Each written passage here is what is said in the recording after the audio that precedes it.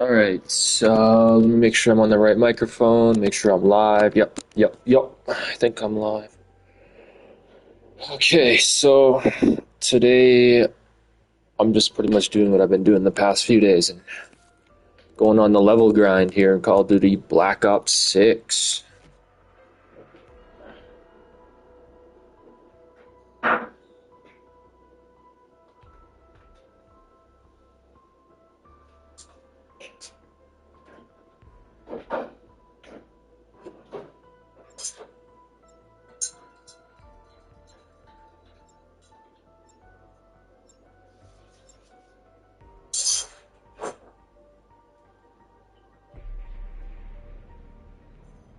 Okay, so pretty much, yeah,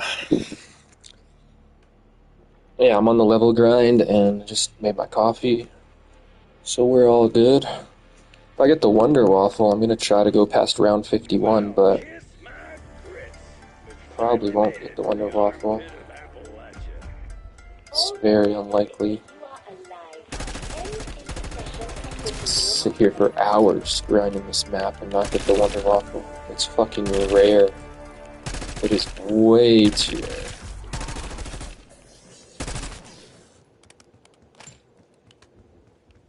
Motherfuckers. Motherfuckers.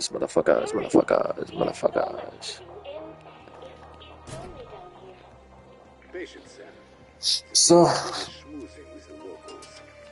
yeah.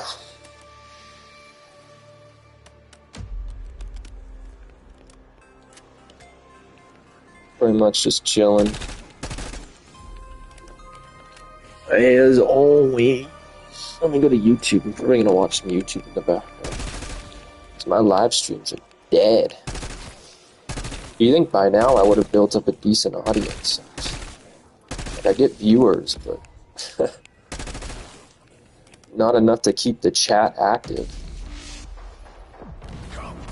That's what I'd like. I don't want like a channel with thousands of live viewers, because I don't even get paid for this shit. But I would like a channel that at least is like 5 or 6 live viewers when I go live, you know? Yeah, whatever. Oh shit, like did I... Oh yeah, I hit the box again. So, I was trying to find a video on YouTube. What's this, you bust? Trade war and give you an international point of view. We'll look at what Australia is saying and Korea. Let's jump right in. So first, this is talking about sending out a whole bunch of letters this week. We're talking about a couple hundred. Have a listen. Most of the deals are finished right now. They're finished. We just did a Georgia a lower tariff that I could get. I don't want to hurt countries. But we're going to send a letter out sometime during the week. And it's basically going to say you're going to pay 10%, you're going to pay 15%, you're going to pay maybe less. I don't know. But Australia was great. They opened up beef yesterday for the first time ever. And they did it. We didn't know about it. I don't know, 10, 15, 10, I don't know. We'll just send out a bunch of letters and that's a deal. That's according to Trump. So the beef thing might be real and not real. So this is the headlines on that. The Economist doubt Trump outlook that U.S. will sell so much beef to Australia.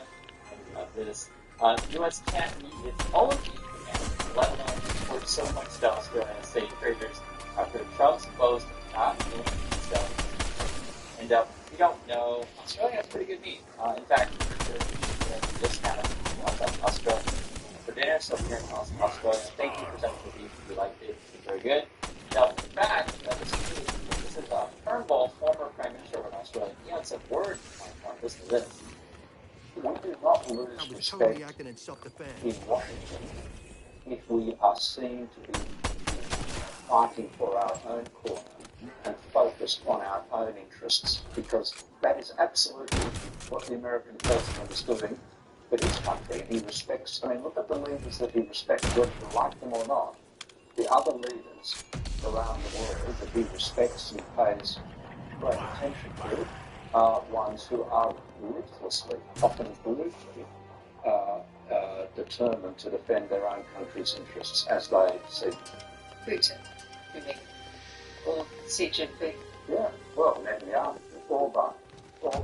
Yeah, and take Netanyahu. I mean, it's, brutal is probably an understatement, but he wouldn't travel with that argument. But the point I'm making is that I was totally acting in self-defense. there's no point going to Washington. I mean, I know people have been going there back and forth, so personally I think it's a waste of time. So, Trump Trumbull, if you want to watch and talk to Trump, is a waste of time. And I want to hear from Aussies out there. What's your thoughts on Trumbull? I'm not Australian, so I don't have a strong opinion on this, but from what I know, it's not a crazy debate. He was also saying he had a conversation with Trump, where basically, be tough against Trump and Trump was on the phone, like, yeah, do it. That kind of stuff. But ultimately, he was about to win that with his style. The thing is, I didn't look there, but the approach he's using. So, for example, it's a senator talking about Bitcoin, what Americans want to do. Listen to this. We've got a new poll that shows 25% of Republican men do invest in crypto, 16% of Democrat men invest in crypto. Why? That's easy. Why does crypto appeal to men, conservative? Well, the interesting thing there is why does it appeal to Republicans more than Democrats? It's free money, that's why. A person can be truly a sovereign individual if they own Bitcoin. It is digital gold. They can transact with people all over the world. It's very important if you're in a country with a corrupt government, such as Venezuela, you can transact around the world in Bitcoin without your government's involvement. So what I heard her saying is, are you telling me that Trump's getting bribes from Venezuela? Is that what you're telling me? Are you telling me that Trump's getting bribes from countries in Bitcoin? I feel like that's what she's saying. That's essentially who the Americans are. It's like, how do you do these kind of people? I guess we need to all open up crypto accounts and start sending a coin to Trump or buy Trump coins. This is seriously like the American news. It's insane. And then on top of that, you got Scott Bessent talking about his plans for America. Get a job. I think the most important thing we can do is make it easy to build things again. And I don't need a job. I'm doing better than most people. But I got more money than you. Bitch ass. stay out of the way and not over-regulate. I would say one of the surprises that I've had a lot of them when I went from civilian to public servant, has been that in the U.S., we've made it so hard to build things. Right? TSMC wants to build a gigantic fab system in Arizona, and I think it might be able to produce up to 7% of the chips that the United States needs. And they're dealing with local building and stuff. Evidently, these chip design plans are moving so quickly, you're constantly calling it audible, and you've got someone saying, well, you said the pipe was going to be there, not there, we're shutting you down. We even made the decision to deindustrialize through our environmental regulation. So if you understand what Scott is saying, he's saying, screw the environment, screw regulation, screw permits, screw safety, let's just build as fast as we possibly can. I remember when Bessent was complaining about Japan before. I showed you guys a prior video where he was saying, oh, those Japanese, they're just really obsessed with safety. Like, I want to understand who the Americans are, right? They're like, hey, let's build chips and get a whole bunch of power in Arizona where it's really, really hot. Think about all the air conditioning power we use to build in Arizona. That doesn't make any sense, right? So this is who they are. I just want you to see it. And then, to complain like, just think about this. If you design a building, say it's going to be a certain way, put the pipes in a certain place, and when the inspectors come, they're like, why are you putting your building different than what you told us? Of course they're going to have a problem, right? But I get it. These people hate regulations. They just want to build as fast as they can and screw safety, because who needs that? Now, what's interesting is that I told you guys about Japan before, and I'm showing you guys some different parts of the Japanese broadcast. They were actually talking about Trump on the news, and this was an interesting chart here. This was the trade deal, and basically what they do with the Japanese news is they lay out the differences. This is what USA is saying. This is what Japan is saying. It's like all different. and then You'll see. This is Besson, if you don't know, talking about the Japan deal from the USA's point of view. Not non-tariff trade barrier. And then President Trump negotiated the Japanese delegation up to a $550 billion package. Loans, credit guarantees, and equity. And President Trump is going to direct where that can be invested, and that is going to be invested in the de-risking. So that was a live on air or live on air live. I might say it by Besson, but you can't make this stuff up. Now, I'll say this about Japan. There are these kinds of Besson, and if you haven't lived until you hear about Besson speaking Japanese, you got to see this. This is from Japan. I was totally acting in self-defense. アメリカのレステンと外務長官は臨機応変。トランプ大統領が不満を持つようなら、自動車や他の日本製品全般への関税率は 25% に逆戻りします。I personally think they should just hire these guys and keep the percentage like way better, right? But no, it's actually really fascinating. And then they talk to other people in Japan, and they're saying the same kind of stuff, like the terms that they say is saying is different. It doesn't really make a lot of sense. They talk to like the finance people in Japan. It's like, yeah, we're gonna have a big problem in the future because the stuff doesn't match. And it's interesting because then Lutnick was sort of trying to say. Like being really rude to the Koreans on TV, and then this weird thing where he invited the Koreans to his house. You can't make this up. So this was the headline. It says, Industry Minister ends 2-day tariff talks with Lutnick without results. And then I read this, and what do you make of it? It says, Kim and Lutnick's second-day meeting, which took place at Lutnick's residence in New York, finished late Friday night local time without solid results, according to sources familiar with the matter. So, like, you were in D.C. on Friday, the second day, or D.C. on Thursday, then went to New York on Friday, and you're having like probably drinks at Lutnick's house late into the night. So, I really don't know what they're doing over there. If you guys have any inside information about what they were talking about at that meeting, did Lutnick have a party? I don't know. I'll say this. It is true in Korea or Asia that is a part of business. But I don't know, it just seems kind of odd to me. So there's that. And this is actually really funny. You may not have ever seen Korean news before. They actually put Lutnick on TV quite a bit. And what's interesting, they even play Lutnick's work. So according to the you can hear experts out of Korea when they read the Japanese deal. Because the Koreans and the Japanese, they stare at each other. And so you can imagine what they were thinking when they saw that Japan made that deal. They were like, oh, man. And so basically, the reason why I'm showing you this is because like they just play it, and when you see the contrast between say how the Koreans talk here is official, that's it's like I'll just say it's the American way, like Lutnick. It looks bad. I'm laughing, but it's sad, but it's all at the same time. But I do want to give you their point of view. This is from the Korean news. If you're curious what they're talking about lately, what they're doing is they're talking about the tariffs, right? So obviously that's a concern because Korea sends cars to the Americans. And there's a couple things that are big considerations here. One is if there's a downturn in the U.S. economy, why would I want to be investing in these things if the Americans aren't going to buy products? Like, if you guys know the Korean refrigerators are big, like you guys are all buying Samsung refrigerators or LG, or you're buying Kia cars or Hyundai, probably Genesis is over there as well, right? Any number of things, phones, I think you're buying also. So let's say, if you're not going to be buying said things because the economy goes into recession, or another one with the, this particular article is talking about the electric cars. It's actually, a big concern because that means the government say is not supporting electric cars, right? And so they actually put up this really interesting chart.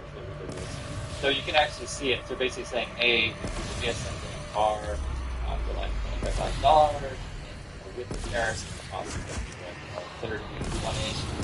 Compare that to say Japan, who's coming in places like 8, then that's going to be like a massive advantage for Japan. So that's actually a concern. So effectively what's going on is that every country just basically wants to save so their percentage of Japan if you're going to do tariffs at all. My particular point of view on this stuff is just have free trade. That would be the way to go. Because you have to understand this, guys, is ultimately you're going to pay higher price for cars in the USA. That's what it boils down to. And the Trump people always make it sound like the Koreans are going to pay it or the Chinese are going to pay it. No, in our news, it's like the Americans are going to pay more. The economy could go into recession. Why would we invest there? And plus, the Americans are experts for EVs, and that seems to be what other carbon really kind of account for. So that's been our news. It's actually been really fantastic. The other thing too, which is really different from Trump, is the new president here, honestly, was really good and working very hard to also respect not just Trump. I mean, he's got a lot of internal politics to deal with. He's meeting with the CEO of Samsung. That's what they're talking about here. And then actually, they were showing his schedule. Pretty good. He's hard at work. He's meeting with Hyundai, LG, Hanwha, SK, and Samsung. You guys can see it all right there. He's very transparent about everything he's doing, and they're talking about possibly can't be investment in USA or not. But again, all these companies they're legitimate businesses, right? LG's a legitimate business, and they're like, okay, is it going to be worth investing in USA? What kind of timeline, et cetera, et cetera. The other thing that's really crazy that they were talking about in Korean news is the Americans are like, we got to invest the same amount of money as Japan because Trump likes big numbers, $550 billion. But it's like, it doesn't really make sense. Korea's a much smaller country than Japan, just physically smaller, less population, right? Doesn't have quite the same GDP.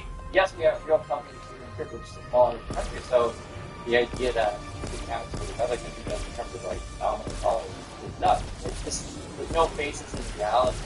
Plus, say, Japanese would be like 10 times normally theoretically invest here. It's like, none of it makes sense. That's sort of really unforgivable. That's why, from the Australian point of view, like, it's a waste of time to talk to Trump.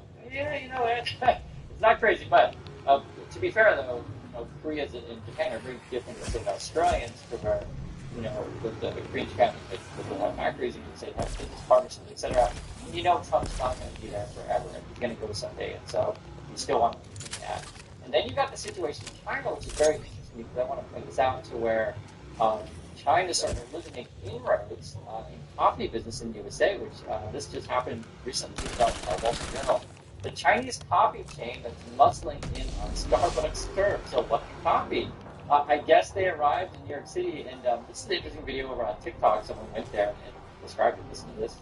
My New York City coffee lovers, come with me to try the newest coffee shop called Luckin Coffee. It's China's largest coffee chain, and now they're bringing it to New York. Let's go check it out. Okay, so there are two locations. This one's on Broadway and 8th, the other one's on 6th and 27th. There are no cashiers, you have to order on the app. They're currently running a promo. Your first drink you get only $1.99. I worked when we got there, and it took only about 5 minutes for my drink to be ready. The place was bumping, filled with a lot of NYU students and staff nearby. And their signature drinks include an iced coconut latte, iced velvet latte, pineapple cold brew, and a thick sunrise drink. Yep, good. Here's what I mean. The coffee to milk ratio is phenomenal. It's a perfect consistency. The only thing I feel like the coconut milk is a little too thin. I probably wouldn't like to get that almond milk, but I want to go with what they're known for. There was so many matchas we ordered. I think matcha's my next go-to. But overall, great experience. Good cafe. I can say that then. So she likes it. I have not tried Luckin Coffee for myself, so no opinion. If you guys have tried it, let me know. How does it compare to Starbucks? Just let me know. And I'll just tell you this. Here in Korea, we have a lot of really great local brands. We have a lot of choices, and we barely go to Starbucks anymore. The point I'm making is, if Trump's theoretical plan comes through, where you get all of these foreign countries that come in and build plants, factories, etc., I think you're going to get beat. I mean, the American brands are going to get beat by better products that come in cheaper, more efficient, etc. I'm telling you the truth. And these keys are pretty strong. Honda and Toyota, if you open the door someday. I mean, I'm telling you, these guys, the Hondas are really good. Guys have made good cars for years. And I know that makes the Americans sad if you say that stuff. Yes, Americans can still make trucks. As before, that was a big sell to them. But they gave up on the business. I'm not sure if Chevy makes any sort of car that can compete with the Camry or the. All this happens in $10 billion. Do you think there's the possibility of a rebate to the American public in terms of all the money? We're thinking about that, actually. We have so much money coming in. We're thinking about a little rebate. We have so much money coming in from tariffs, a little rebate for people of a certain income level. Thank you very much. Right before arriving in Scotland for trade talks, President Trump says he's looking at ways to take all on tariffs and put it in your wallet in the form of a rebate check for Americans in certain income brackets. Overly Ventures Chairman Kevin O'Leary joins us now to react. Kevin, do you like this idea of a rebate? No, I'll tell you the idea I like, and I think every taxpayer likes better than this idea. Use any excess capital to reduce the national debt. That is the most important thing we could be thinking about right now, because it's not just for the people incumbent today. It's the future, because every time interest rates go up or stay where they are right now, it costs more just to pay that debt, much of which is owned by foreigners.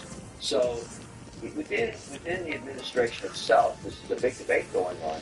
We should really focus now on doing two things. One, get to a balanced budget. We've got the big beautiful bill through, and that's very important because it sets the tax rate, and it puts us very competitive against the G20 countries. That was good. But it's a $3 trillion add to our debt. So let's use any excess cash anywhere to get to that balanced budget and start paying down that debt. And that would make even more for America. Everybody's always come here because it's the best market to invest in, but there is some concern these days about how big our national debt is getting. Absolutely, and it's a huge burden on future generations. I interviewed the president, Kevin, back in April, and I asked him about these tariffs, replacing the income tax or going further than rebates. Listen. ¿Para ustedes van a reemplazar el income tax? You know, you're the only one that's asked me that. All these big financial geniuses, nobody ever. There's a chance that the money from tariffs could be so great that it would replace. You know, in the old days, about 1870 to 1913, the tariffs were the only form of money. And that's when our nation was relatively the richest. We were the richest. What do you think of that? Well, the good news is America's still the richest. It's the largest market on earth. Tariffs are a form of tax. We don't have consumption tax in America, but everywhere else they do. And so these reciprocal tariffs that are starting to emerge on deals like in Vietnam or Indonesia, India, EU, Canada, really what's going on is they're rebalancing that taxes, taxes. But the point is, if all this capital is coming in, the next part of the administration's focus, and I think there's a lot of pressure internally on this, is to start paying down this debt. And the good news is there's other ways to do it. We could open up the ANWR in Alaska and put a tariff on that oil like they do in Norway and just use it all for debt reduction. Debt reduction is the key to prosperity in America. Yeah, it's also the key to your own personal prosperity. And by the way, one of the reasons we love you, Kevin, is you say the greatest money life hack is to marry just one time. I think you're right about that, and I think you're right about lowering the national debt as well. We owe it to our kids and our grandkids. Hot take, buying a house is an awful investment. I would go as far as to say it is not an investment at all.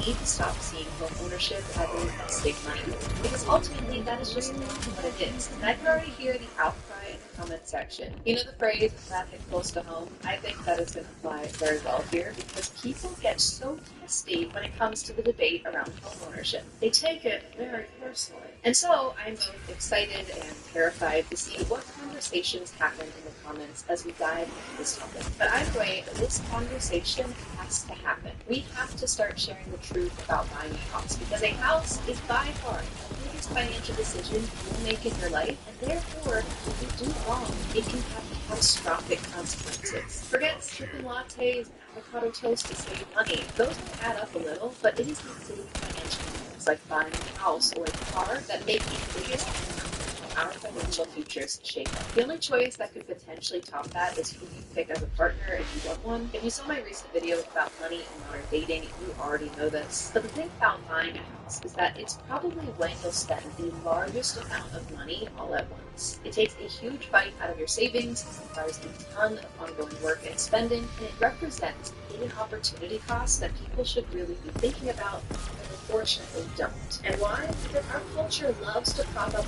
ownership as the ultimate status signal that shows you made it. In the United States, owning a home is the American dream. It's woven into the stories that we tell and the imaginary benchmarks we judge ourselves and others against. Think about the movies and shows that we grew up watching and how often buying a home was framed as the triumphant moment that symbolized the character moving. Like in the final season of Friends when Chandler and Monica finally own a house, which is this big transition moment and step into real adulthood. Same thing with the show New Girl, where we see Schmidt and CP also buy a house in the final season, which frames them as more adults than the rest of the gang, even if they didn't exact like it.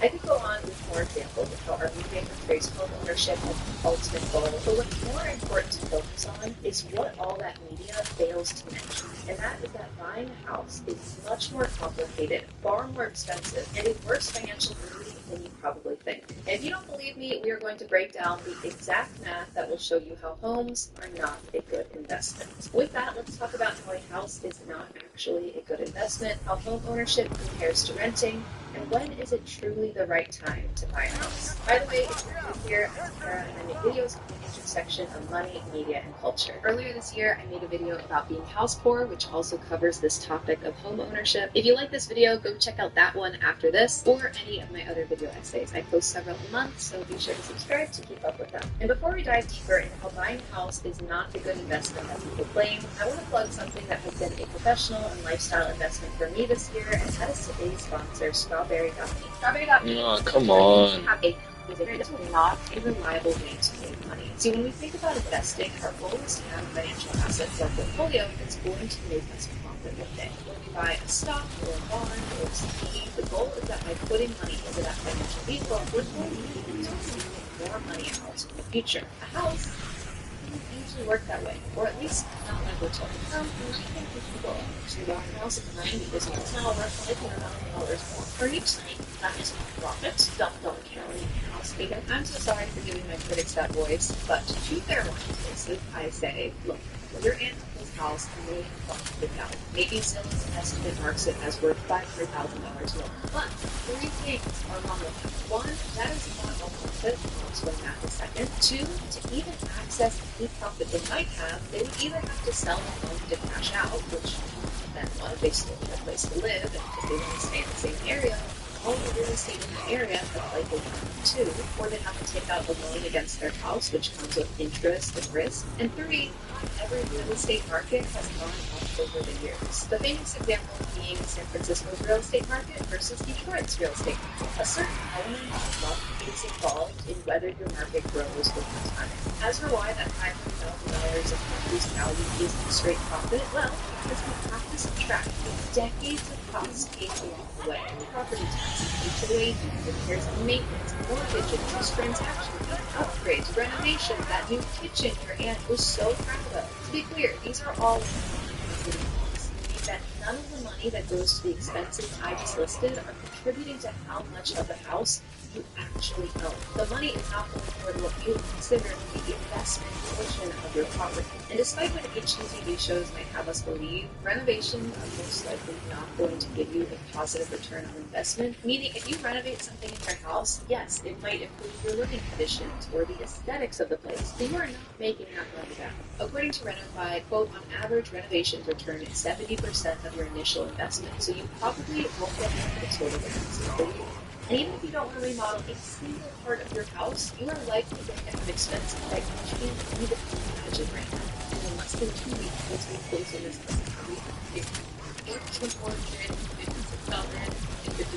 we got this we're definitely going to start maintenance buying. This is what I find so frustrating about the conversation around buying a house, because it's framed like the thing you do the second you're able to afford a down payment, or the second you get a life milestone like marriage. It's framed as simple, straightforward, no question, and natural order, but that framing is incredibly misleading and leads to many folks wasting their money, or worse, being house poor. I've been on house announcements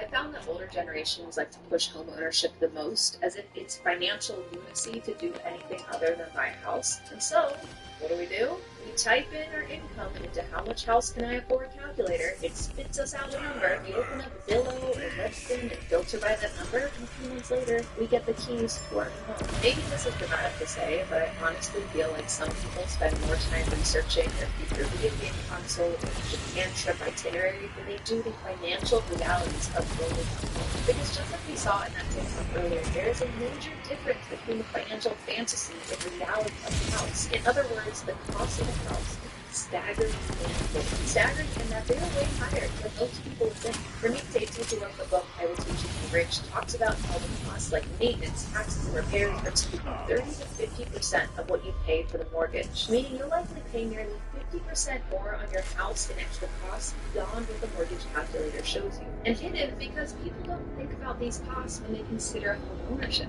We frame the choice of renting versus buying as, well, rent is throwing away your money. I'm going to pay for a place to live, I might as well keep the money. But that framing has a fundamental misunderstanding of how different the cost of renting versus buying truly is. You don't believe me? Let's run through an example, and for it, we're bringing in a very special guest, Kat Kara. If you're not familiar with Kat Kara, she is the version of me that makes not so great financial decisions, such as spending her money investing in ads. If you say I look good in ads. Also, what are we talking about again? Are we finally discussing that cute little condo that I really want to buy in Savannah, Georgia? Yes, for this example, we are using the Washington city of Savannah, Georgia, specifically looking at two properties.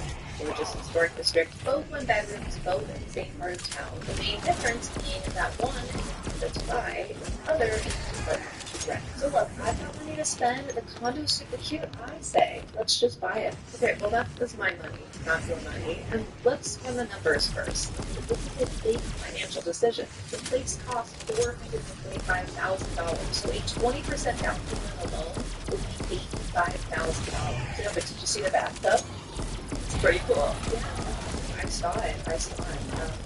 Interesting design. But look, let me explain to you and to them what the cost would actually look like to buy this place. First off, we have the opportunity cost of not investing that $85,000 down payment. So many people do not even consider this opportunity cost when deciding to buy a house, and yet it is a huge, huge example of how home ownership is not the greatest investment. Because that down payment money is wrapped up in the house, we can't use it to buy something like the low-cost index fund, and that causes us to miss out on a lot of potential money growth. Just how much money? If we estimate a relatively conservative 7% annual growth rate for that index fund, in 10 years, our $85,000 would grow into over $167,000, and in 20 years, it would grow into over $328,000. That's nearly 4x growth in 20 years just from the money put into the down payment. Already a huge financial missed opportunity by buying the house. Okay, but maybe not all of us want to invest our money in the stock market, Kara, okay? Some of us want to stash our cash and invest. What's wrong with that? Plus, renting is pointless. You know, it's throwing away money. Well, first off, you should absolutely be investing and not just holding your cash, especially not in ads. And two, renting is not necessarily throwing away your money. See, not only is renting buying you the freedom to be able to move easily for a better job or because climate change is causing floods in your city, not to mention renting likely gets you access to sweet amenities like a gym, but also you are paying for no maintenance hassles or risk of huge unexpected costs. There's a popular saying that rings true here. It goes, you rent, the max will pay, your mortgage is the minimum. For renting our Savannah one-bedroom, we are looking at $2,000 a month. And while the price might go up slightly when we renew our lease, we are looking at the price staying the same for the next year. Meanwhile, the condo we buy has a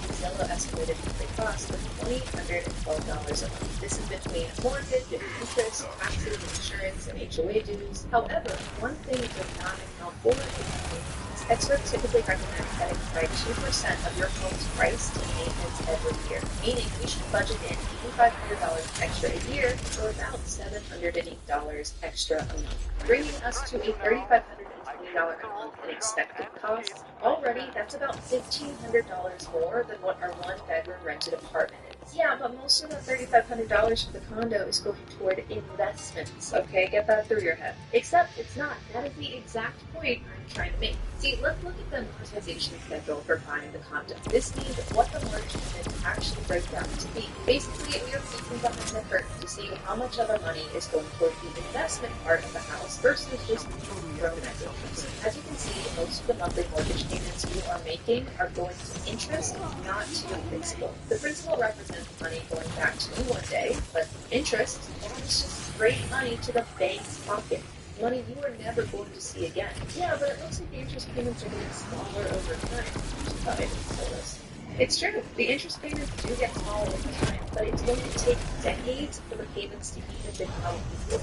And when you look at the loan payments as a chart over the 30 years, you realize how much money is actually going toward interest rather than equity in your home. By the end of your 30-year loan on that $425,000 Savannah condo, you'll have paid $340,000 to your principal, now own the condo outright, and you'll have paid $432,651 in interest. Money you are never going to see back. So in 30 years, you might have a place that's worth $1.8 million. That's based on a 5% per year growth, which is the average for a home.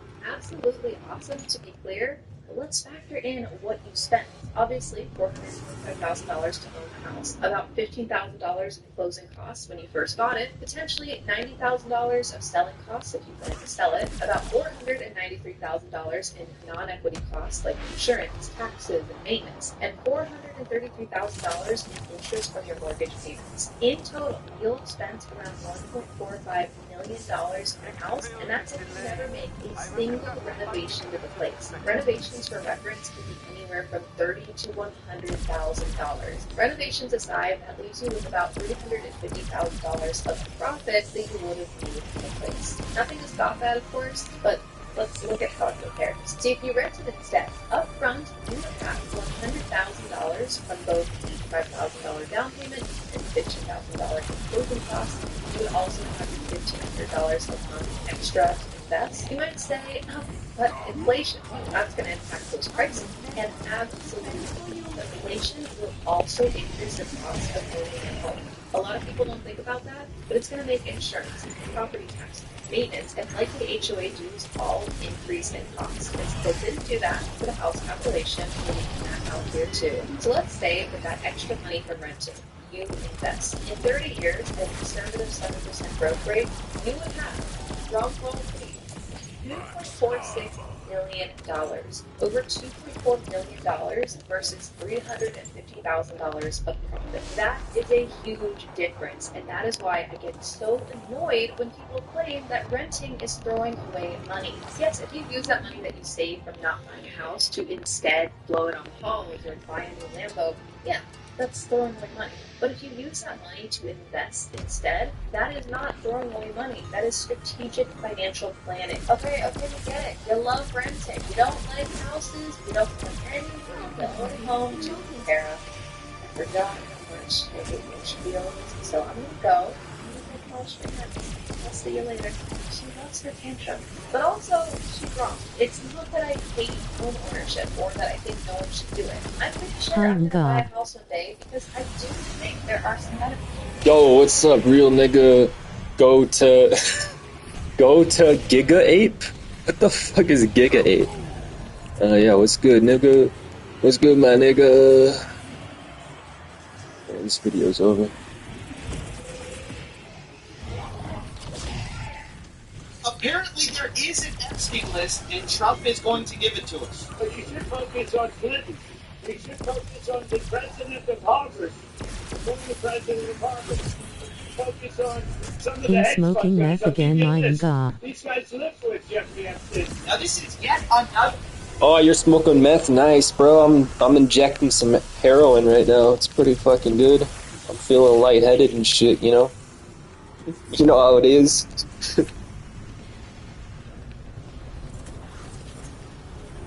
Another change of the story. First, we heard that the Epstein list was covered up.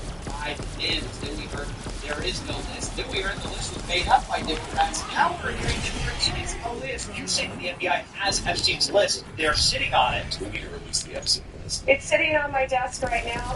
There was no Jeffrey Epstein client list. No incriminating client list. Made up by Kofi. They were made up by Obama, Kofi, or Clinton, the president of Harvard. We'll give you a list. This all comes after shocking revelation. Hold up, let me see if that girl messaged me back.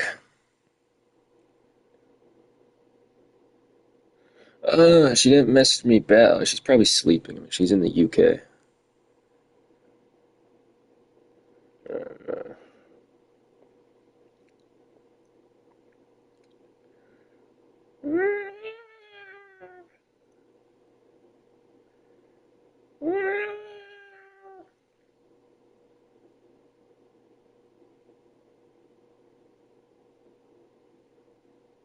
Giga Chad.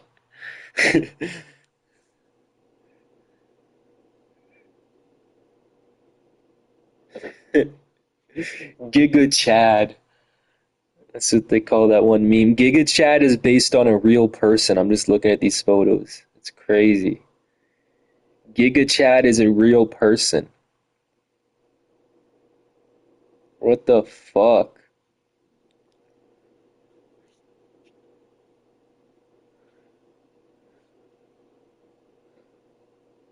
My username is realnga.giga-ape. To owner, what's up to owner? My username is realnga.giga-ape. Nice. Nice. My dick growing hard, gritting large like a tumor. Old ass man in my DMs, you groomer.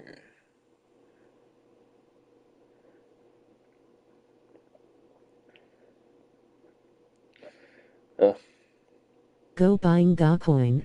Alright, let's continue. Yeah, she didn't message me back. I think she's sleeping. In the UK, it's a different time. Go buy Nigga Coin? Why would I buy that, bro? I'm not really into cryptocurrency anymore. I only got like a couple $100 left in Bitcoin. I sold all my Bitcoin. I got gold, silver, a little bit of stocks. But yeah. I don't really mess around with that crypto shit. And if I do, it's only Bitcoin. Nothing else. Everything else sucks. Ethereum, XRP, Monero. I hate all that shit. Bitcoin's the only decent cryptocurrency.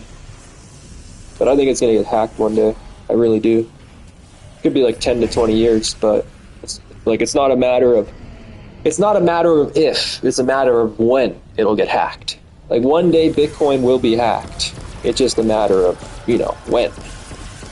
Could be 10, 20, 30 fucking years, who knows? Like, people are going to be sitting pretty. If Bitcoin hasn't been hacked within 20 years, people are going to be sitting pretty. They're going to be like, I'm a fucking genius. I made millions of dollars. But, then it could be hacked the next year. Or... Yeah, with quantum computing, they're getting close. Yeah, quantum computing. Yeah, they need... The best quantum computers today have like 5 to 10 unstable qubits. You need like a couple... I think you need like 10 or 20,000 stable qubits to hack Bitcoin, like SHA-256. That's the algorithm Bitcoin uses to hack it. But yeah, it's going to get hacked one day. And even if they're thinking, the Bitcoiners, because you can update the Bitcoin network, they're thinking of one day updating it and forking it to a better algorithm than SHA-256, one that's quantum resistant. But even if they do that, Bitcoin will still get hacked. Like one day, Satoshi's wallet is going to be hacked.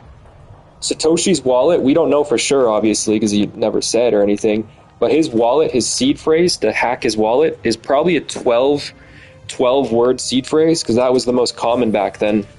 Like, Satoshi's wallet is from like 2009, 2010. Like, Satoshi's wallet's really old, so back then the most common wallets were 12 seed phrases. So you only need 12 specific words to hack Satoshi's wallet. And once Satoshi's wallet gets hacked, not only is the hacker going to sell all that Bitcoin, which is going to make the price go down, but also the fact that, the whole reason why people believe in Bitcoin is because Satoshi never sold. The creator of Bitcoin, he never sold. So if someone hacks Satoshi's wallet, it's going to show that Bitcoin is compromised, and people are going to panic because all those Bitcoin are going to get sold. So it's going to be like fucking just crazy. Everybody's going to be selling. There's going to be no liquidity. Bitcoin will drop to like $1,000. It'll be insane if that ever happens, like Satoshi's wallet getting hacked. And what they can do and what they'll probably do, the miners and stuff, is they'll have to roll back the network to before it got hacked, because it's a blockchain. You can roll back the Bitcoin network, which is probably what they'll do when Satoshi's wallet gets hacked. And then they'll just lock those Bitcoins, like Satoshi's Bitcoins. But even then, like, that's going to be a whole complicated process, and it's going to make people so scared of Bitcoin. Everybody's going to be like, nobody's going to want to invest in Bitcoin anymore, even when they roll back the network. You know, so that's what I think is going to happen. I think that's going to be like, not the end of Bitcoin, but it's going to really destroy the reputation of Bitcoin. That'll be like the biggest bear market in history when Satoshi's wallet gets hacked. But yeah, they'll roll back the network, and then Satoshi's Bitcoin will get locked. That's what they'll do. The miners, they'll come to a consensus, they call it.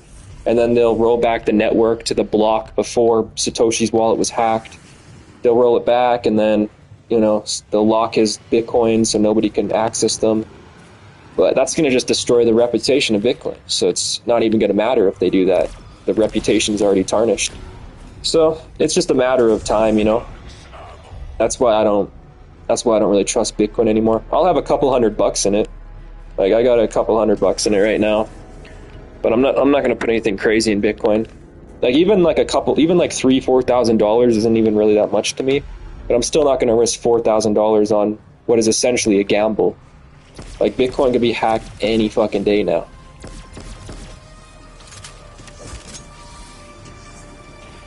And when I talk about Bitcoin being hacked, I'm mostly just talking about Satoshi's wallet being hacked. But there's many ways Bitcoin can be hacked. You got to think another thing, even without quantum computing, you got to think another thing is that, like I said, most seed phrases are 12 words or 24 words. And another thing is more Bitcoin wallets come online and Bitcoin becomes worth more. That means there's more Bitcoin wallets in existence. And one day it's going to become more profitable to just brute force wallets using fast GPUs. Instead of mining Bitcoin, they'll just brute force Bitcoin wallets, because there will be like billions of Bitcoin wallets online. And then instead of spending that GPU power and electricity mining the Bitcoin, they'll just spend it brute forcing the Bitcoin and hacking people's wallets. So that'll become a common thing in the future too, even without quantum computing. But with quantum computing, holy fuck, yeah, Bitcoin's in trouble. I just don't trust it. You don't got to worry about that shit with gold. Gold and silver.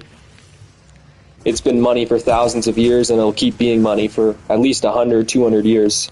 I can't speak beyond 100 years because there's going to be some crazy technology, but you know, gold and silver has been money for thousands of years, and that's not changing anytime within the next couple decades. Bitcoin, you can't say the same thing. Bitcoin's not even 2 decades old yet. Like, another 20 years, there's no guarantee that Bitcoin will be alive and around. It's about new implications of our most powerful leaders, both former and current presidents. But now gold and silver will never fail. Why change it? Gold and silver will never fail. Why change it? You're smart to. Yeah, thanks, man. Yeah, I agree. Yep. I don't know if you invest in gold and silver.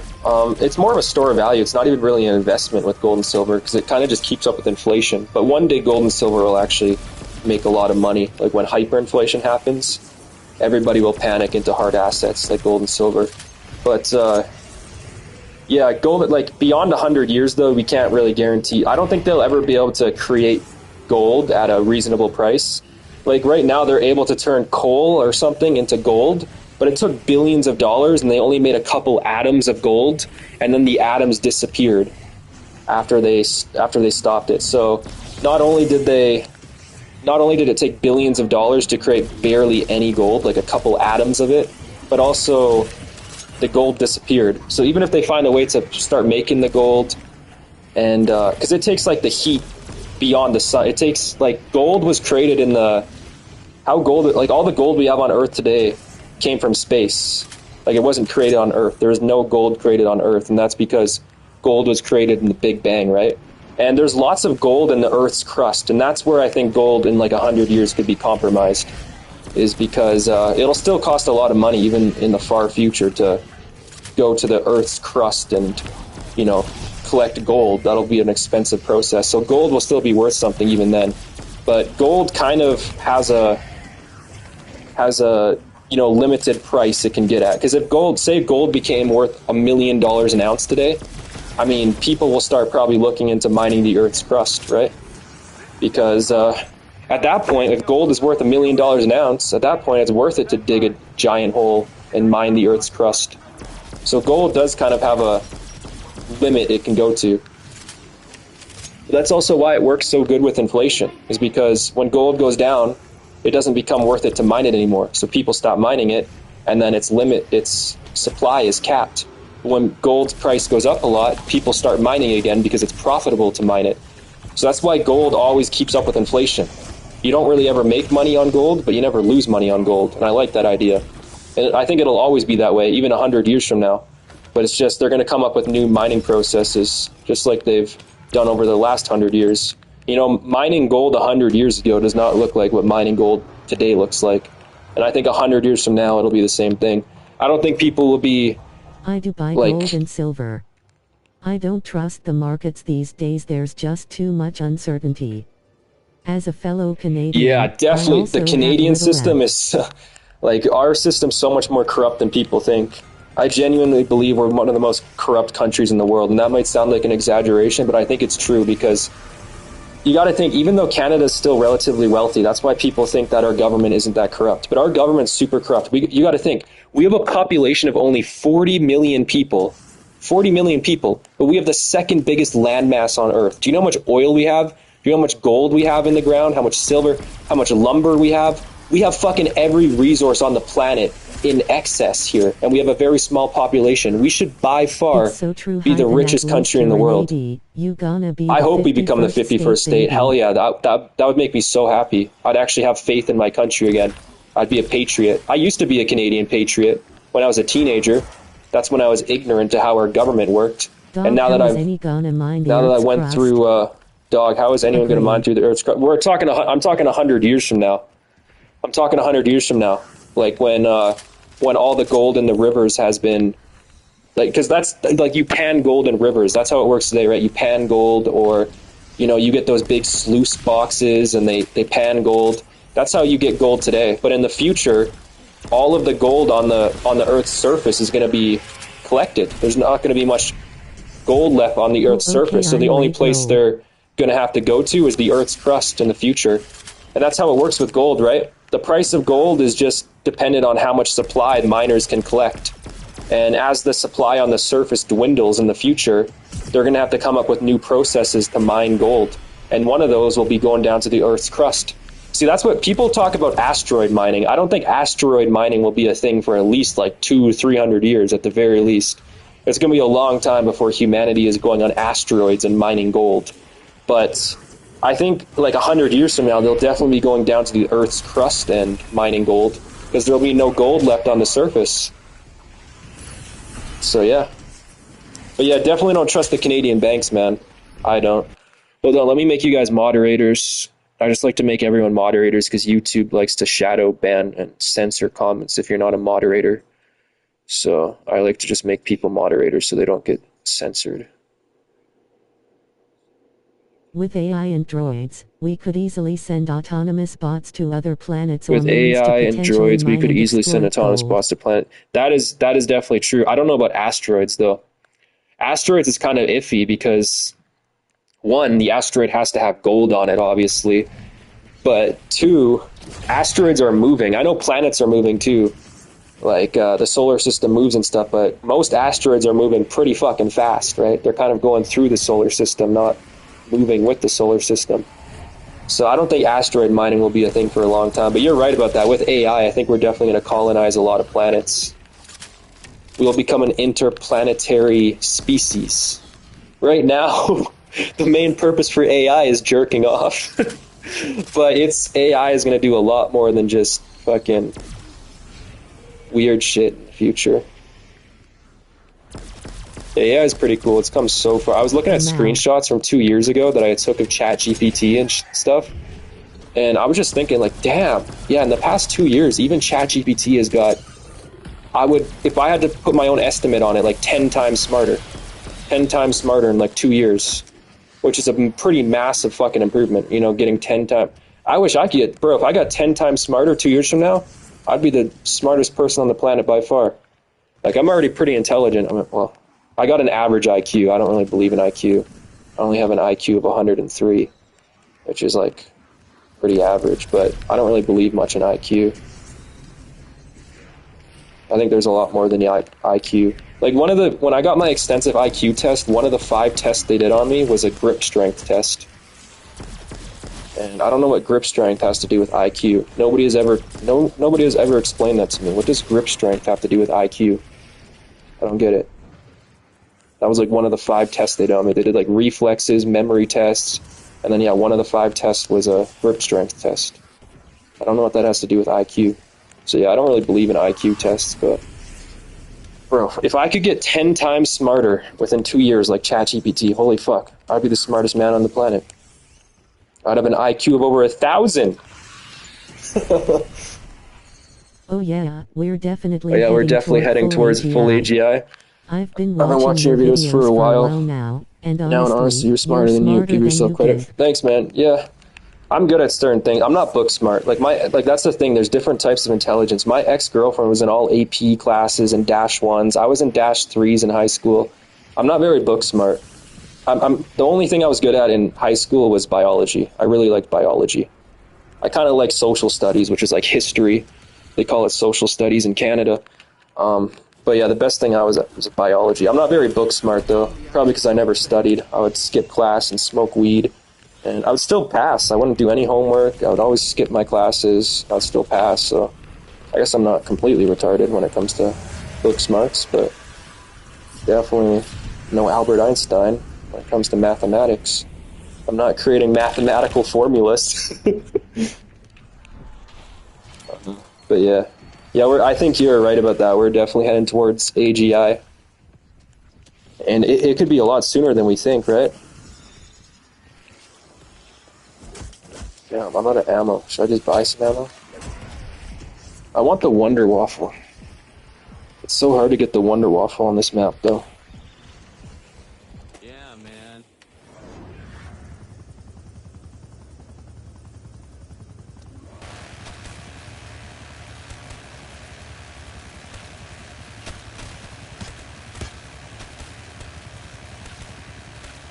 Holy shit, this guy's taking so much damage. Those ones can take so much damage.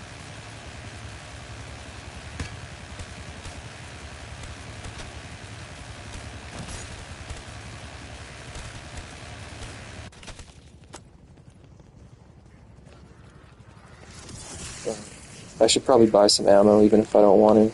So that way I'm gonna kill all these zombies without buying ammo.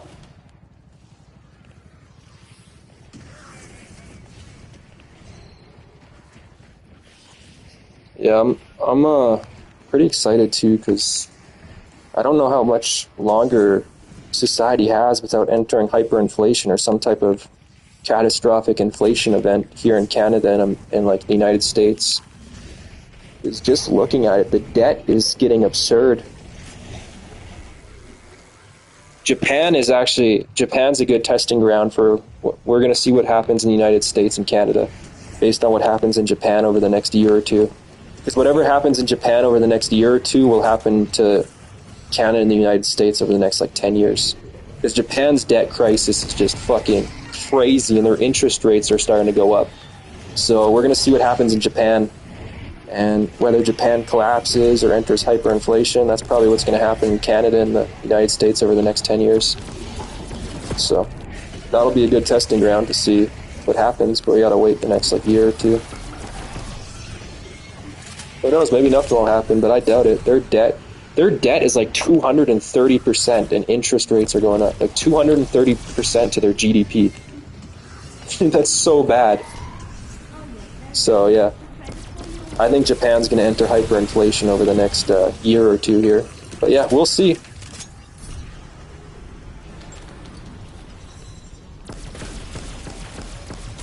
I'm prepared for hyperinflation in Canada, the States. I think we're still a little ways away. It'll happen. And yeah, the crazy thing too is so Jerome Powell of the Fed is out in 8 months. Trump is obviously going to replace him because Trump hates. Make sure you've got plenty Stock of up. food and don't forget the Frisky. Friskies. Oh yeah, frozen Friskies some for treats Aslan. for Yeah, your that's doggo true. too. Because Aslan doesn't like human Asterisk food. stock. She loves cat food and wet food, but she does not eat human food at all. Her daughter, I got rid of Aslan's daughter, but her daughter used to eat like leftover McDonald's and shit. Her daughter would eat anything. But oh shit! I just got a Mark II. But yeah, you can't have. Bro, I hate that. You can't have 2 ray guns at once. Fuck me. Anyways, yeah, Jerome Powell is out in 8 months, and Trump is going to replace Jerome Powell because he wants interest rates to get lowered like a lot. So, but the thing about... What were you saying after Trump administration? Yeah, that's what I'm talking about now, yeah. So, yeah, the thing about Trump is he wants the interest rates lowered. And sure, that's good for the debt because the U.S. will be paying less in interest rates, you know, on the debt because they owe over $37 trillion. That's why Trump wants it down because the interest payments on the debt right now are crazy for the states. So it'll be good for the yearly payments on the interest. They'll be able to bring those yearly payments down. But it doesn't even matter because Trump's big, beautiful bill is going to increase the spending by pretty much what they'll save by lowering interest rates. But by lowering interest rates, what they also do in turn is increase inflation because more people take out loans when interest rates are lower. And loans are a major factor to inflation because it adds new money to the monetary system, right? So that's why they increase interest rates is to try and lower... Oh shit, I'm going to die. How the fuck did I die? I keep getting sidetracked. But yeah, inflation's going to go up a lot because people are going to start taking out more loans because interest rates go down. And it's not even going to save the United States really any money just because of Trump's big, beautiful bill. Like, it's going to save them money on interest rates, but what they save on interest rates, they make up for with Trump's big, beautiful bill, his tax cuts and everything, because that's going to add just as much to the debt as decreasing interest rates will. But also decreasing interest rates are going to increase inflation. Plus, the whole reason why Jerome Powell is so hesitant to decrease interest rates is because of the Trump tariffs. You know, tariffs increase inflation. And right now, the companies have been passing the costs onto the consumers, you know, the extra costs from the tariffs. But the inflation is, over the next 6 months, it's going to show in Trump's numbers.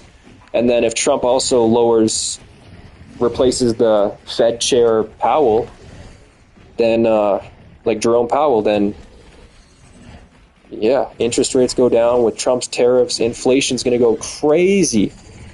And it's funny because the main reason that Trump wants to lower interest rates is not even going to really fix the fucking debt situation because of the big, beautiful bill. So, yeah, I think over the next, 2 years, the United States is in a major crisis. I can't really put my foot on Canada's economy. Canada's economy is so weird. We don't even have that high of a debt compared to our GDP. Yeah. We're all fucked. But at the same time, Canada's economic situation is worse than America's.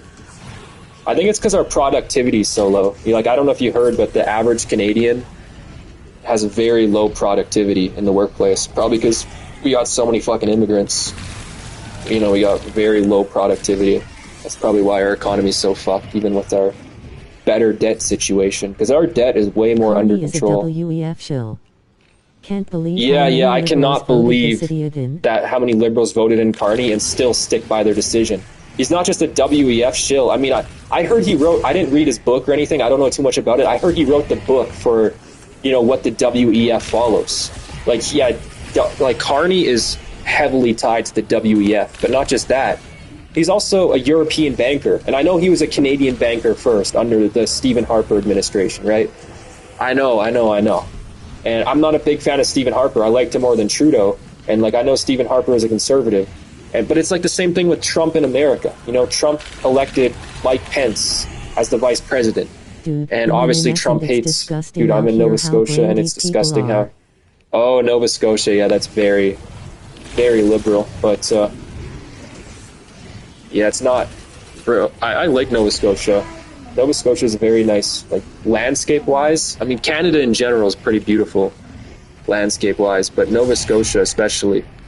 But yeah, the French side, like Quebec and stuff, I really wish they would have left Canada. It was so close, like in the 80s or whatever, the 70s or 80s, I forget when they put that to a vote in Quebec, but they were so close to separating from Canada. I really wish they would have separated from Canada. That would have fixed so many problems today. And the other thing about the people in Quebec that really fucking annoys me is, here in Alberta, obviously, we give all those equalization payments to Quebec and stuff. And what people in Quebec say... It would have been beautiful if QC left. What people in Quebec say is they say that, well, we have all these politicians here, so those equalization payments make up for all the politicians that we have here, you know, because somebody's got to pay the politicians' bills. That makes no fucking sense, because Albertans pay taxes too, just like people from Quebec.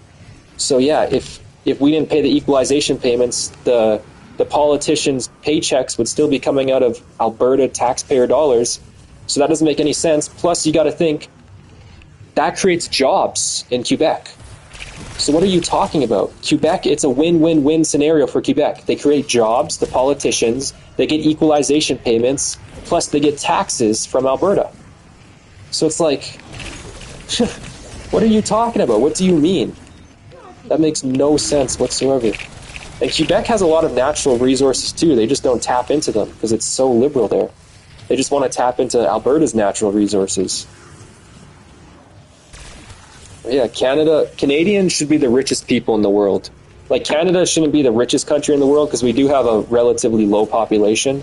So even with all our resources, it's not like our GDP could compete with, say, China that has over 1 billion people. You know, China has like 20 times the amount of people, more than 20 times.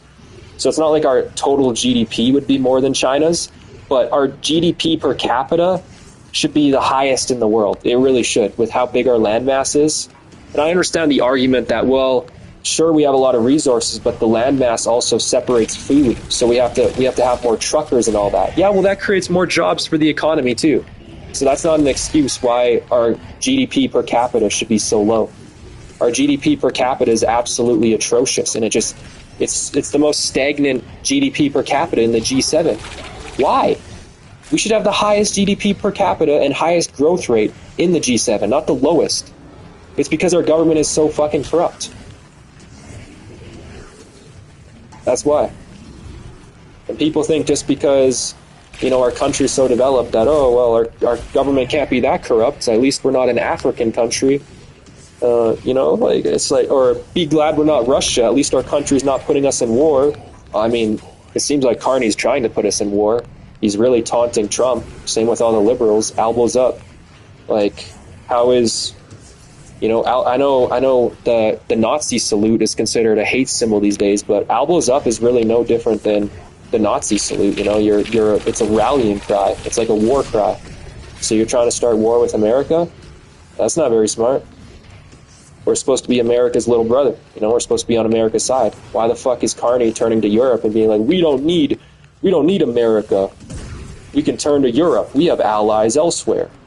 It seems America's not our ally anymore. Yeah, America is. Trump just wants fair trade. And I think that's pretty fair.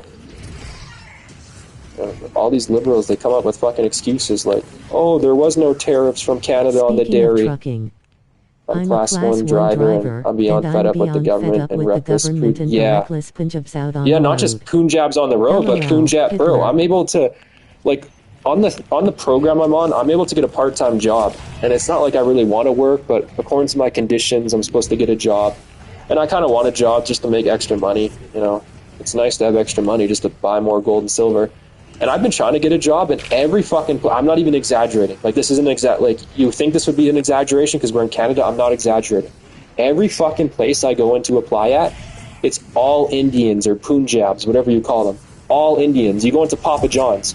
There's 3 Indians behind the counter. You know you're not going to get hired. You go into Tim Hortons. It's all Indians. You go into McDonald's. Indians and Filipinos. I mean, McDonald's at least hires other people other than Indians. You go into 7-Eleven. It's all Indians. You go into Pizza Hut. It's all Indians or like Muslims. Like, they got the Muslim things. Everywhere you go, it's all fucking Indians. Like, I'm just trying to get a part-time job, man. Like, I don't need a part-time job to survive, thank God. I don't need a job to survive. I'm doing good without one. But it's like everywhere I fucking go. And yeah, I can imagine it. Like, I don't like driving and stuff, but I can imagine on the roads it's pretty terrible too. Workers program destroyed the temporary foreign worker program. Yeah, that's the one where they subsidize the temporary workers because they want them to feel included, right? They want them to be included. But what about the Canadians, the natural-born Canadians who've been here for 7 generations? What about the native population too that can't get jobs? It's like, bro, the natives were here even before us white folk, and us white folk have been here for like 6, 7 generations, a long-ass time. We're pretty much natives to this land now. Yet the government wants to make the fucking foreigners who have very low productivity feel welcomed and included. Fuck you. Like, bro, that's the thing. I know it can't be Canadians because back when I worked at Boston Pizza, and I've had many other jobs, but just Boston Pizza, for example, whenever it was, sometimes there would be like the average, not the average, but there would be like a drug user, like a white person. But bro, if we ever hired Indians, the Indians would be so fucking slow at like pressing the dough, making the pizzas, putting the, I would say I was probably about 4 to 5 Indian workers in one. Like, and that's why it's not racist to recognize pattern recognition, right? And every time we hired an Indian, they have very low productivity. They're very slow. So it's no wonder Canada's productivity is so low. It's because these Indians just don't fucking care. They're not productive. And they have they're not very cleanly, They don't have very good personal hygiene. They smell like curry and they don't wash their hands.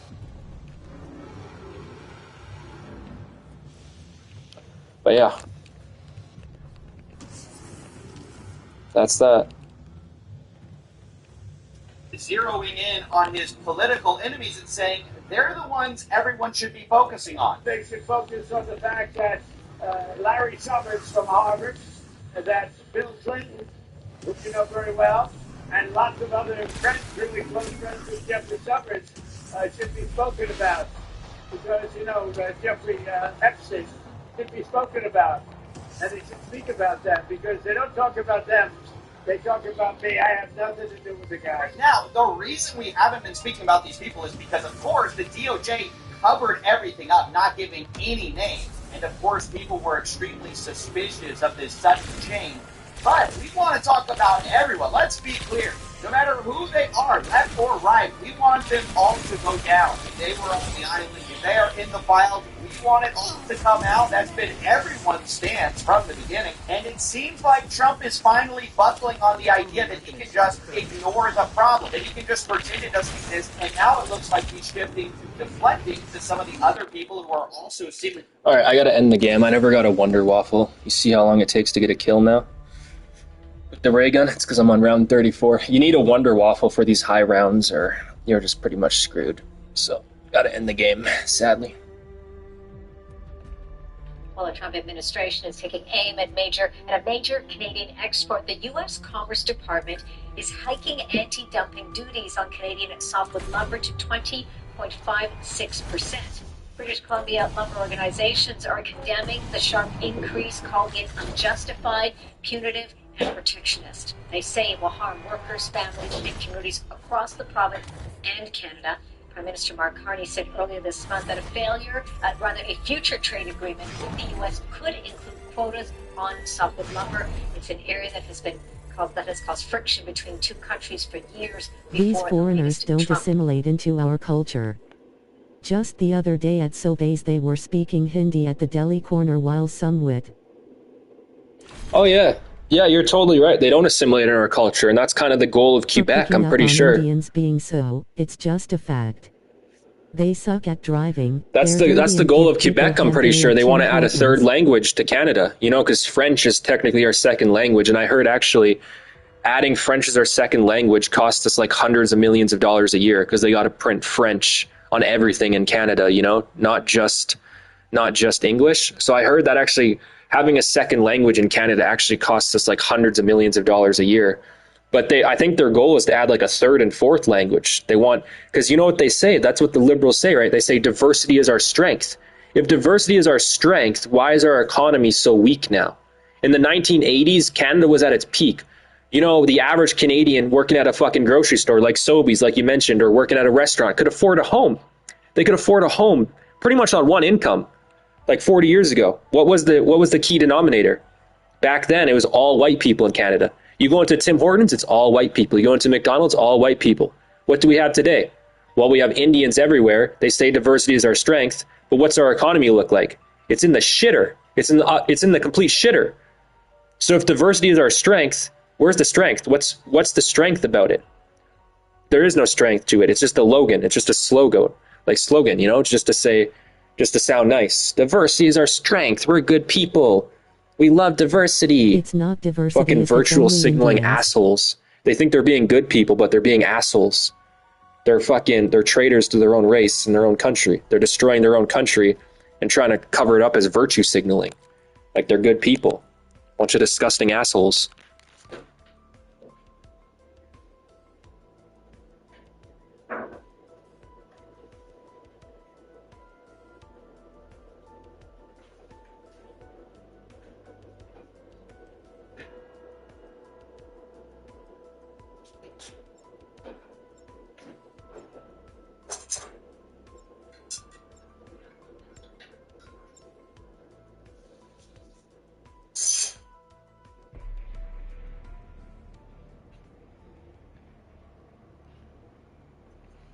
Yeah, it's not diversity if it's only Indians. I think it's like Muslims too, like Ukrainians and stuff back when the war first started.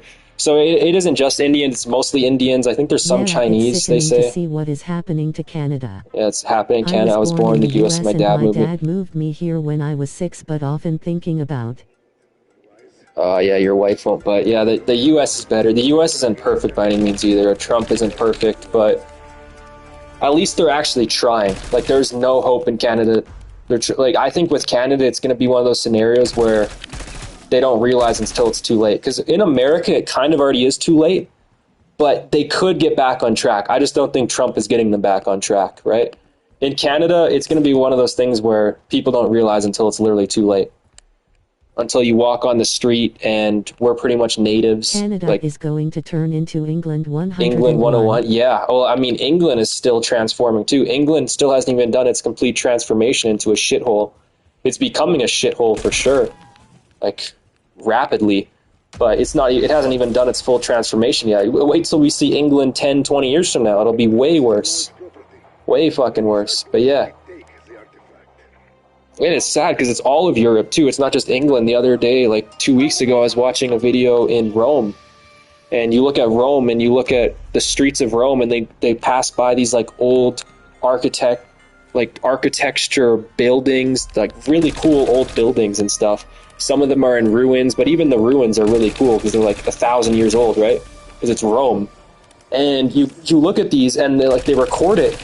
And it's just it's just a bunch of homeless immigrants doing drugs at these old, monuments of Rome. Like these old monuments of a prosperous, amazing time to what we've degraded into today as a society. We're heading towards a race war. Yeah, we're heading towards a race war, and based on how we're already outpopulated in our own country. Like, we're the minority now. Like, white people are the minority in the country. When you add all races, I think when it comes to a single race, we're still just barely the majority. But when you add all races, and obviously all immigrants are going to side with each other. I mean, I don't know if Asians will side with Muslims and stuff. Who knows? But we're definitely going to be the minority soon. So I think we could still win because white people united are definitely the strongest race. Brown versus white, and there are more browns. Yeah, it's brown versus white. Yeah, there's more browns, exactly. I think we could still win especially if we did it like today or over the next 5 years. But the problem is white people aren't united these days, especially not our women. Women are so far liberal, and I don't know if you watched What If Altist, probably not. He's pretty far right. He does a lot of research and books and stuff. But he brings up a really good point. Women don't care about the nation or the village or the society as much as men do, because women throughout history haven't been programmed to care as much as men do, because men are more territorial, and we have to be. Because if a foreign nation or a foreign village or a foreign, foreign group comes to attack our tribe, You know, even going back to the tribal days of humanity, even before civilization, if a foreign group comes to attack our tribe, our civilization, whatever, at any point in history, if a foreign nation or foreign people come to attack our tribe, you know what? They kill the men and they enslave the women, and then eventually the women become the wives of the invaders, right? So women haven't had to care as much as men. Obviously, it's still a bad scenario for women, but the women don't get killed, right? They just get turned into like wives and slaves or whatever, right? And women have kind of been that throughout history. They've had to be maternal and wives, and that's how they've gotten through even without invaders, right? But women today, they care even less because they have this like empathetic liberal approach where they think that anything that is patriotic is inherently racist. Like, they think that open borders, or they think that closed borders, like having borders, is racist. Like, closed borders is certainly not racist. Like, you do not understand the violent nature of human history and humans in general. Like, there's going to be a race war whether white people started it or not. It's better to just keep the browns out so there's never a race war so people don't have to fucking die. Like you mentioned, there's going to be some type of race war. And essentially it's more of a civil war at this point because, you know, it's one group of people in our society versus the other group because apparently these people are supposed to be Canadian now, but they're not actually Canadian. They'll never be Canadian because, as once again you mentioned, they don't assimilate into our society. They never assimilate. So it's a civil war / race war. And it's going to happen one day for sure. And I don't know what the government's going to do, like how they're going to crack down on that shit. Because they'll realize when they're being raped and murdered in the streets. These women are empowered and our boss girls is just destroying everything. But I don't even know if they'll realize then. Have you seen how these liberal women act? Like when there's a story, for example, that comes out on Twitter or whatever, and it's like a story of like 3 brown guys, you know, sexually assault, like worse than, I don't want to say, you know, rape, you know, the grape word. 3 of these men, and they're all foreigners, take this girl in a back alley and do this thing to her, you know, a very evil thing, and then they take her out, you know, they bury her. And then you see in the comments, it's a bunch of liberal women that are like, oh, why are you making this about race? And then they'll post like an article about a school shooter who's white. It's like, okay. But you do realize the white, like, the school shooter would have always been in the country. The 3 foreigners would not have been in the country if we did not ship them over. And on average, if you look at the crime rate per capita, not crime rate overall, because overall there is more white people still, right? So overall, white people commit a relatively same amount of crimes, but when you look at crimes per capita, who commits way more crimes? It's the browns and the blacks. That's not racist. That's literally just being objective with statistics. Per capita, black people and brown people commit more crimes.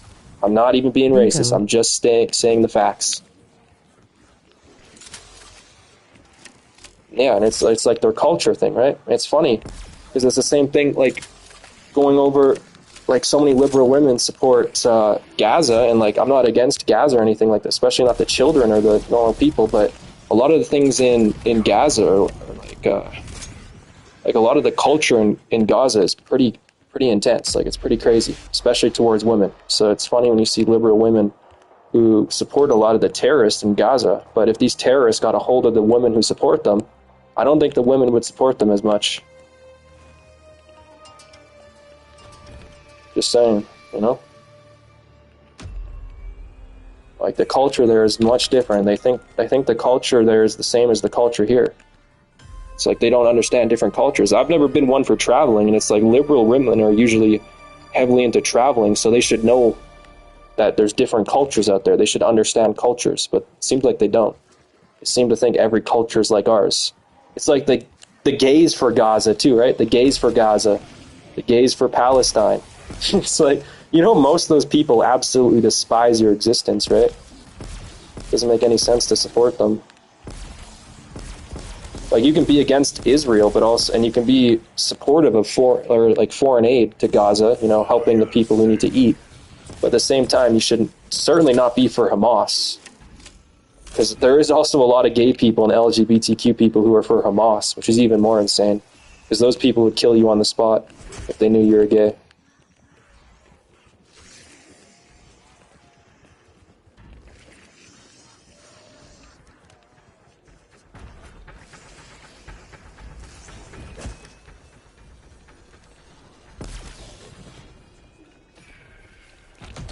Oh my god. I don't think I'm gonna get the Wonder Waffle again. Just getting the same old shit.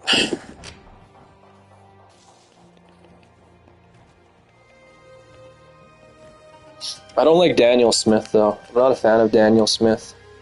Like here in Alberta. I don't really like Daniel Smith.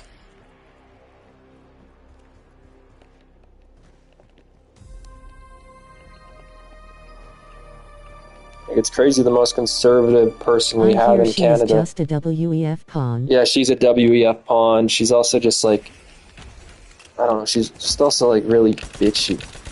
Like, I obviously like her more than Carney, but it's not really saying much.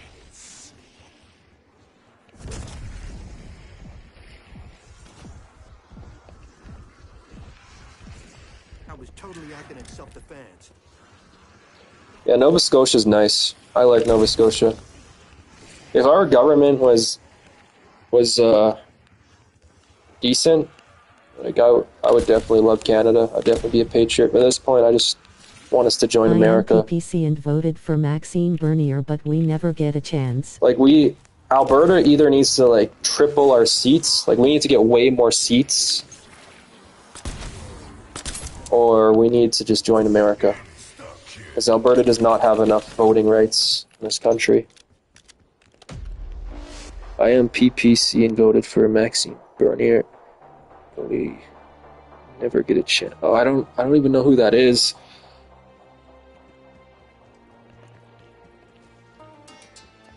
I actually think I focus more on American politics than Canadian politics.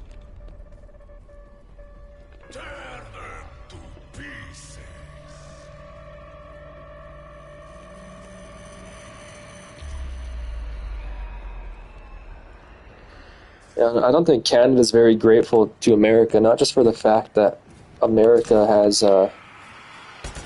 been very, very good to Canada over the past century too.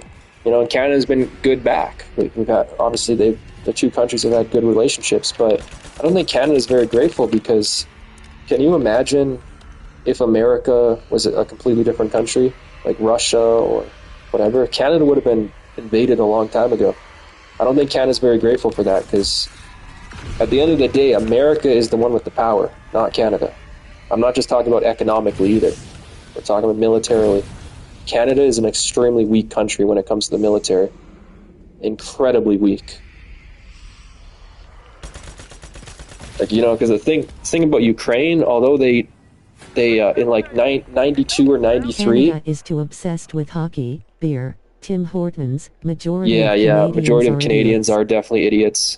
The other day, or like 3 weeks ago, I said hockey's an American sport now because Canada hasn't won a Stanley Cup since like 1993. Speaking of 1993, I'll go back to that subject with Ukraine in a minute. But yeah, Canada hasn't won a Stanley Cup since like 1993. It's been always American teams. So it's just funny when they say hockey's a Canadian sport. And like, bro, I have a cousin who's dating a famous hockey player from Russia, or they're married, and they live in Canada, but they go to Russia for like 8 months out of a year to do hockey. And so we don't, like, the NHL doesn't even include Russia and stuff. There's plenty of good hockey teams in Russia too, not just America. But it's funny because, and then these Canadians got so pissed off at me because I said hockey's a American sport. They were so, like, I got lit up. I tell you, there was hundreds of replies of Canadians just absolutely furious that I said that. It was just super funny. Because it's like, am I wrong? Like, yeah, sure. A lot of the teams have Canadian players, but why do the Canadian players go to those teams? For better odds of winning the Stanley Cup, for better pay, So like you can't be like, oh well, they're filled with Canadian players, so that means hockey's still a Canadian sport, even though the American teams win every year for 32 years. It's still a Canadian sport. That doesn't mean anything. Yeah, you're coping. You're coping. If the Stanley Cup doesn't mean anything, why even compete for the Stanley Cup anymore? That's the point of the competition. That's the point of the NHL, is to compete for the Stanley Cup. Canada hasn't won a Stanley Cup in over 30 years. So inherently, it's not a Canadian sport anymore. It's not. And like I said, they don't even, like the Russian teams aren't even in the NHL. So imagine if Russia was in the NHL and all these other hockey leagues. You know, Canada would never have won. Another excuse they use too is that Canada has still won more Stanley Cups overall. But like, that's not going to last forever. You're talking about the Canada from over 30 years ago. It's pretty clear Canada is not the same Canada it was 30 years ago. I agree. 40, 50 years ago, hockey was a Canadian sport. We don't have the right to that title anymore, though. We don't. Canada's not the same country it was. You can't say, oh, well, 50 years ago, we used to always win the Stanley Cup. Okay, that was 50 years ago. Let's talk about today. Fucking retards. Like, if you want to talk about 50 years ago, how about you buy me a steak for the price of what it was 50 years ago? How about you buy me a house for the price of what it was 50 years ago? Canada was a different country 50 years ago all around. It's not the same country. Yeah, I know we were great 50 years ago. I love the Canada 50 years ago. I agree. Canada 50 years ago was awesome. I wish it was still that Canada today. It's not. And all you people who love hockey and all you liberals, you're the ones who are making Canada terrible. And, you know, you're saying diversity is our strength when it's very clearly not our strength. Let's go back to the Canada of 50 years ago. Man, the popularity of hockey in the U.S. is huge. It outnumbers Canada. Yeah, totally. And like, obviously, America has football and stuff. But yeah, Canada, like, yeah, whatever. I don't think hockey's a Canadian sport anymore. I really don't. I don't care how many people disagree with me on that one.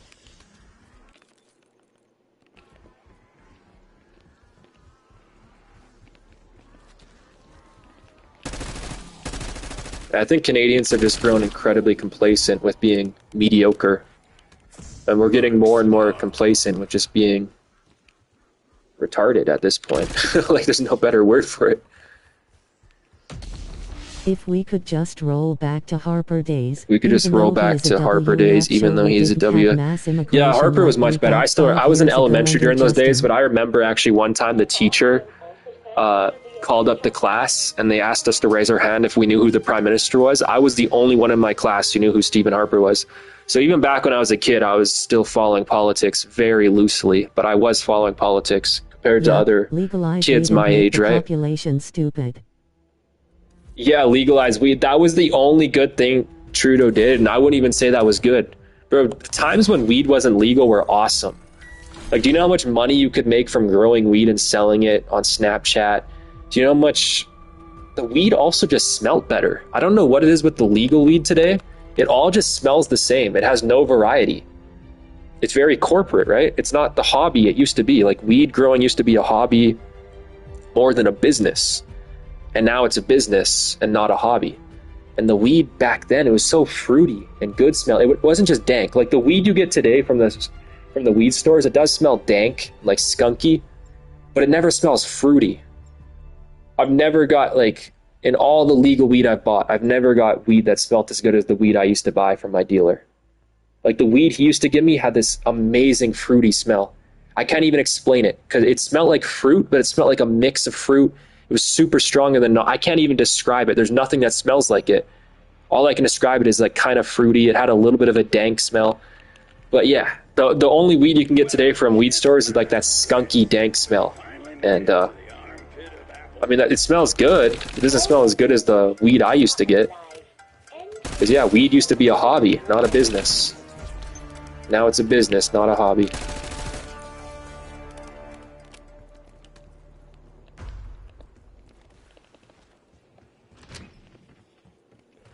Yeah, I think legalizing weed was a mistake. It's like the Trailer Park Boys. Remember that one episode Remember that one episode of the Trailer Park Boys? That's exactly how I feel, like how Ricky was saying, don't legalize it. Remember that one episode of Trailer Park Boys? That was a funny one. I didn't understand at the time. I always wanted them to legalize weed, and back then it's like, it's just a plant. Legalize it. It's just a plant. They need to legalize it. But after having it legalized and stuff, I'm like, legalization's so overrated. Let's go back to the good days.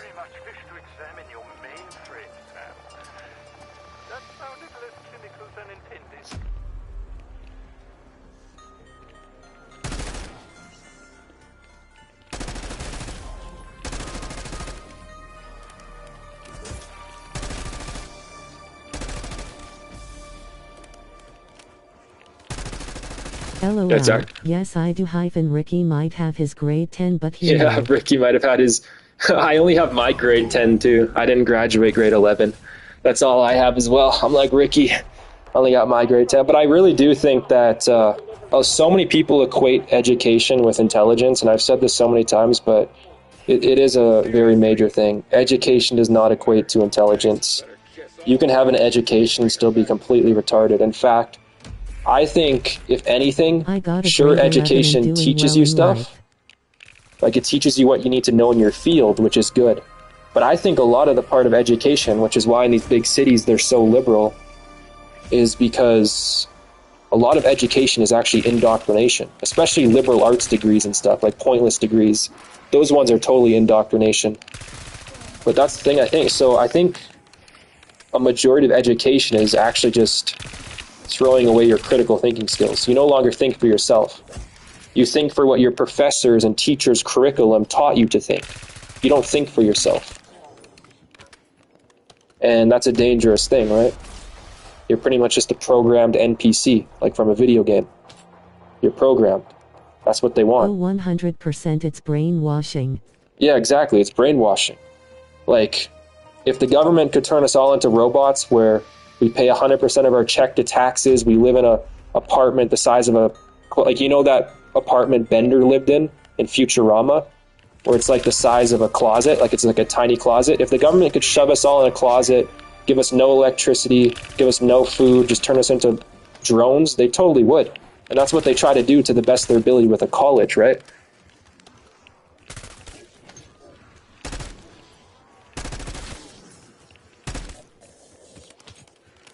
That's why AI is also so dangerous, because I think that's why so many people are worried about AI, is because they realize that even the small luxuries their indoctrination provided them will soon be void and null because of AI. I mean, for most things it already is, like art. Or if I used to want to make like a drawing or whatever, I'm not the best at drawing. I could never do a professional drawing. I would have probably, back in the day, I would have gone on Fiverr or like one of those commission sites, and you commission an artist. It takes a couple weeks, and then they get back to you and they give you a painting or a drawing of whatever you want, right? If I want to do that today, I totally just go to AI, and it does it in a couple seconds. It does it faster, it does it cheaper, it does it better. Because, a lot of artists are pretty juvenile with their artwork. There is a lot of good artists out there, but there's also a lot of artists who did get art degrees, and they're still not even that good, right? So it takes a couple weeks, they're not as good, and they're a lot more expensive. So why would I choose to commission an artist over an AI? Never. I would never do that. Unless I'm trying to make like an animation, because AI isn't very good with continuity yet, like staying consistent. So if you wanted to make an actual animation TV show, you still need artists. But if you just want one singular frame, like a painting, a drawing, whatever, of your specific character, you just use AI. You'd never use a commission. Unless you're one of those people who are like another one of those drones who's like, AI art is bad, AI art is bad. I understand people hating AI, but at the same time, it's like that's obviously where the future's going.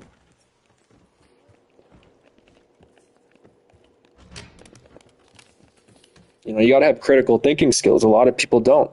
I think those people who say AI is bad, don't have any critical thinking skills. Just like the people during COVID who wore masks. They say, wear a mask, get your vaccine. If you don't get your vaccine, you can't come to work because you endanger the people with vaccines. Are you fucking retarded? Did you just hear yourself? So you're telling me vaccines prevent COVID, That's why everybody needs to get their vaccine. But if you don't get your vaccine, you can't come to work because you're going to give people with vaccines COVID. What? Fucking bullshit. It was all bullshit. And I seen it from the very start. I knew COVID was coming to Canada even before COVID hit Canada. The vaccine was an IQ test. Yeah, I got the vaccine because I had to. I had to get the vaccine to go to work. Plus, they paid you here in Canada like $200 to get the vaccine. Like, I'm not an anti-vaxxer. I just think forcing people to get the vaccine is completely stupid. I probably would have gotten the vaccine even if they didn't force me or whatever. I probably actually wouldn't have wasted my time. But like the vaccine clinic was like right across from me. Hold up.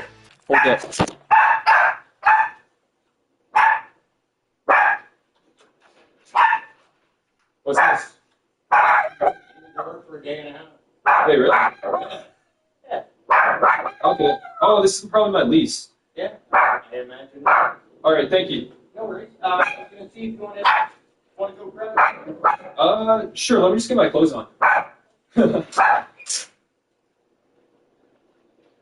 right, guys. Sorry, I'm gonna head out with my neighbor to get a drink. I'm gonna leave the live stream going, but yeah, I'll be back in a bit. I worked for Armor Trucking and lost my job because I refused the jab. Now I'm an owner-operator. Have a good night, man.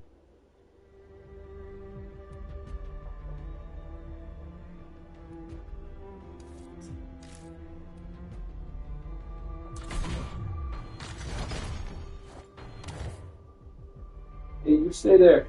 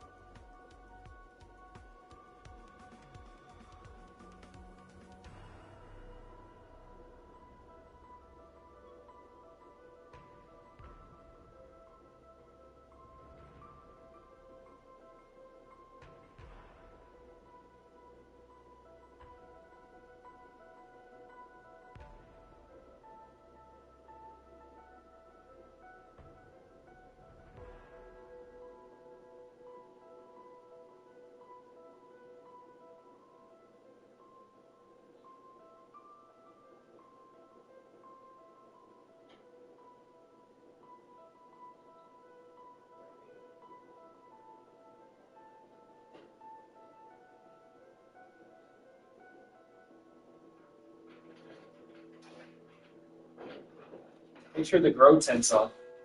In case like it sparks or something. Yeah, indeed, brother.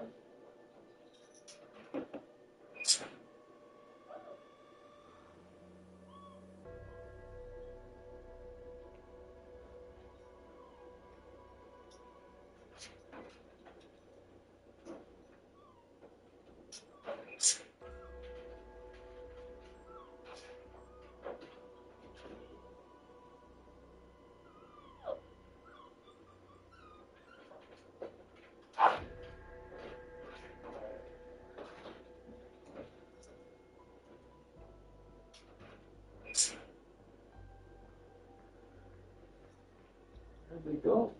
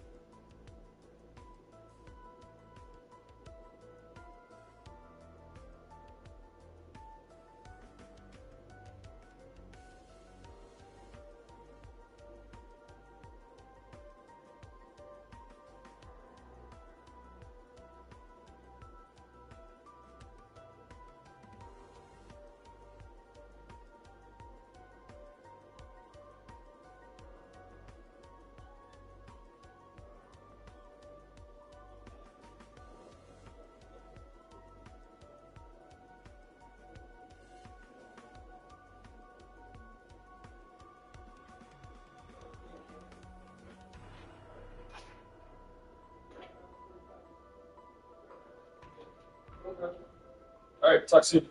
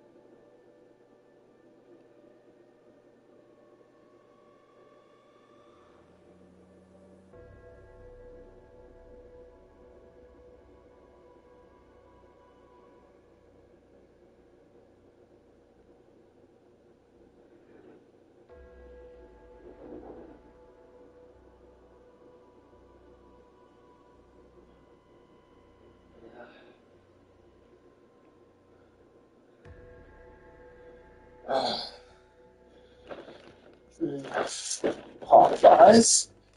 Chica, you want some Popeyes? Alright.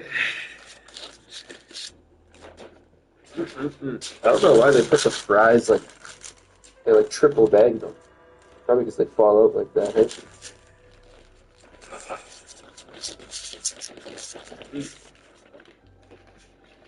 Got a nice chicken sandwich right here. Whoa! Sauce is not dripping out. Smells good though.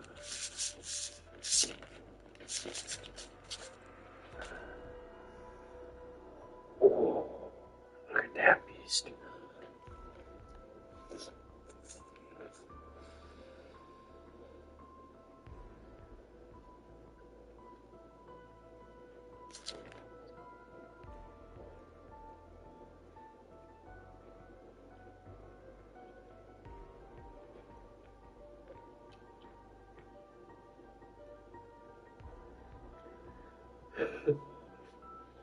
What are you doing, Chica? Chica! Chica! Hey, hey, calm down.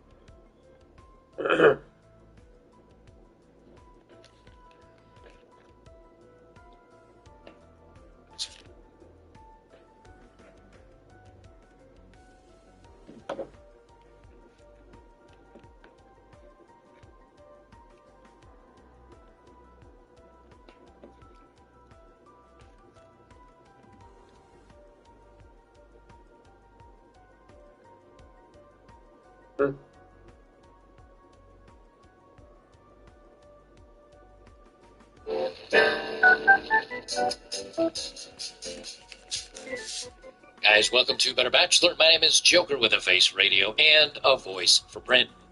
Revenge of the Angry Nerds. Those damn autistic men digging into our crap and breaking our app that was meant to dox men. How dare they? The women that were very excited about sharing men's details online and hating on the men that were complaining about it, saying, hey, you shouldn't have the right to scan our faces, take our names, take our phone numbers, and be able to dox us and get our addresses. This is the same app I did the story on, a day or two ago, whatever it was, the T app. Well, it hasn't even been necessarily hacked. It's been opened.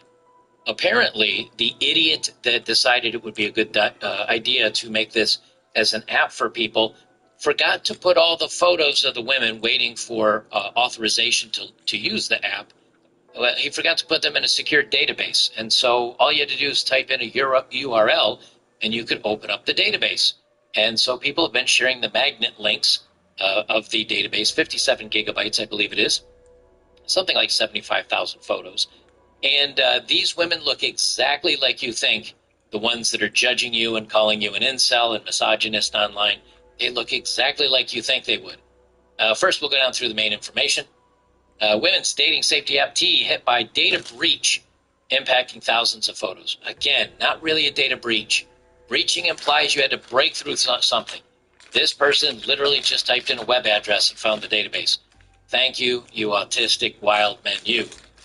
A dating app for women to do background checks on men and share information about potential bad actors said it has been hacked, which it isn't, exposing tens of thousands of photos and other personal information.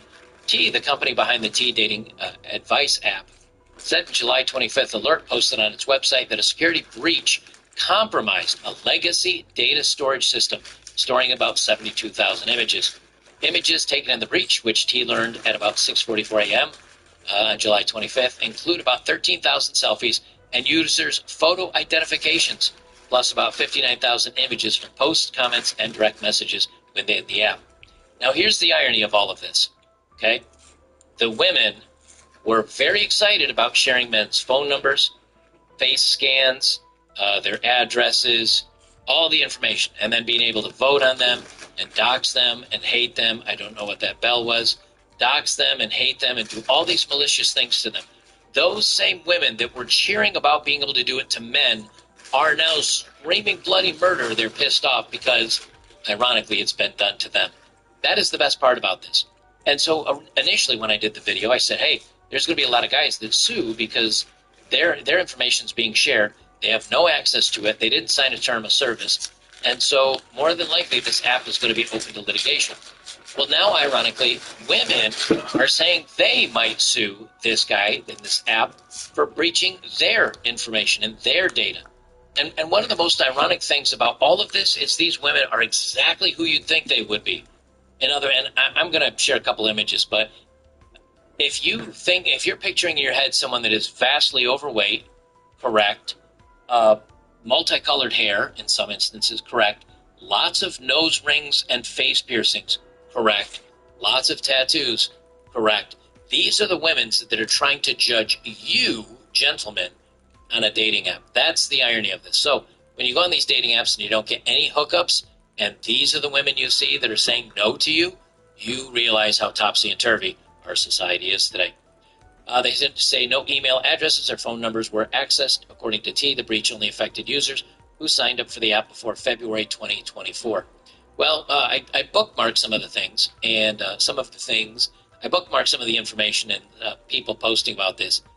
And this Austin Allred says, calling the T hack a hack is honestly a stretch. They put everything in a publicly accessible database, not in they didn't encrypt sense, in the literally public accessible URL sense. The hack is simply downloading the JPEG files from a publicly accessible URL, and he has the code in here. Jaden McNeil says, this is who's calling you an incel on the T app. Now, I'm fine with sharing these photos because, well, this is from Twitter. This is not me diving in any databases or doing anything. This is just me sharing photos on Twitter. That's all I'm saying. So these are the women that are judging you, calling you incel, and they're calling you loser, and they're calling you misogynist, and they're calling you a hater, and they're you awful, awful men. These are just some examples of the women that are judging you. Apparently they have more. I've seen that last one on a dating app before. Actually, about 60% of everything I see looks like that one on a dating app. Someone else says the T-app controversy confirms something I've thought about a long while. Ugly girls are more evil than the pretty girls. Yes, they are. They are much more jaded and more malicious, because a pretty girl would just go out and bang another dude or post a bikini photo online and get social validation. The ugly women, they don't have that option. Reddit Lies says TAP users on Reddit are furious because their photos are now being spread around behind their backs. Unbelievable levels of hypocrisy. This is, I can't even read from what this is. Spicy stuff is misogyny. Men are posting pictures of women from the TAP, and I'm losing my mind. The TAP got hacked, and they're posting the selfies of women, making fun of them. I feel sick. Weren't you going to do the same thing with the men by doxing them in your little database and judging men and doxing their information and having access to their phone numbers and their full names and their addresses? But now you feel sick? Oh, how the turns have tabled. Women can't do anything to have comfort. I want to stay far, far away from men for the rest of my life now. Pretend this is this lady talking right now. I want to stay far away from men for the rest of my life right now. It's literally an app so people don't date felons. What the actual fuck is wrong with people? Equivalent Lobster says, the only way forward is 4B, ladies. Dealing with males in any capacity will literally put your life in immense danger at this point. Immense. Now, she meant immense danger. But it's immense danger. IMMENS. Immense danger, everybody. From Nick Sorter, laughing my ass off. The T-app, which is meant for women to dox and rate men who they go on dates with, just been hacked. And the women who use the app look exactly as you'd expect them to look. This is an evil app meant to destroy men's lives. These women are all co-conspirators. And again, he shows some of the women that hate you and think you're misogynist and shouldn't have the right to date.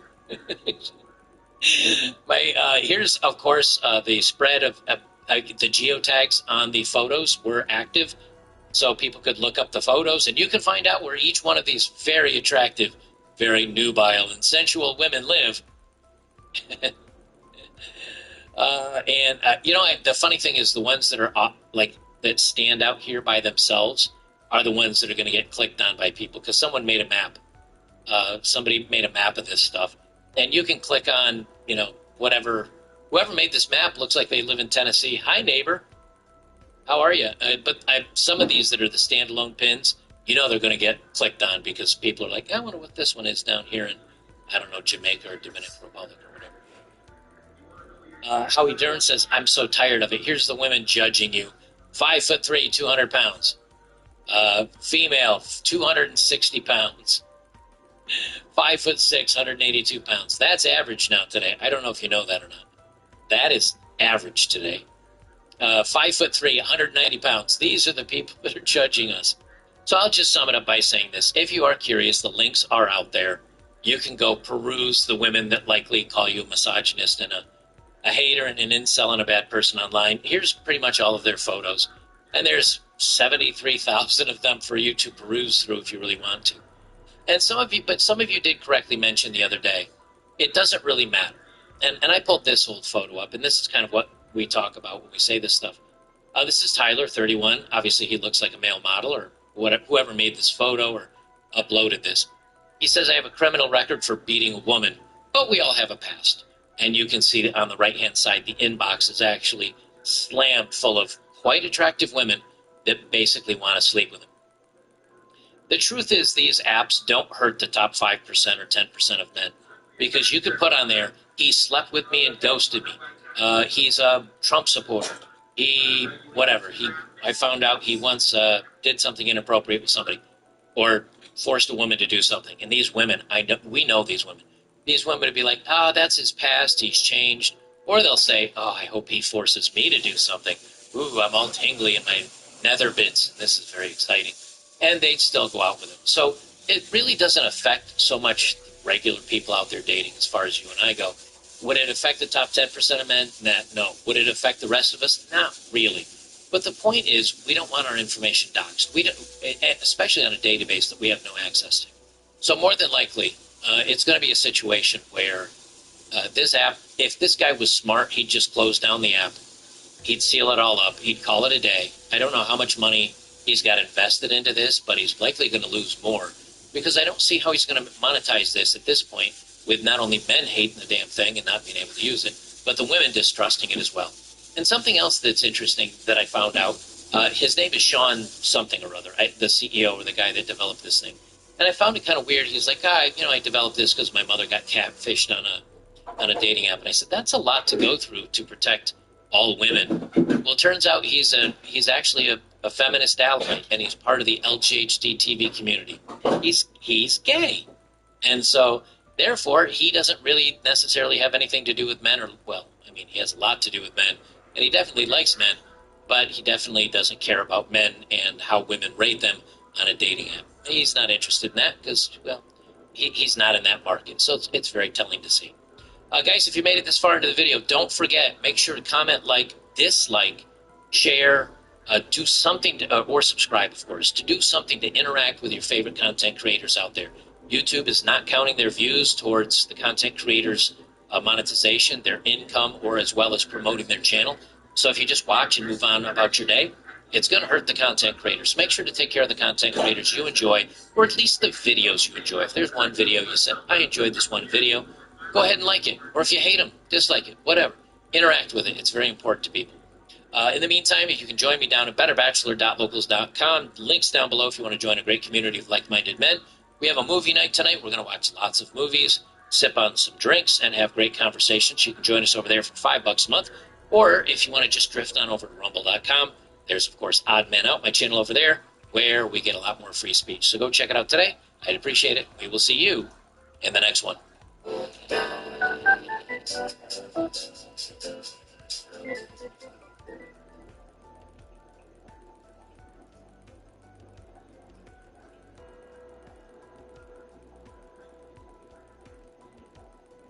So the world is turning against Donald Trump. Republicans are now attacking each other, and Donald Trump is even losing some of his MAGA base. That's the subject of today's video, and have a listen to this. This is a caller calling in from Tennessee. When are the people of the United States of America going to start standing up for God?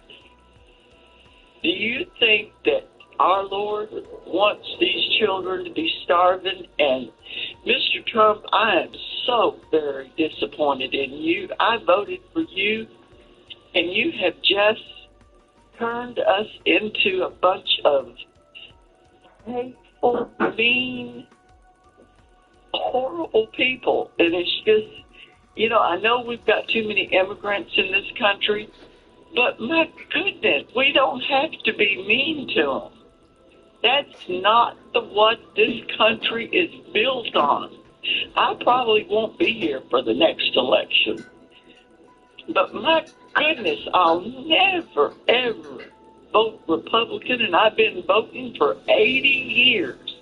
I don't know. This country is just going in the wrong direction, and it just saddens my heart.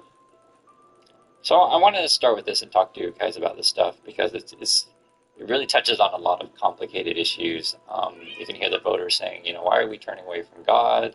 I even voted for Trump. And then she even says kind of, two things at the same time. We have too many immigrants, but yet we shouldn't be mean. And, I mean, it opens up, a lot of complicated issues. I'll also say this. You need good leadership. And there's a lot of people out there who want to do the right thing. But you bring in someone like Trump, and what he does is he channels people's anger, right, and gets you focused on those kind of things, and sends the country and the world in the wrong direction. So, in my opinion, if you have the right leadership, you can take, say this caller from Tennessee, and they're not going to, maybe her and I aren't going to agree on everything, right, and that's fine. We're all human, but you need the people to say, hey, we have more in common than that's my thoughts on that.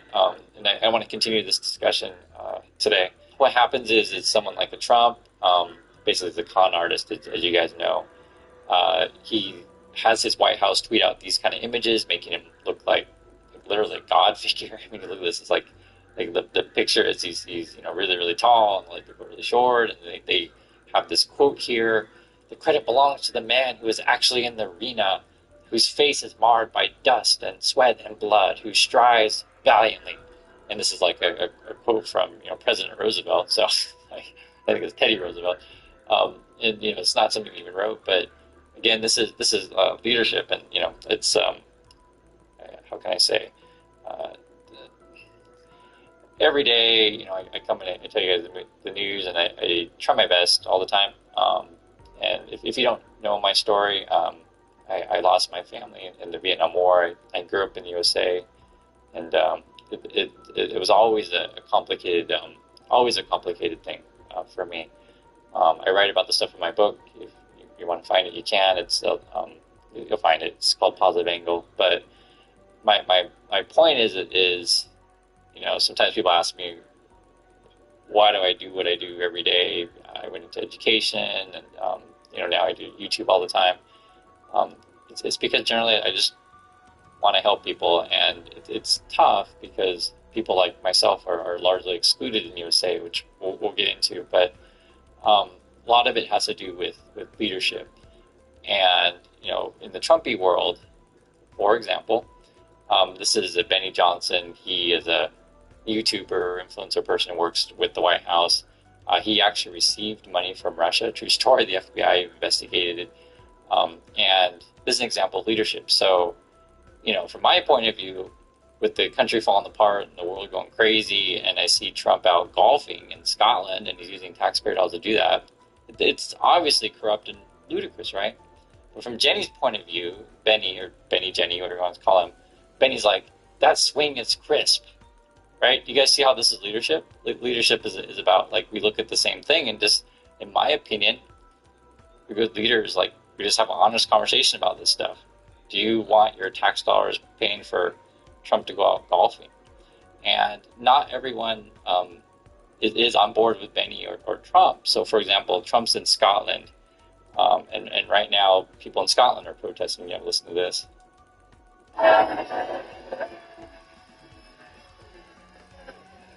God, bended the knee and cast the red.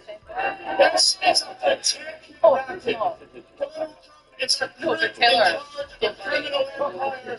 He has come to Scotland and taken down our government. It's like giving the school bully your lunch money. He will just keep coming back for more. So basically, calling Trump and his people a criminal organization, they're coming to steal your lunch money, this kind of stuff, and you got to stand up to the bullies.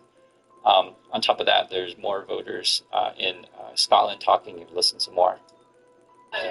I'm very much against everything that Trump stands for and what he's doing in America. So I want people to know, that Americans know, that we are very much pro them, their democracy. You sometimes wonder if protest works and people listen to it, but that's the only tool that we have for democracy and to show our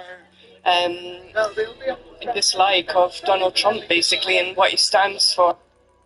The US president is in Scotland as he prepares for the August opening of a golf course bearing his name. He's spending Saturday playing golf with his entourage, brushing off criticisms that he's blurring the lines of politics and business. Right, and the way that you think about the world or the things that you are focused on largely depends on who you surround yourself and what you look at all the time. So if you hang out on my channel, we're talking about corruption with Trump's like that. You hang out on other channels that say, hey, look how great his swing is and look how awesome he is, and he's a way better golfer than Biden, right? Seriously, they're putting out those kind of messages. But for me, I feel better about things, and it's just the reality when I know that I'm not alone. And I just want to say you're not alone either. Most of the world can actually see what's happening. That's what, when you see what's going on in Scotland, they're protesting, and last time we looked at the numbers was, 71% at least don't like Trump, and other people saying it's definitely much higher than that. That was just one poll, but this is what's going on right now. July 26, 2025, Scotland against Trump. All we know about protests against Donald Trump, but this is what you have if you exercise your right for free speech, free press, right? And remember that we do live in a democracy. I know people get down, so there's not going to be any elections or not. No, there's going to be an election. We're still in a democracy. Make your voices heard. And when, like I said, when I heard the voter call in from Tennessee, I can tell it's about leadership, right? I'm not going to agree with everyone all the time, But if you have the right leaders in place, you can say, hey, let's agree that we should be decent to each other, right? Hey, let's agree we should have something that's fair to everyone. These kind of things, and you get people focused on the right things. Trump is running his clown show over there, and he gets people focused on the negatives and hating certain kinds of people, etc. And that's sort of where we are, today. It's very frustrating, but people can see it, right? And every day I see more and more people do see it. So, for example, the Scottish government has announced that £180,000 will be given to Trump International in Aberdeenshire for a golf tournament this year. This is coming from national. We talked about this before, local news there. Hey, if I was in Scotland, I'd be protesting too, for sure.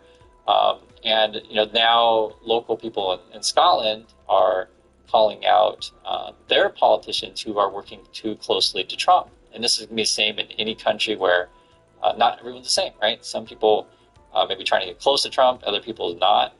So we're calling these people the spineless seven. I'm not, Scott, so I have no comment. I don't know who these people are, but I get the basic idea of it. And if you guys are in Scotland, I'd like to hear your thoughts on this.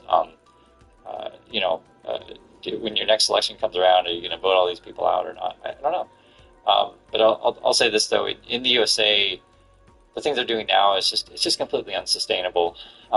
Trump picks people who appear on Fox News, who are Fox News hosts / correspondents, and effectively he wants people to be on his TV show, right? It's like casting.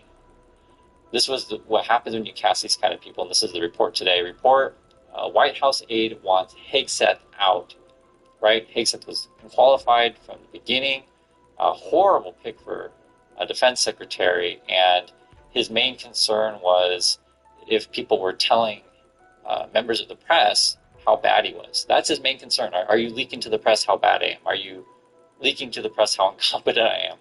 So what he started doing is doing lie detectors among people in the Pentagon staff, and he was having high-level military people, it was like colonels and admirals and generals going after. Are you leaking? Are you disloyal? It's sad. It's laughable. It's crazy. How do you talk about this stuff? It's pure chaos. And so finally now there's someone who is high up, and buddies with Trump. So that's how this all works. It's a big mafia, gangster, bullies, incompetence, all rolled up into one. But someone called and complained.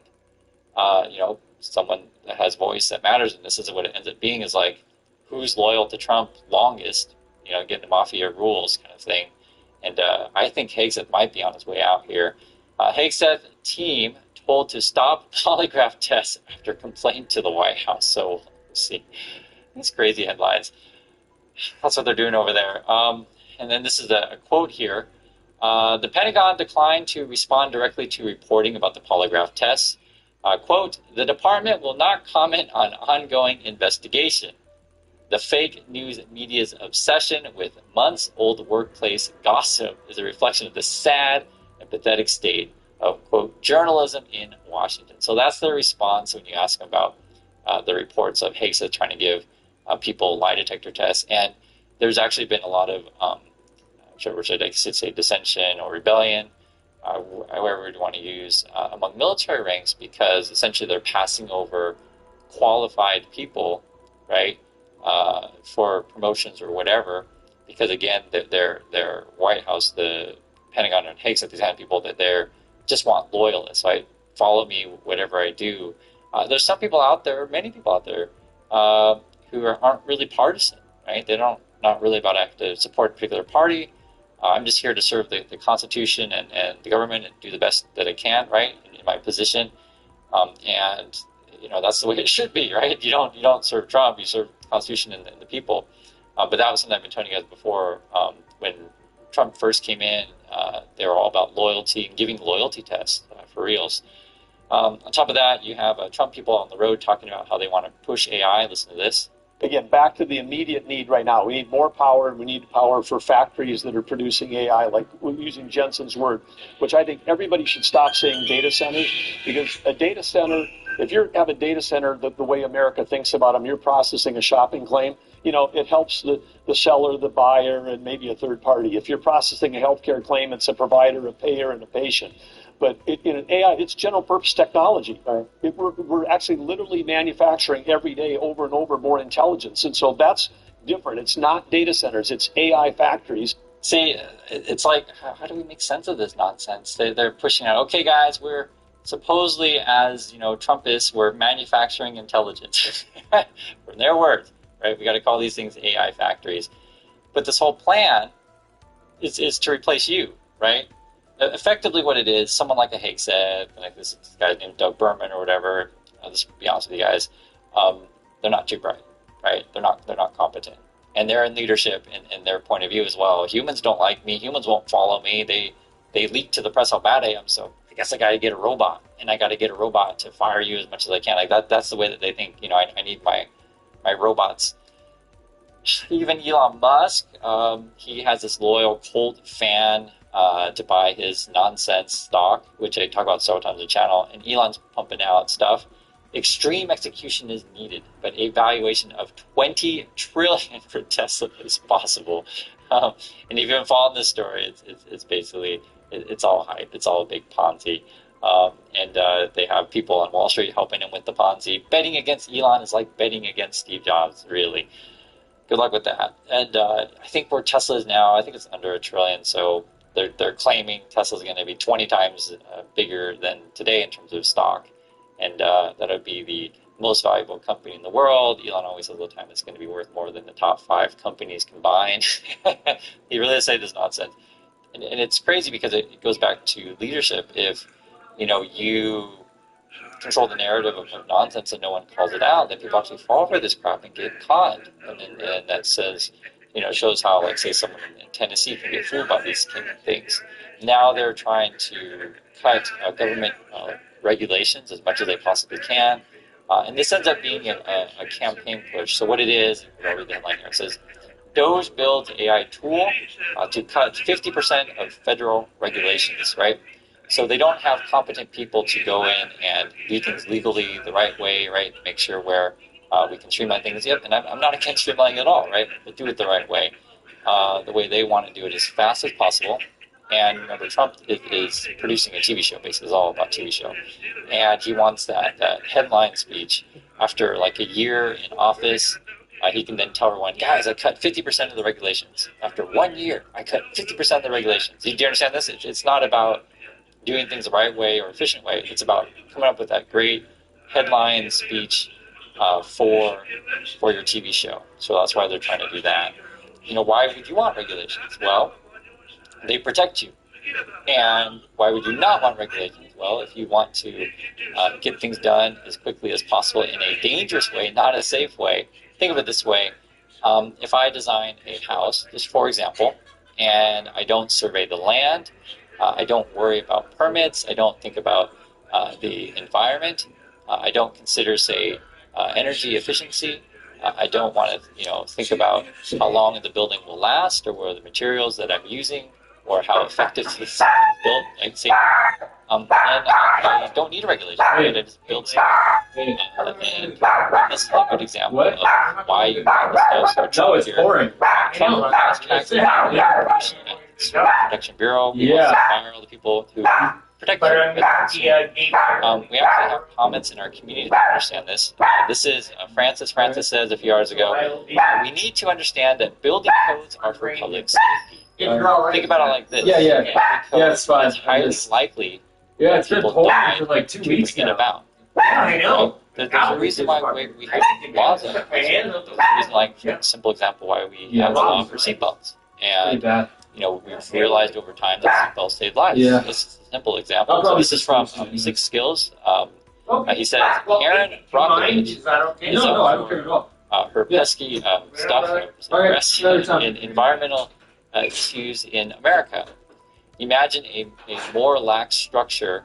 American people are going to die in the millions as courts deny claims and take bribes, right? So he can see the issue as well. And it's interesting when you brought up Aaron Brockovich, which is a really good example, actually. And this is movies I grew up with. Have you guys seen this movie?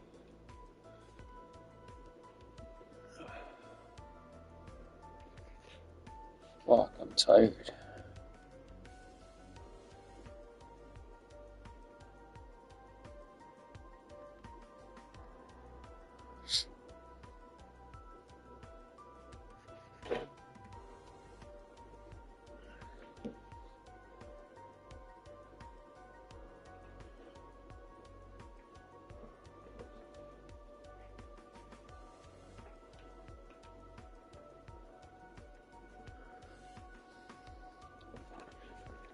Yo. I think they're in a game.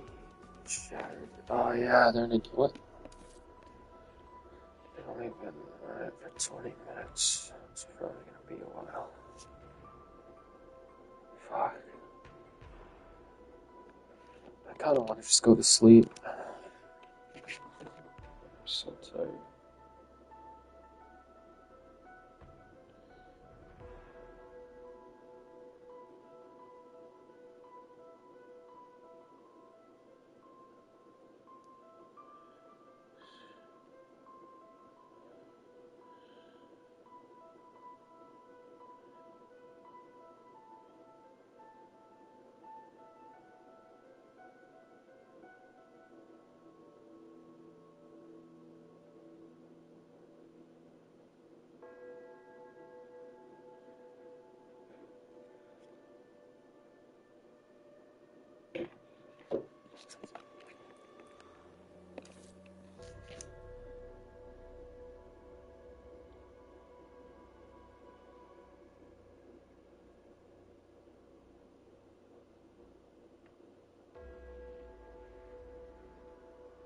Canada has had enough, and it's about to strike back at America.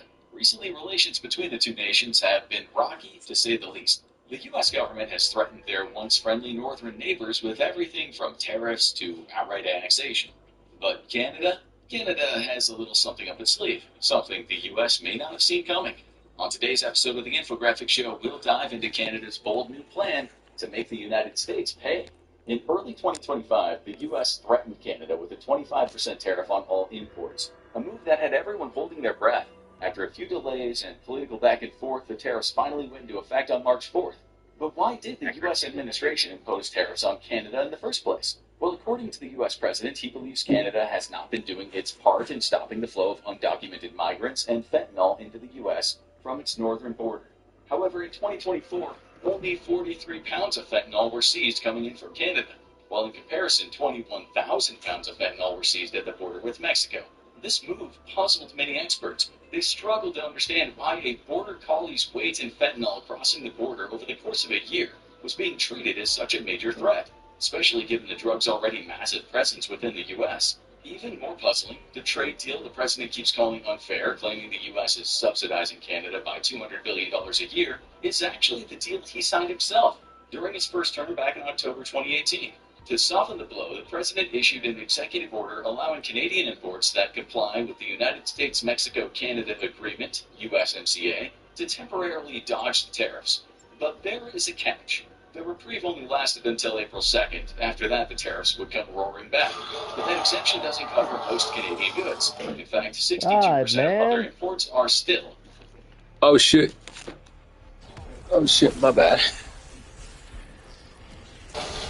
Oh fuck. Can we start a new fucking round? Why is there a doppel? Oh my lord, there's two doppels on me, bro. And I'm trying to defend this shit. Y'all in round 16?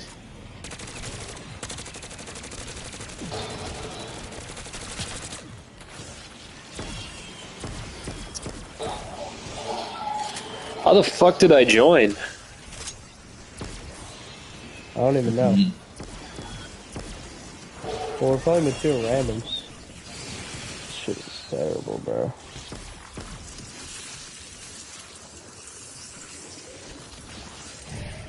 I think I got it. Why, bro? Doppels on me and shit.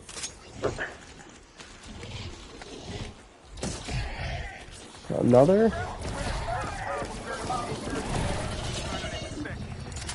Alright. Did this thing drop out yet?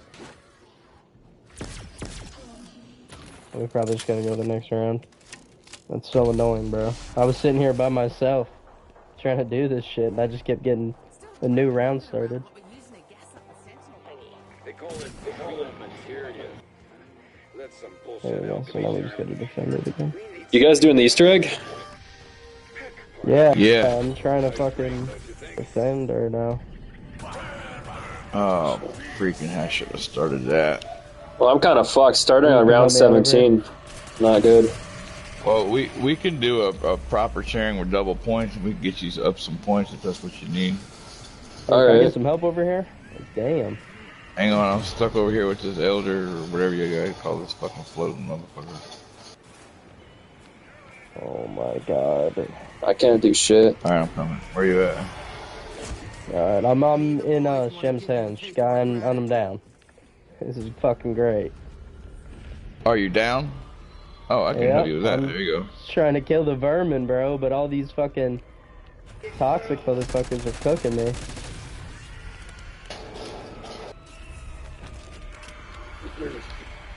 Oh, this is gonna be a struggle. Yeah.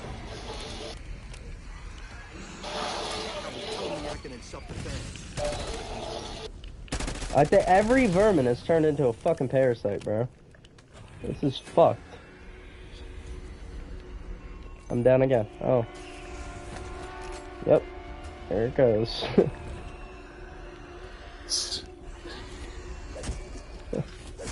Jesus, dude. I can't catch a fucking break.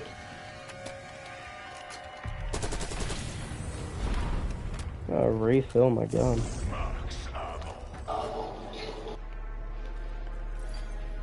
Bro, I swear there's more spawns when you play in a big squad. Jesus, man. No way.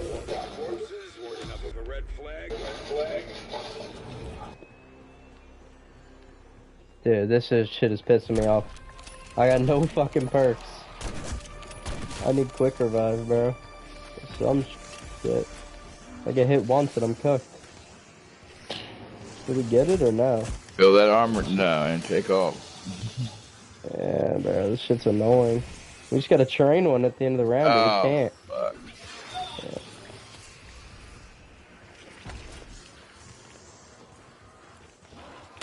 Oh my god. My gun's still pack one too, that's the crazy part.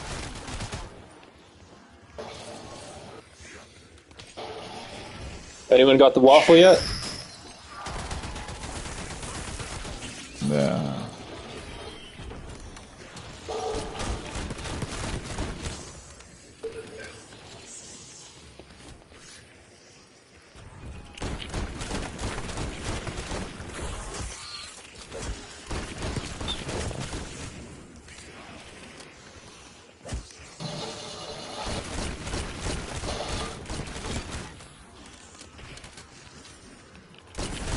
Damn it. I was totally acting in self-defense. I gotta go get my perks back. Fuck, man. It's pissing me off now. Try to hold one. I think that's the last one. Oh, I got someone waiting in the lobby. Alright, so we got one. Alright.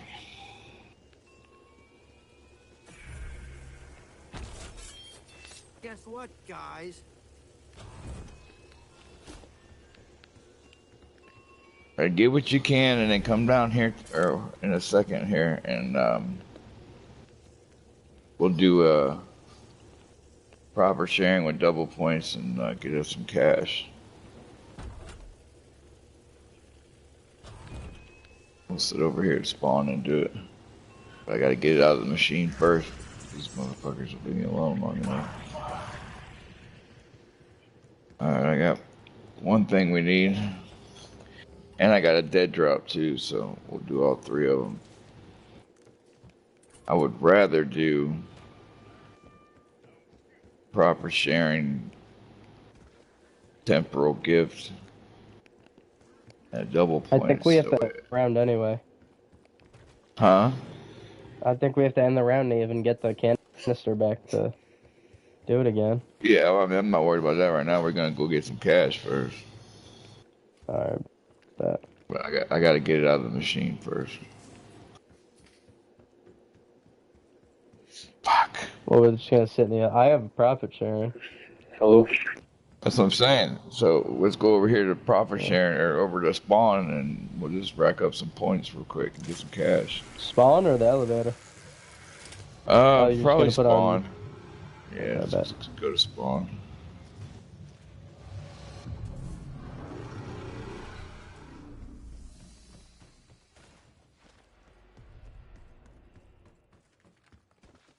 I'll meet you guys over there.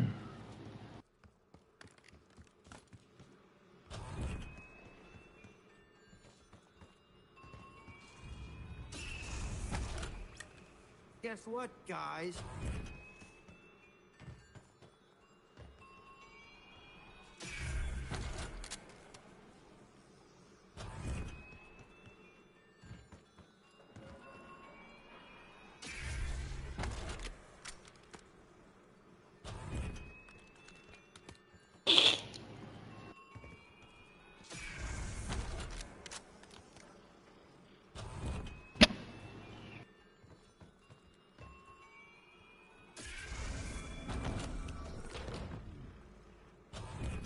So who's all got a mic? Haywood, King, Phoenix. Yeah, I got a mic. King, you got one? Yeah. Hopefully you don't I get got one. but no, is your neighbor there with you? No, I'm talking to people online. You guys want to come over here to spawn? We'll do a couple proper sharings to get some cash. Yeah. Is the box not accessible? It's like in between. Oh, No. it's over. It's down. It's down in the elevator. Oh, okay. I couldn't tell from up here.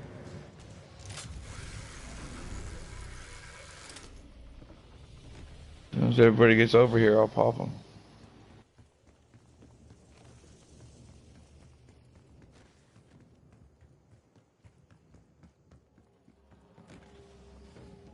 Just so everyone knows, I do have a Phoenix up. Okay. No, that vermin step is 10 times harder when the whole horde is on you. Shit was annoying, bro. Sitting there trying to defend the thing, and it's just a horde. And then I had 2 doppelgasts on me, too. That's the only one we gotta do. I think. And then we have to do the liminal spaces. It's like nobody fucking calls me ever until I'm busy online. Alright. Okay, we're good. You guys got double points? I can pop one. Yeah, pop a double points. I'm about to do a temporal gift with the profit sharing. Y'all need ammo? Yeah, okay. Alright. I need some ammo real quick. I'll do a dead drop too. Alright. They don't spawn behind us? No. I don't even have a pack-punched weapon, man. Doing no damage.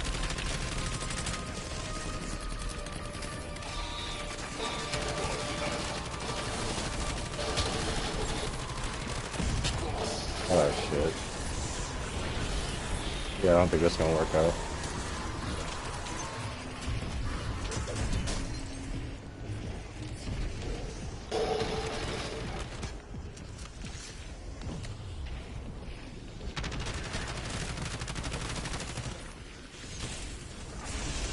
There are so many.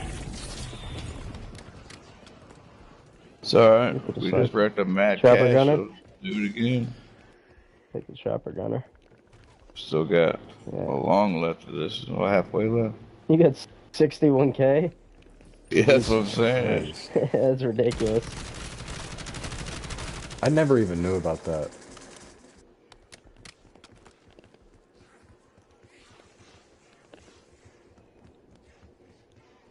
If I don't get a ray gun or Wonder Waffle here, I'm fucked. Shit. Well, I can copy the Mark II. I got a mutant injection and a Mark II, so once we go inside the portrait, as long as I put the artifact down, I can copy the Mark II for free. How long do I gotta wait I don't know then? if you guys... I'll get 'em. As soon as we get done with this profit sharing, we can go inside Hop of into one one of of them. these. We just have to have different colors on the ray guns. Yeah, did we get all the side pieces we needed for it? We need one more. We just got to do the vermin one. I have another profit sharing if y'all want me to pop. So I want the blue one, but you guys probably want that too. Well, no, we could have the blue one in the boss fight. Yeah, it's just not in while I'm copying it. We can't have the same color ammo. But after we're done copying it, you can get whatever you want. All right. Should I pop another profit Profit sharing? sharing's still going, dude. Oh, it is? Or was that the dead drop? No, my dead drop's still going. Never mind. Your dead drop's still going. Are you gonna pop it? Yeah.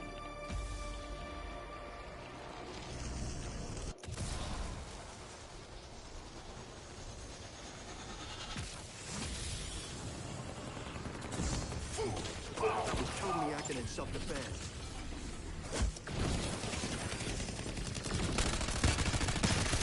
Shit. Trying to get ammo.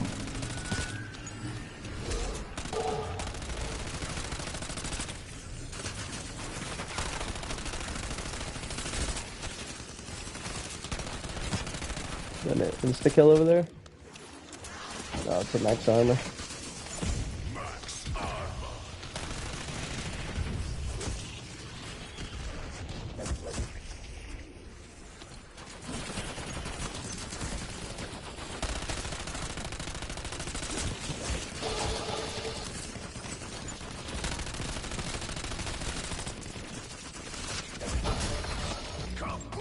This is so fucked. I never joined in at this high of a round. I can't do anything.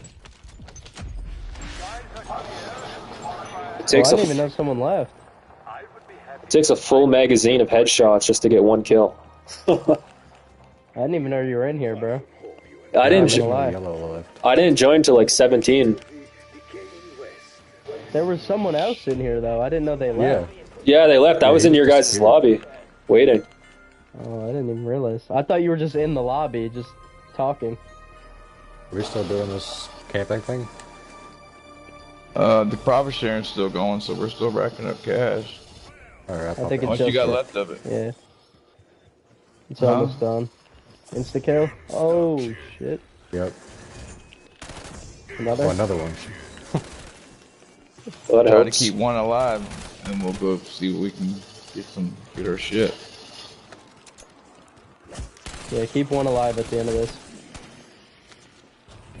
Let's see if I can't split off and take one with me. Profit sharing's done. Oh yeah, there's more than one. Alright, wait. So calm. There's quite a few.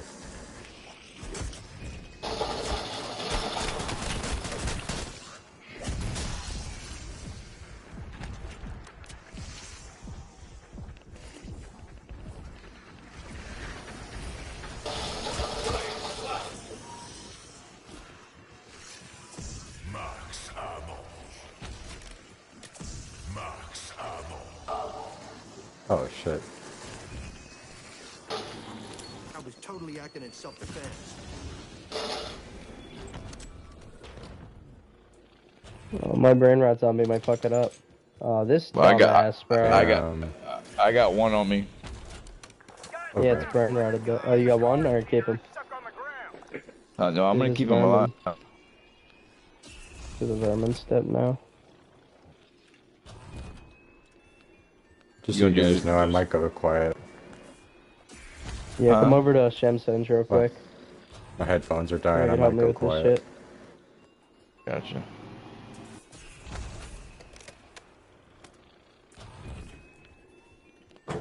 You wanna come over here? I'm gonna keep this thing alive away from you. Yeah, yeah. It's just easier. If I can buy my jug though. Since I got 100 grand. Guess what, guys?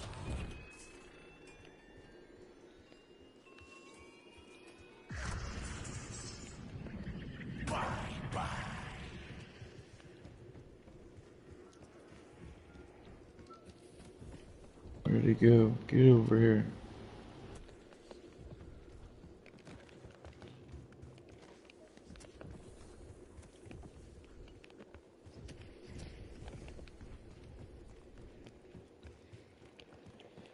I'm gonna Where's the spend quick all my revive points. on this Not good shit.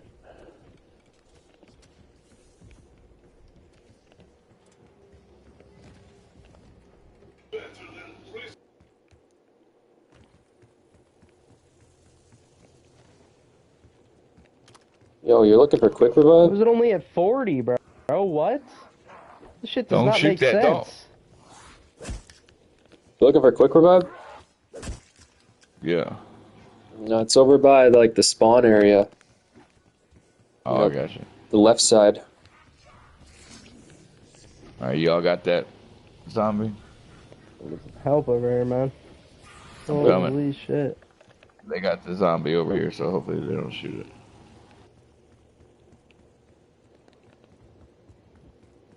Where's the box? Oh yeah, it's over here. Man, I failed it again, bro. God, man. There's so many more in fucking squads, bro. I'm the only fucking person shooting these motherfuckers. I can't do anything. We can end the round. Alright, we'll end the round, and then... Are any of these portraits ready? Yellow and purple. Guess what, guys? So we can go in and set the podium on yellow or purple? Yeah. Well, we have to charge them. So if you want to... I already charged them. So Okay. I'm gonna go do Yeah, purple, then we could... and then I Let can me go drop the pack my Mark gun real II. quick. Because I got a mutant let me go- injection. Yeah, let me go pack my... Well, fuck. After we shoot these motherfuckers. I'm not going in there with these fuckers. I've hit the box over 30 times to scam and nothing. Well, you're about to get the Mark II as soon as we get past this round. Okay, should I just stop spinning them? Yeah, don't worry about it, because you're about to get the Mark II. I'm one, bro. No way. The fuck?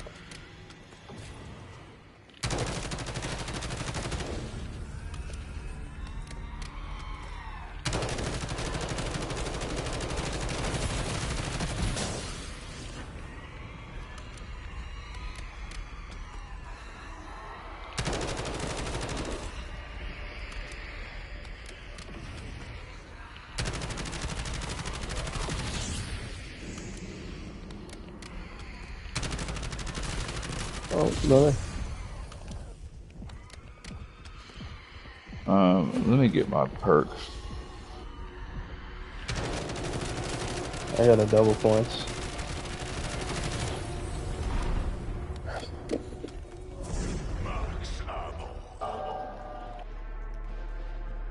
Are you ready? I'm in here. No. Yo, anyone remember in the old games I used to have to reload before max ammo? Wait, did we get the... You got the artifact, right? Like out of the safe? Oh shit, no. Alright, let me go do that real quick. 50, 13, 40.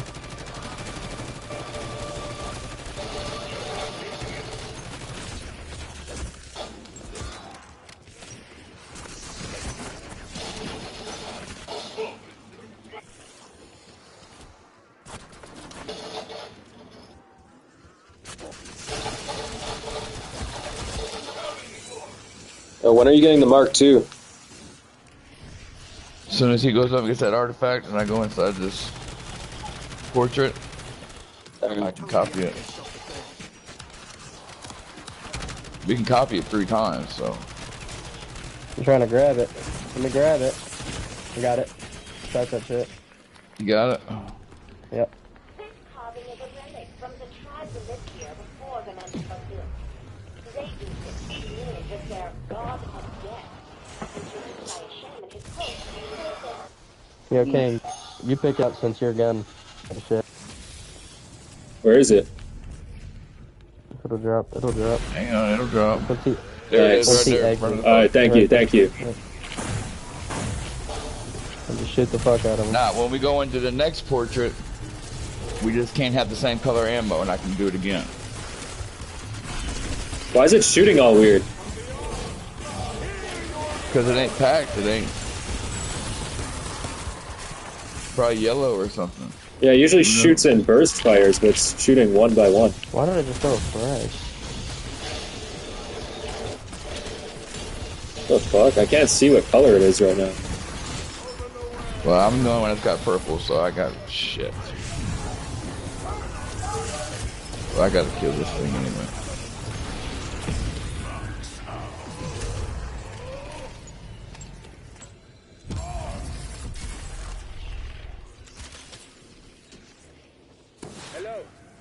Alright, get out of there.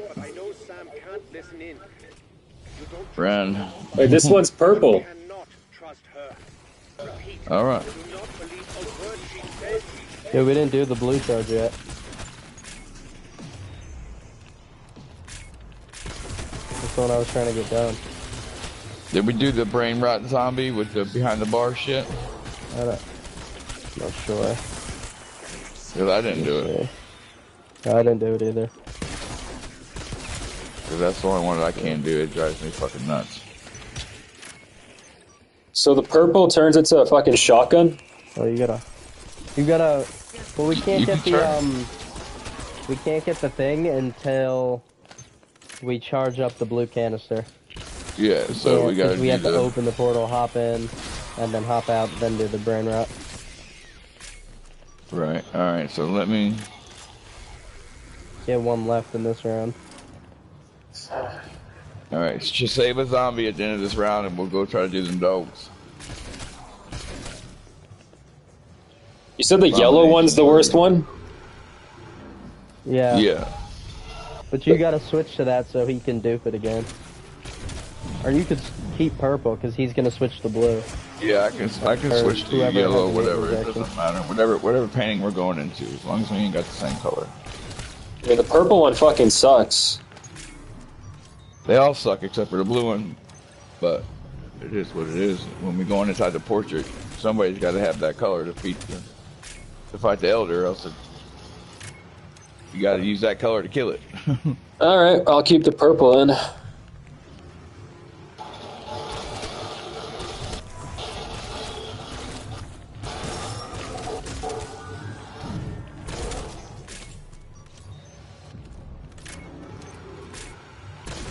I'm just glad I got something that can actually kill them now.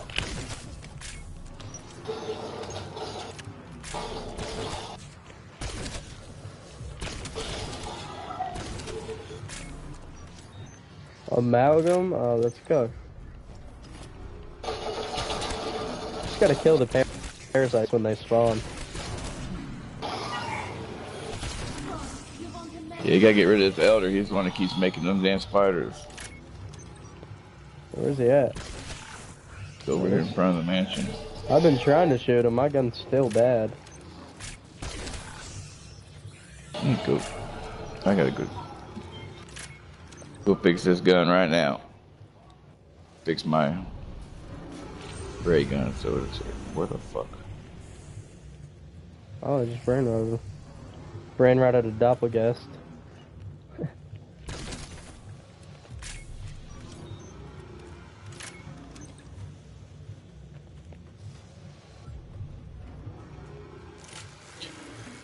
On. Oh, fuck, I'm so tired.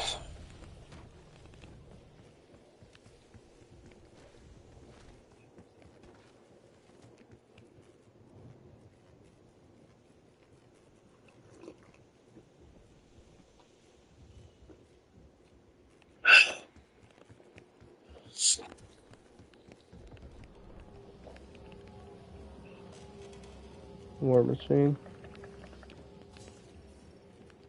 He went for the war machine and he just got insta-killed by the amalgam.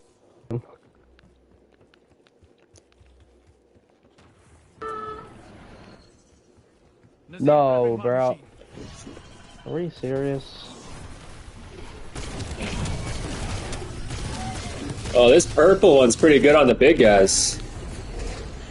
Yeah. Alright, keep one if we can. If the Elder didn't kill all of them.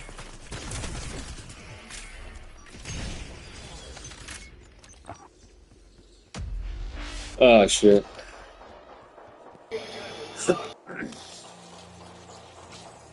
God damn it. Might as well go get armor 3.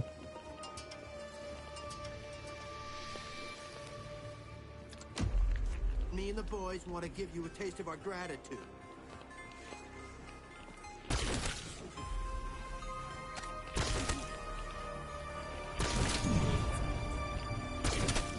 Does that dinosaur thing get more health the higher the rounds you're on? I don't know. You don't get more health, but it get. Oh, you mean is he harder to beat up? No, it's all the same. Okay.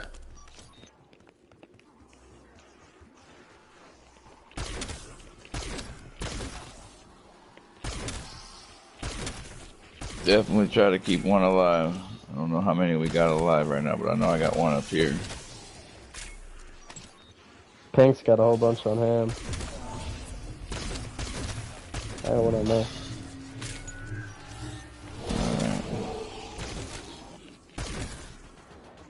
I got 2 on me actually, and Pink's now.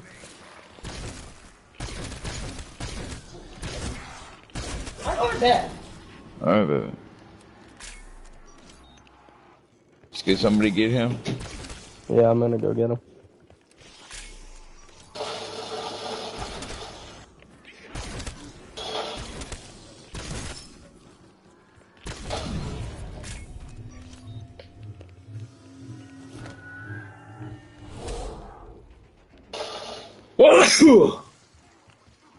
Bless you. Thanks. I got both my guns triple pack now, so it should be a little bit easier.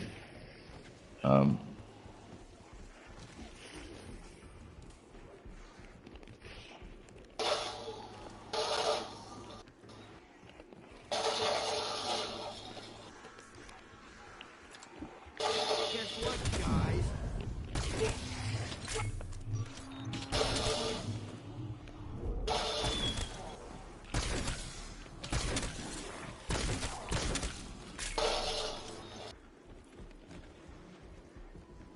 I got 2 on me. Alright. Oh, never mind. There's still a shit ton. I was gonna say I'm gonna get rid of all the ones I got done. What to say?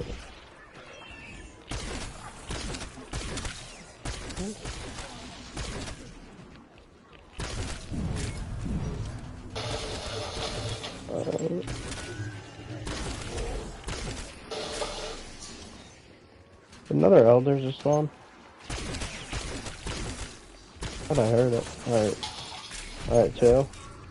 We don't got many left. Of course I brain route one, bro. You're kidding? Keep alive over there. No. My brain route zombie. Keep him away from my brain route zombie. Gotta block him. Okay. Alright, somebody needs to come take these zombies come so with we me. can go fight the abominations. Oh, we got one over here too. You got one? Alright, so keep him. We're gonna go over here.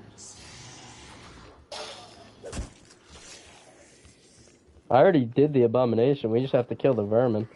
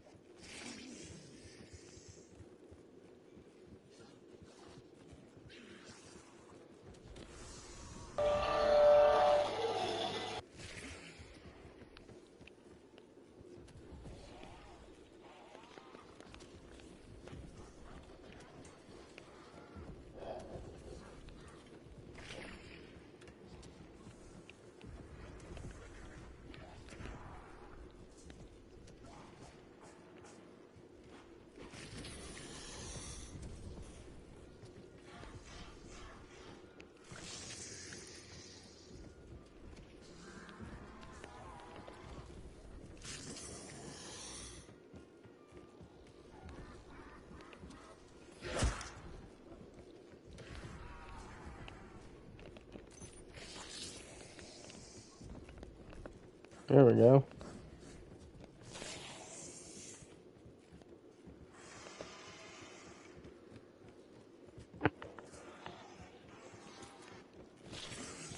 Alright, keep him alive, so let me get what I, The blue a charge. mutant injection. Well, I'm gonna get a mutant injection out so we can copy it again. No guarantees gotta this get fucker doesn't drop dead on his own. Just let him slap hit you every you a once in a couple while. Alright.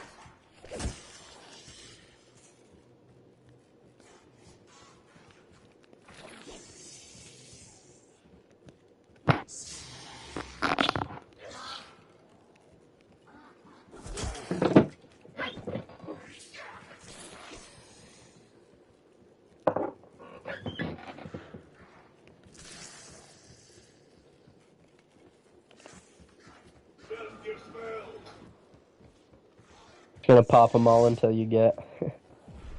Yeah. You get the mutant injection.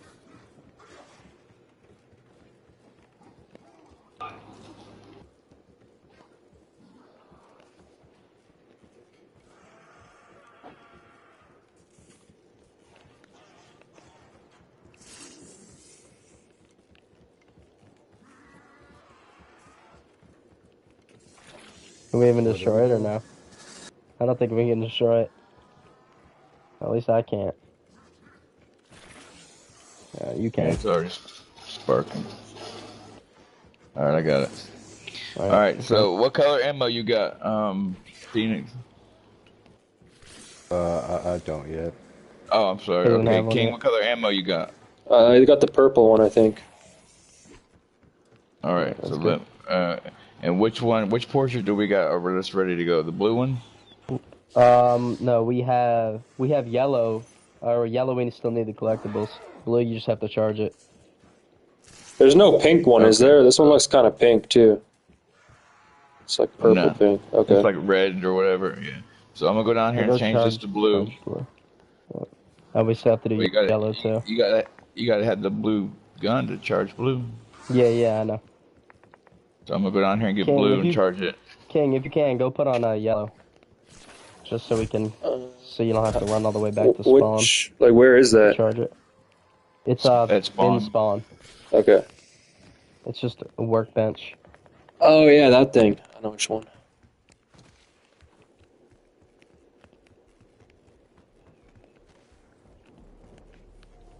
I've never tried yellow yet, but I heard it sucks. Yeah, it sucks. It's a fucking marksman rifle. Kinda good. Yeah, dead shot. Alright, I got triple pack blue. So we just have to dupe it 2 more times and we all got one. Yeah. Because, I mean, we still gotta do 2 portraits anyway, so. Yeah. Give Phoenix the ray gun first. Do since I? I have a base one. Just give I mean, Phoenix I the don't ray have gun one. first. Oh, The oh, duped oh. one. I have the Is that what base we're ray doing? gun that Well- you got from the box. Oh, I got you. We all need the ray gun? It's We the don't best all gun need to it, but have, it just especially helps, if you're gonna yeah. fight the dinosaur, yeah. I mean, you don't have to have it if you don't want it, but. No, I mean, if you guys know what you're doing, I'll take one, but... Yeah, we'll just make sure. And then you at least use it for your first or secondary gun, you know what I mean? Yeah. So I can switch back to blue before the dinosaur, right? Oh, yeah. Okay. Just make sure someone switches to purple. Like Phoenix, go switch yours to purple after he's done charging this. What do you mean? Or after he dupes it. After he dupes it, then Yeah, because we can't have the Let's same go color hop in. ammo we whenever gotta we're hop copying. in. Okay. Okay, wait, it's still 47%.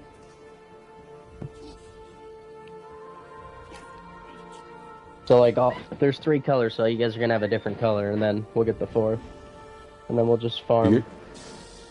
You're just talking about the ammo for the ray gun? Yeah. Yeah. Okay, I was just getting confused by that.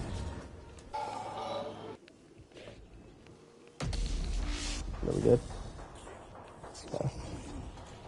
Okay. I have to brain rot one anyway, so that's good that it ended.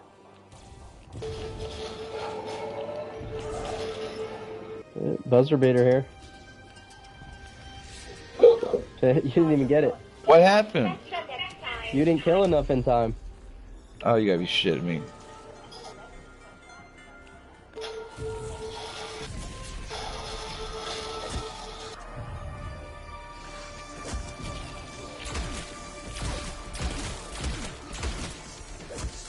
Holy fuck, this thing shoots slow. You gotta get double tap too. I do got double tap. You do? Oh, Yeah. that's ridiculous. No, Yeah. you have the marksman one? Yeah, it's bad. Yeah, I think each ammo mod's based off like a rifle, a shotgun, submachine gun. Yeah. Purple shotgun. The blue one's All right. SMG. Yeah, the blue one I think is based on a submachine gun. There's Doppel big ass down here, bro. God damn. Traps, get off me. Alright. Oh, you got me fucking kidding me, dude. How what the fuck? Oh my god, they're all on me. I'm trying to come res you. You're up? Okay. We gotta go brain route one. I'm gonna head up top. Why?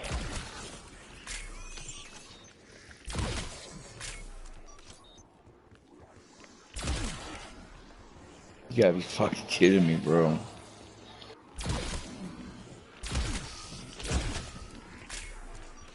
Yeah. Come here, bro. Alright, I got the thing. If he wants to place it down, bro, damn. I'm trying to get the Alright, fuck well, out it's of on here the so I bus. can go get my shit, dude. I can't do nothing Yeah. without my shit.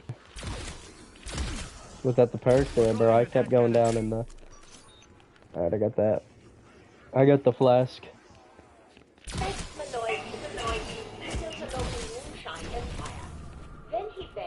Damn. Pisses me off.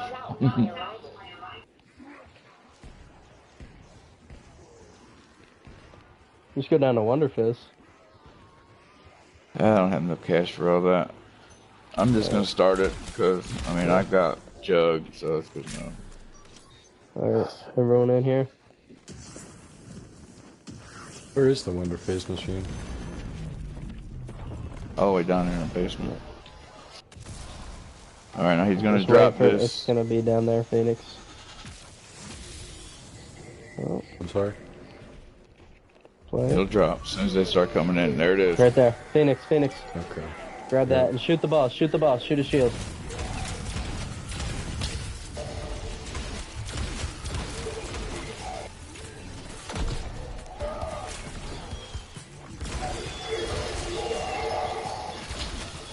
Ah, shit. The motherfucker pinned me up against the fucking wall. Yeah, it's hard to revive you. There you go.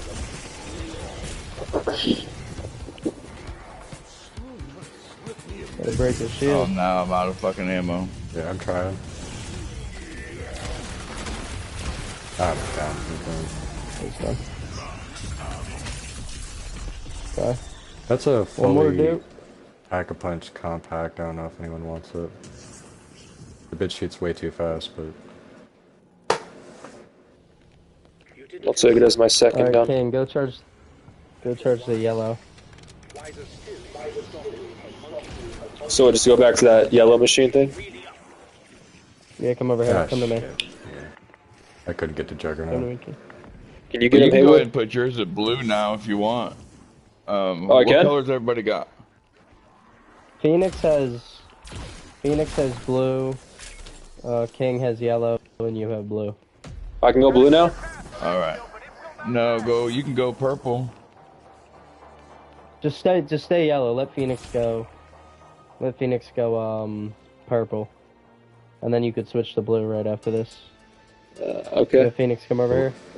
What do I do?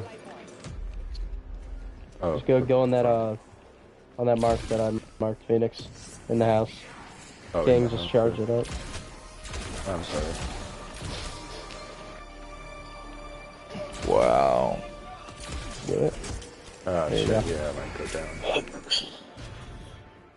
You gotta shoot him with it. Yeah, King, where you at, bro? Do any more of this I so I need go you. get on my shit. I me? can't kill him. Yeah, you have the yellow one. Shoot who? Who do I gotta get? We got it. You guys want We're me to switch to purple or something? good. Just hop in Yeah, I that got portal purple. real quick. Alright. I gotta get cooked. Oh my god. Yeah, but I go down and lose all this I'm shit. in this motherfucker on my lonesome. No, don't start it, but get out. You can hop out of it now. Oh, okay. We just have to get the collectibles now. I have to go get the shit. One here. This is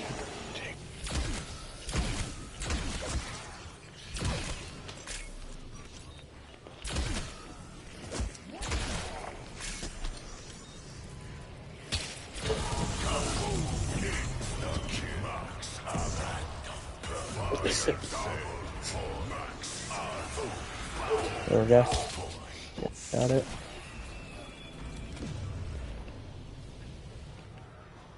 Oh. 1, 2, 3. Do you have another mutant injection or no? No. I mean, it's gonna take me a second. Somebody's gotta. We gotta hold on to these zombies. I gotta get my shit or I'm dying, man. Here, I got you real quick.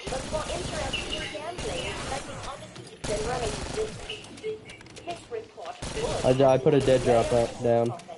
You can get salvage. Can I get blue or are we not done yellow yet? Gumball machine. If somebody would just hold one of these zombies where I can flip through it and get it. That's right, I'm coming. Can I go blue now? No. Just stay. Alright. Stay yellow. Okay. Or actually, go blue, Cook, you go yellow since... Well, I'd rather have two of them.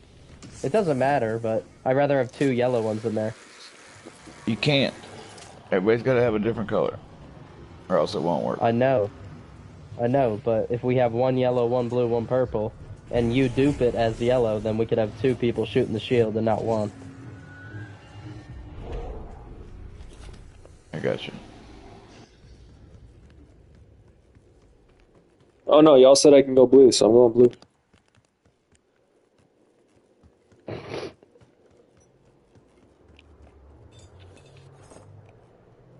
Alright, Cook, go yellow for this. Alright. You guys said you're gonna get a mutant injection, not a chopper gunner? This is just a copy of the Mark II again. It's like an Easter egg.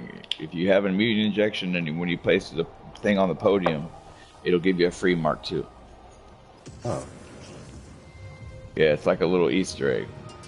As soon as you place it on the podium, you hit the person that places it on the podium hits a mutant injection, then he'll drop a free Mark II. Yeah, I don't know enough about this game.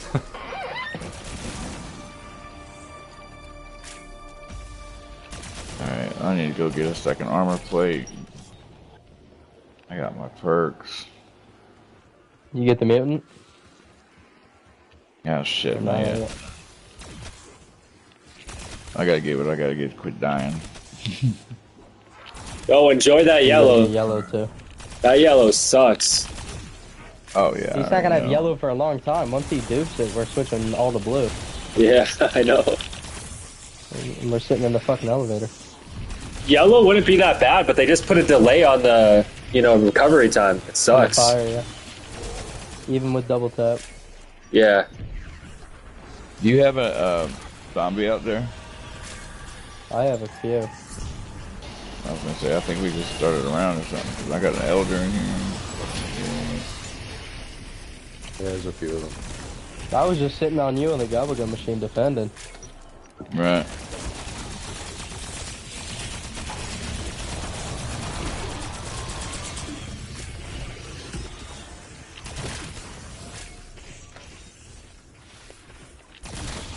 I just ran out of one, that sucks.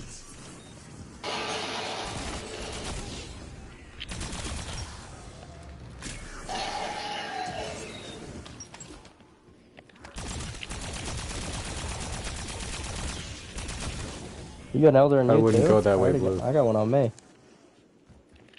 Yeah.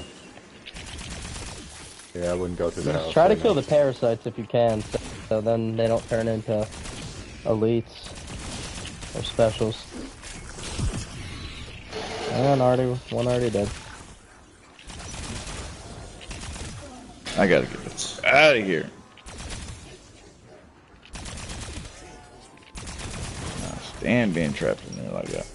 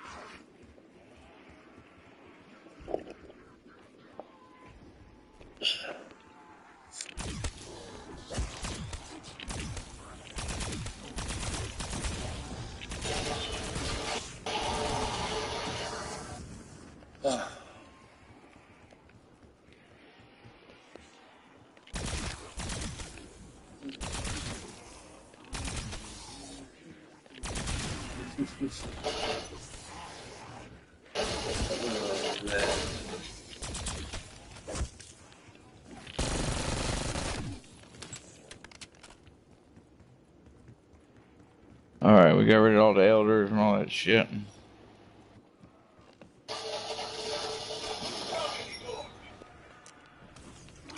I got one zombie out here.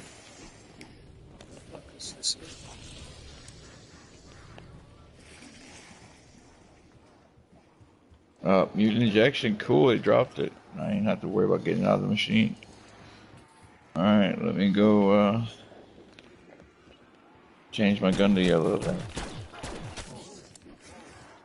Alright, I got a near death experience for the dinosaur when we need it.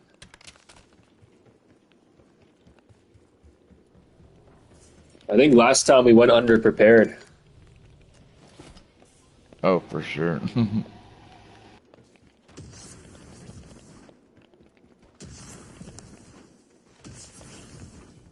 Who the fuck? This motherfucker.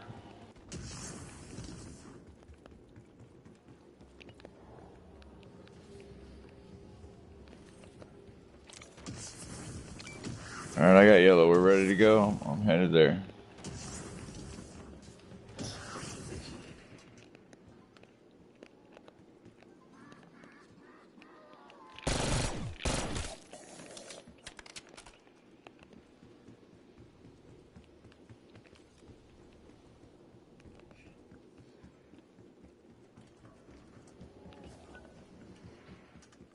Should I pack through my back, Cook? Just Should get pack on his through your back what? and beat the shit out of him. The bat. Just get on his back If you and beat the think you shit out of him. can, man. I mean, that's easier said than done, bro. Alright, here we go. I'm about to start it.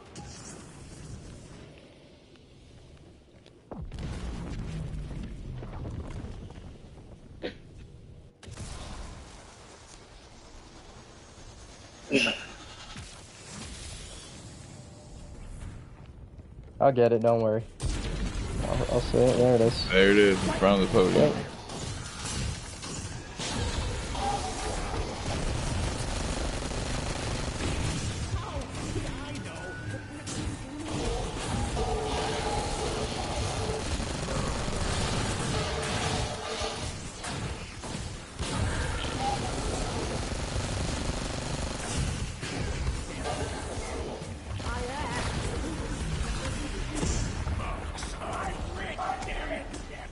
Time to go get this thing pack 3.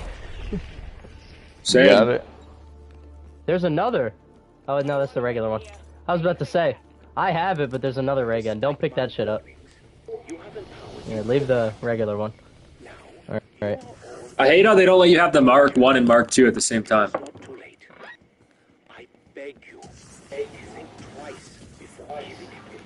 Phoenix, come down here and get blue on your ray gun.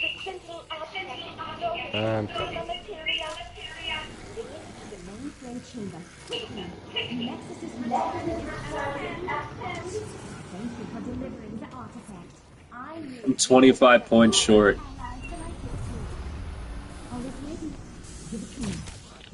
There we go. I think we should, if anybody's got a proper sharing, we should stand in the elevator and 4 of us and fucking eat it up. Yeah, let's do it.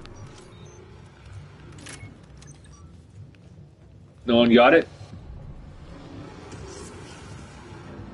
I don't have any more left. No, does anybody else have any? Okay, I have blue now. Alright. And nobody's got a proper sharing? Even if not, we can still stand in the elevator and eat it up. I have double points, that's it. Yeah, we can still stand in here and do it.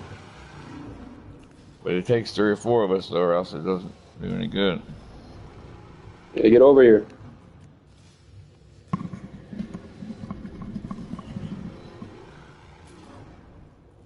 So you just pick a side and...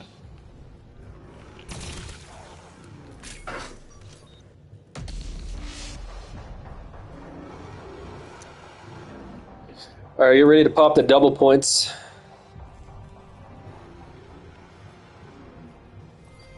We all got Mark IIs.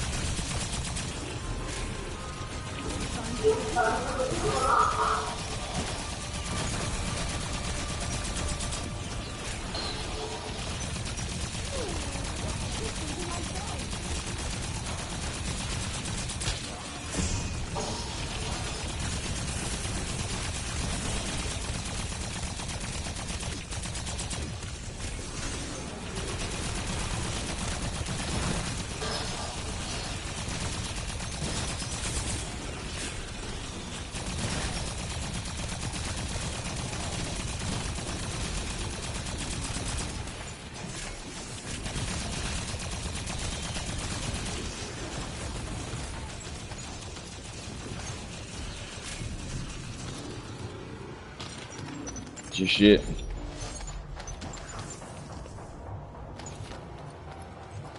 That makes the rounds go by so fast. And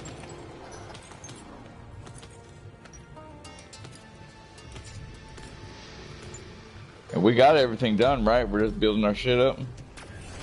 Pretty much.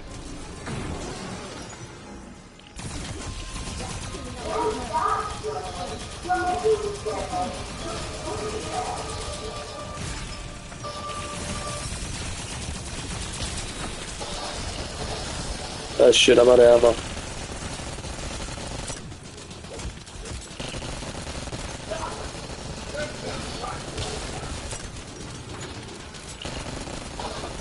Try to cover me the best you can. I'll eat this motherfucker.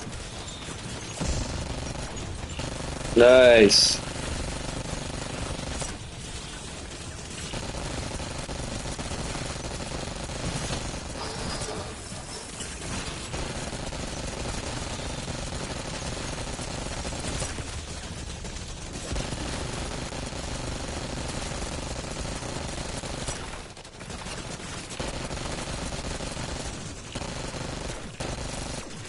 Get your shit.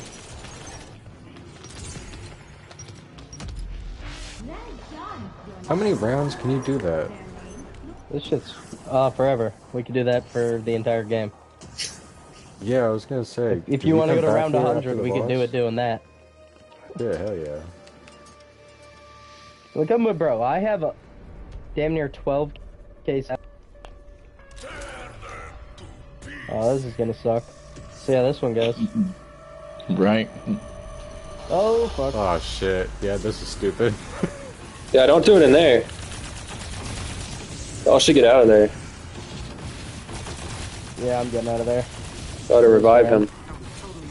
Oh, shit. Yeah, Both of them. Alright, trying to get I have an ether. There it is. I can't revive you. The fuck?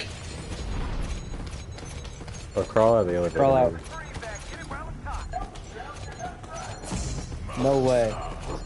Wait, this shit's broken. Can you guys revive him? Oh, you got him. There we I go. got him. I got him. Oh my god, I was about to fucking Jesus, that say, was bro. fucking stupid. We were all spamming it, bro. Alright, back in the Yeah. elevator. Maybe he was just glitching out.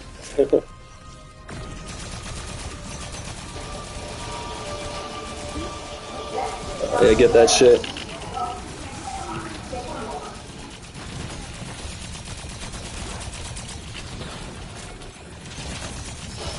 The only thing I hate about the Mark II, bro, is the reload animation. You don't like it? Sorry, I thought those were concussions. No, it's so slow. Sure. What the fuck's going on? They're overloading. There's a disciple.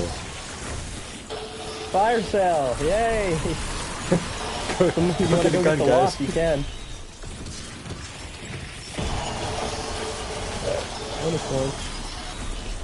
What's going on out there? Holy. I think we all have enough to pull up here. Well, if one of us disconnects, it's probably because our game crashed.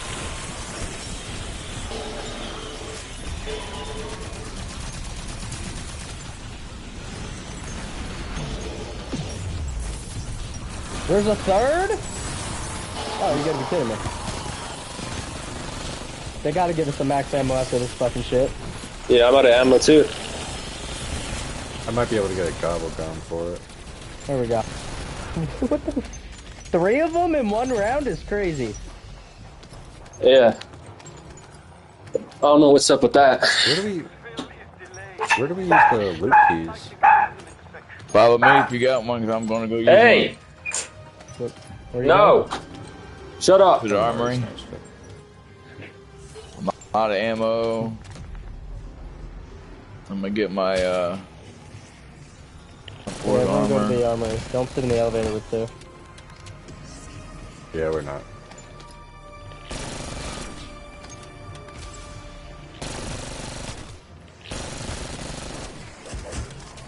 There was nothing in my locker. Oh, there was. There was salvage. That's great. I got no more keys. Oh, I'm I like got a fucking Molotov. sniper in that bitch. Oh yeah. I'll grab it. Ready? I'm ready. Yeah. I don't have ammo though. I'm going through this portal and I'm gonna pop Wonder Fizz, see if I could get any.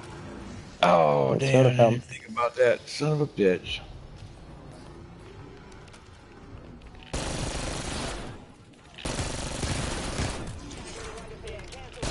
Still haven't got a max ammo.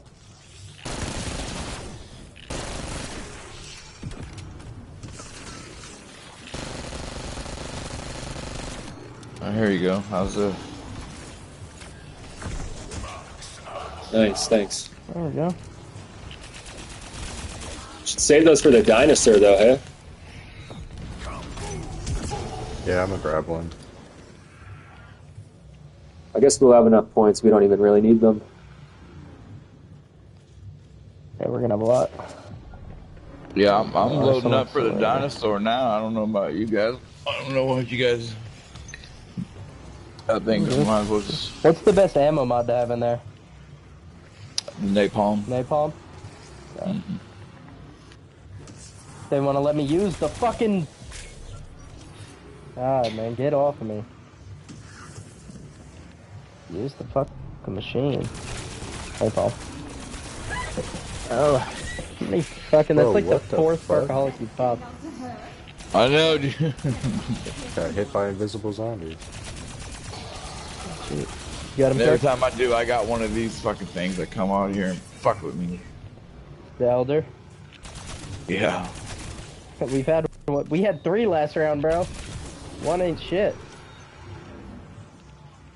Cook, are you by him? Can you pick him up? There we got him. I just got him. Make sure everyone has armor 3 too. Yeah, I gotta get mine. So that minigun thing is the best for the dinosaur too, right? I Well, think the I chopper use gunners, the- bro. Yeah, I'm gonna use the gunners chopper don't gunner hit. because it saves your ass, and plus I'm not real good with that death machine. Alright, I'll go with that then. Like, yeah, you Chopper can't really miss with the chopper gunner. Yeah, you just can't stack them at And once, it's a though. bailout. No, you use them every quarter of the health. So in every, like, wave... Try to save a zombie. I know that we all got a million of them on us, but... I got crawlers. I think we should save all the chopper gunners for the last half, because that shit's hard.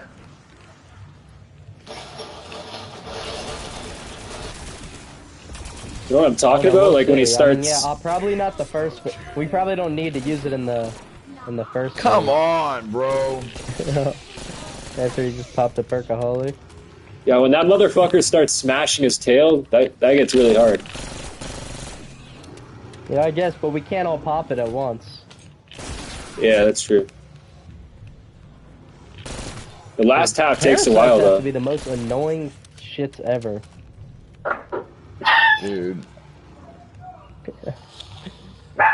Can't catch a break over here, man. I know, dude. Hey, save a freaking I'm taking on the patio. Just seeing if you wanted sorry, to. I'm just playing online right now. Hey, do whatever you want to do. Alright. I'm gonna take these two. Go get your perks, Fur. Come on. Can't have you fucking going down every second. Bro's just going for a perkaholic again. Yeah, I know.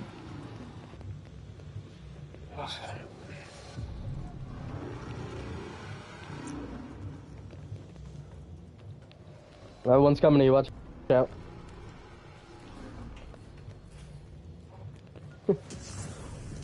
What if he downed you and then you popped your perkaholic? Would have been hilarious. I got it. Profit Be right sharing? back. I got another profit sharing. I'm about to switch to my... Fine, dude. Gonna do the elevator strategy? Yeah. No, I have I'm a just profit trying to sharing. get my shit. I have a we near death. can't. I was just using my shit to get my boss fight gobbles. I can't do shit with this motherfucker, dude. Here, I got you. Damn. Just go. Go. You're good. You're good. Every time I get built up, he comes and beats it down.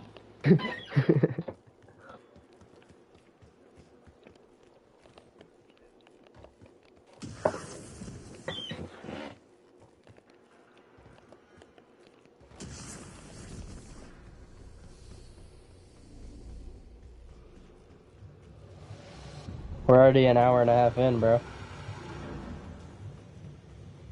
Damn. Yeah, I just took a piss break. I don't know about y'all, but if you need one, go ahead. I mean, I'm training the zombies, so I can't really. I can't let him hit Cook, because I know Cook's going to get hit once and he's going to go down. Round 32 zombie, bro. Motherfucker's on one. I just let him hit, Alright, I'm hit, going hit to me the on the machine, back. bro. With Wonder Fist? Yeah, because I'm tired of flipping through this one. If we're gonna do us profit sharing anyway, I'll get my money back. Yeah. After that profit sharing, I think I'll be good to go. So I'll have pack 3 on my regular gun, and then I already have pack 3 ray. You don't even need pack 3 ray gun, but I have it.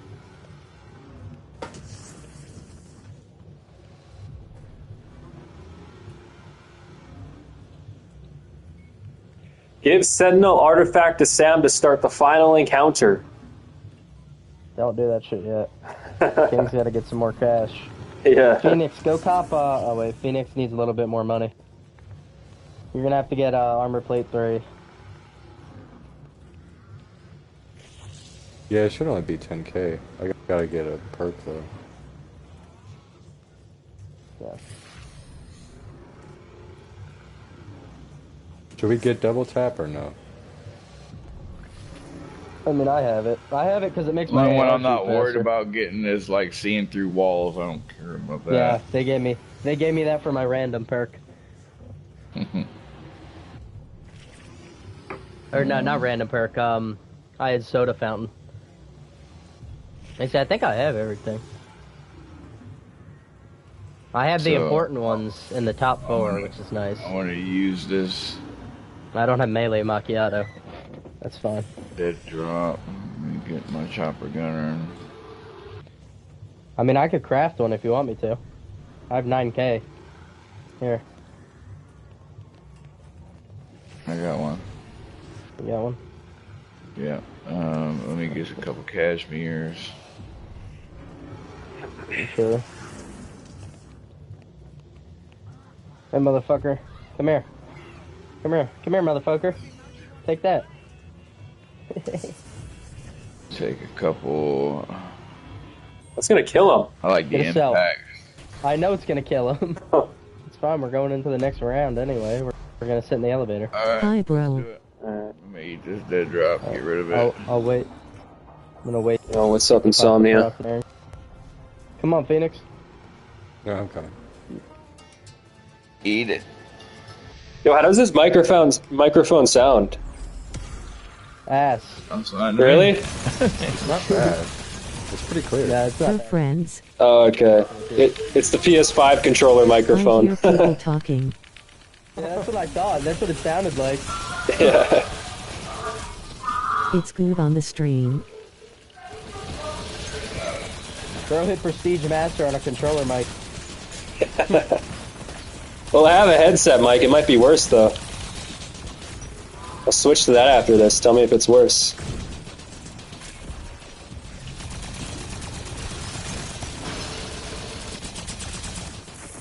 There's a bonus points out there.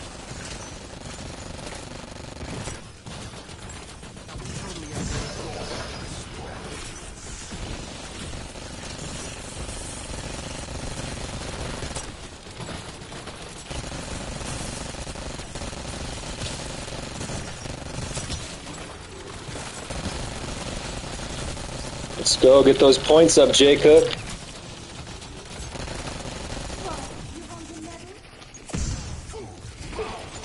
I'm so happy I They decided give to us play 2 today. full This might be powers like- and not a fucking max ammo?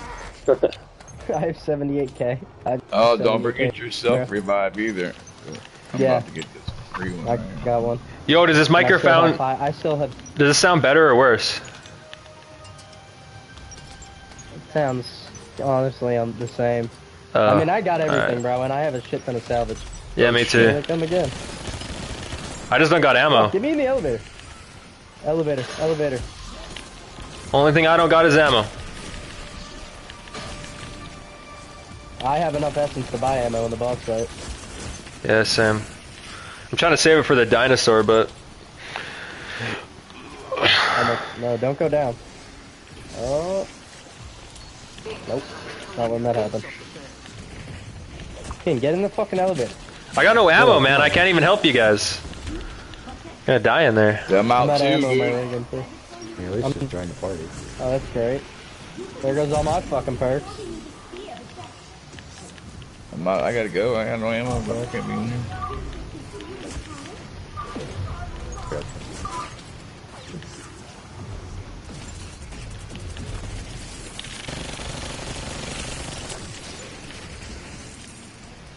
Alright, looks like I'm gonna have to buy ammo. Whatever. I'm gonna have to buy perks. Again. You went down? Yep. Still have 20k. Bought all my perks, so still got 20k. You want to wait for a round until we get to max ammo we can. Insta kill.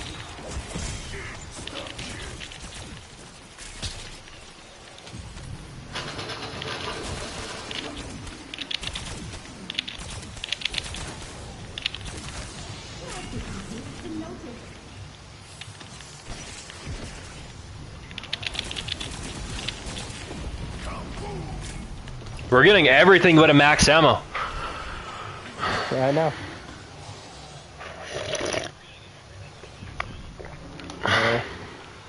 So my gobble gums okay? for the boss fighter.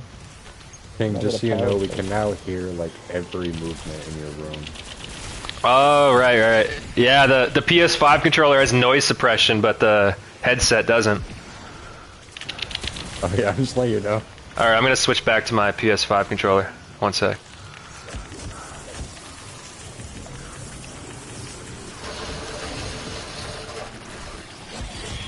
Oh my god, there's so many fucking doppelgangers on me.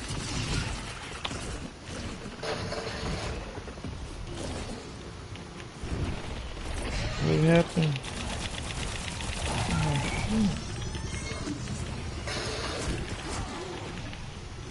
Oh shit. Holy crap. You're good. I got like a fucking cut hair health. Yeah, I seen that.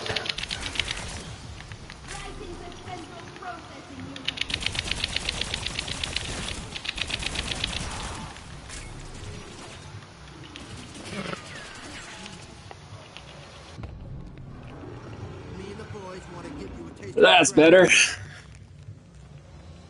anyone wants a symbol monkey, there's one in the elevator. No, I'm gonna go Casimir's for the boss. I mean, I'm pretty much I'm ready to go. I mean, I could use some more money. King's got 89,000. Yeah. The fuck you have 89,000? I had to waste some too. I had to buy all my perks back, bro. If anyone has another profit sharing. Bro, y'all had the head start on me. Y'all should be the one with the points. I mean, look at my total. Total essence, I had 250. It's just I got downed in the elevator. Yeah, we didn't save him up like a Jew. Sorry, I needed a breather, man, so I popped the timeout. I am like a Jew. Let me go use the bathroom. Oh, jeez. Oh. Yeah, this might be like the best lobby I've ever ran into. Oh, for real? This is like an effortless this is by the most hectic, craziest match that we've ever done, dude. It's usually not this freaking like crazy. We usually got our shit together a little bit better than this. This is a breeze, dude. Normally I would have lost all the people in the lobby. I've never seen Cook go down that many fucking times. Oh my gosh, bro, I'm freaking out over you, bro. I think if we all had like, I think if we all had like 5 hours to waste and we weren't doing the Easter egg, we could probably make it past 70. We could go 100. I was honestly having one of those. I was about to throw my controller against the screen moments, dude.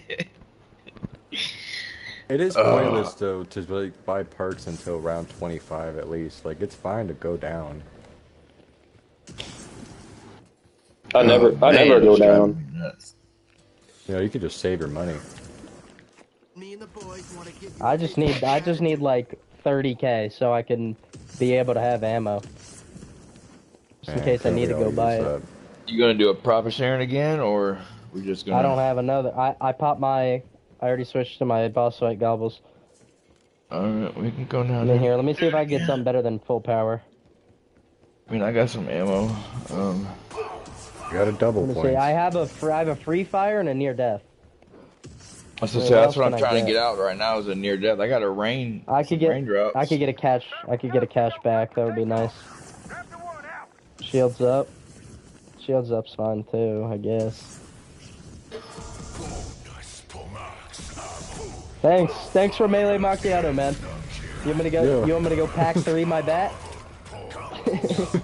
Your bat? Yeah, I'm gonna go get on his back and beat the shit out of him. I did that one time with the Dark Ether, like augment for it. That shit actually will get you up quite a few rounds. Oh no, people will jump on the dinosaur's back. Arcel, no. I want to pop it too. No! Oh, you didn't get a waff. Hit it again. You have 80k. Hit it again. Hit it again. It's not there. Yeah, that's what I was. That's what I was going for too. Sorry, Arcel. Yeah.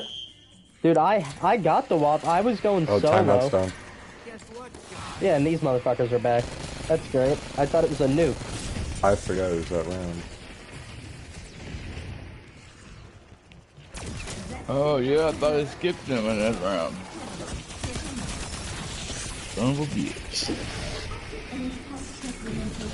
Oh shit, no way.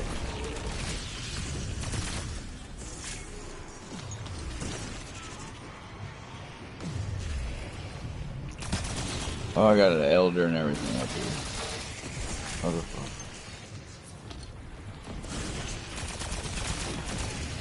That's alright, I got it.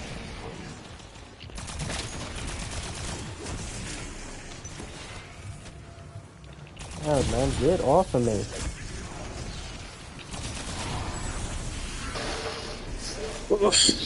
Make sure you kill the. Oh, there's another elder on me. Anyone want to start this bitch, bro?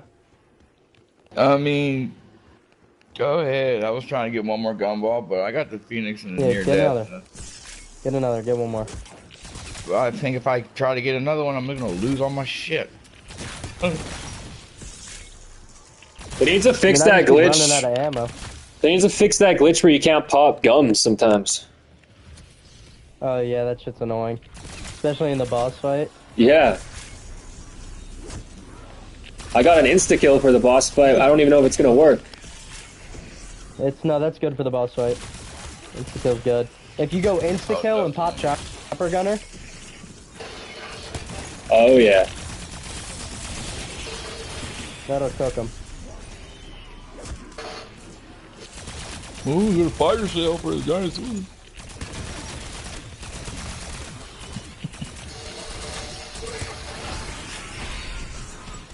You get the other. Get the parasites.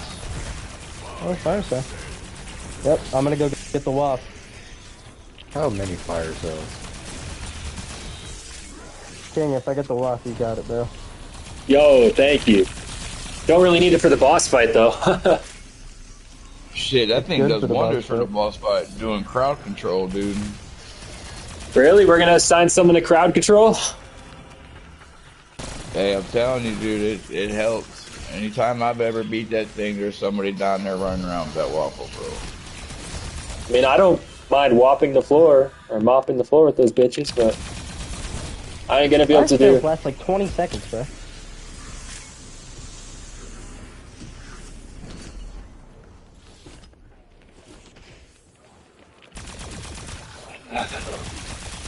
Should we just do it now? Yeah, let's do it. I think we're all set. Alright, who's getting the first chopper gunner?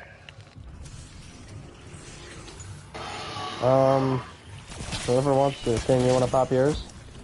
Sure, I'll go first. I'll do mine first. Okay. Yeah, do Cook's first. Cook's chopper gunner first. Alright. God damn, I just got pieced up trying to run back into the room, bro. Dang. Alright, craft the armor if y'all want. I'm gonna craft. Take some cashmeres. Those come in real handy too if you guys are able to craft those. Semtex. Can you guys craft them? If not, I can. I think we all can. We're all above. Alright. Yeah, Phoenix is 55, so he should be able to. Cashmeres are a big help. I've unlocked it this game, bro. I've gone up from 52 to 56 in this game alone. Hour 45, fellas. This is insane. Get ready to get our asses kicked. If anybody goes down, do not use your self revive and do not. Remember, just go for your near death or your Phoenix up first, so we can keep our perks. Mind if we skip this shit? Oh, I don't Right give a ahead. shit. Okay. Alright, let's go. Run.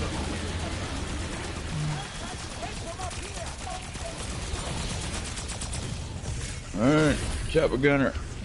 Make sure to hit those crits on the side. Yeah. Your, ray gun.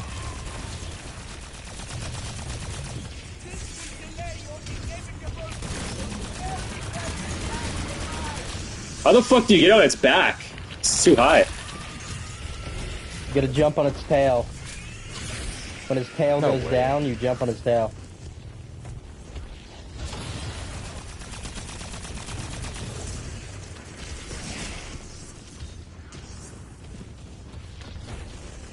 Someone had a chopper gunner? Oh shit, he's on me. No, wait for your chopper gunner. Pop the chopper gunner after he jumps up the first time, and when he comes back down, pop it. Alright. Who's doing it first? I just did mine. Okay. Alright, I'm gonna pop an insta kill when I use my chopper gunner too. Okay, bet.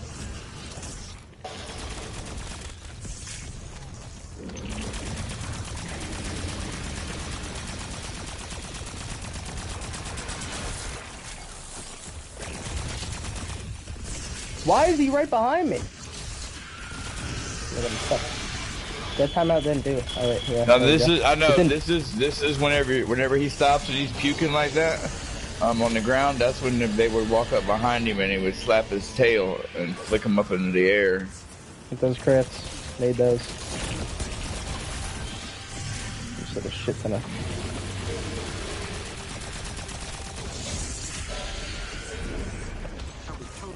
Damn, Cook, you good? Bro, down the stairs. Oh, I got you. Phoenix up. I got you. I got downed while I was using the shroud. He's got a crit on his other side. I got near-death experience, so if 2 people go down, I'll use that and revive them.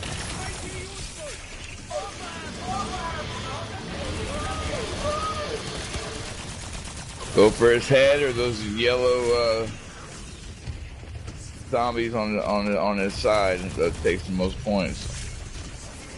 The ones on sticking out his belly. Because I went down, if y'all guys want to use He's immune. Alright, we're just gonna have to fight zombies now. Yeah, when he jumps back down, then Chopper Pop Gunner the chopper number 2 gun. can go. Alright, I'll pop that one. I don't have my perks anymore, so if I die... Haywood, you gonna go last with Chopper Gunner, or you want to go next? Yeah, I'll go last. Okay. I mean, if you're going with insta kill, then yeah, you go last. I'll go third. All right, sounds You good. have the insta kill, so just pop the insta kill. Yeah, no guarantees it'll pop though. And everything. No guarantees it'll pop. Yeah. All right, pop Chopper Gunner. Oh, I'm down. Yeah. Got it. I have a near death. Oh shit.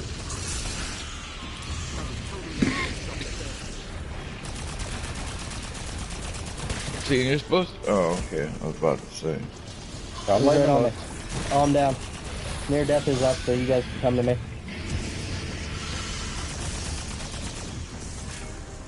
Still up? One of y'all. Yeah, I'm good. But yeah. There we go.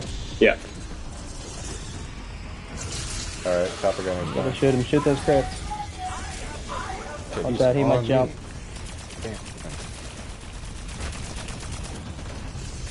Phoenix, do you use your Chopper Gunner? Yeah, I just did. Okay. Damn, I we don't couldn't even. throw my insta down first. We don't even got him at half. Yeah. Alright, there's an insta. Was that an insta kill that they dropped? No, that was the one I had. I couldn't pop it before I did the Chopper Gunner. Oh, getting his mouth right there is good. Yeah, you like this mouth? Yeah. Almost at half. You got a pretty mouth.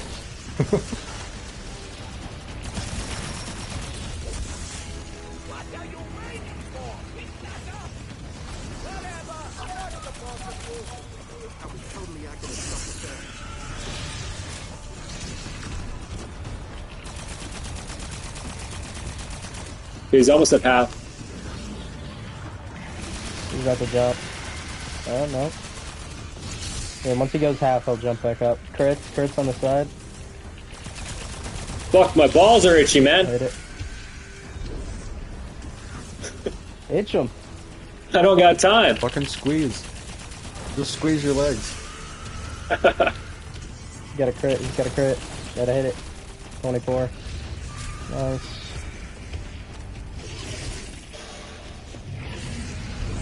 I hit the crit again. I'm out of ray gun ammo. I can cop more. But I know we're gonna get a max ammo anyway. He's about to hop We up. got enough points. I think we're... Yep. Shoot him a little bit. Alright, he's immune. Crowd control. Hopefully we get a max ammo out of this. Alright, I'll pop my Chopper Gunner next. Sounds good.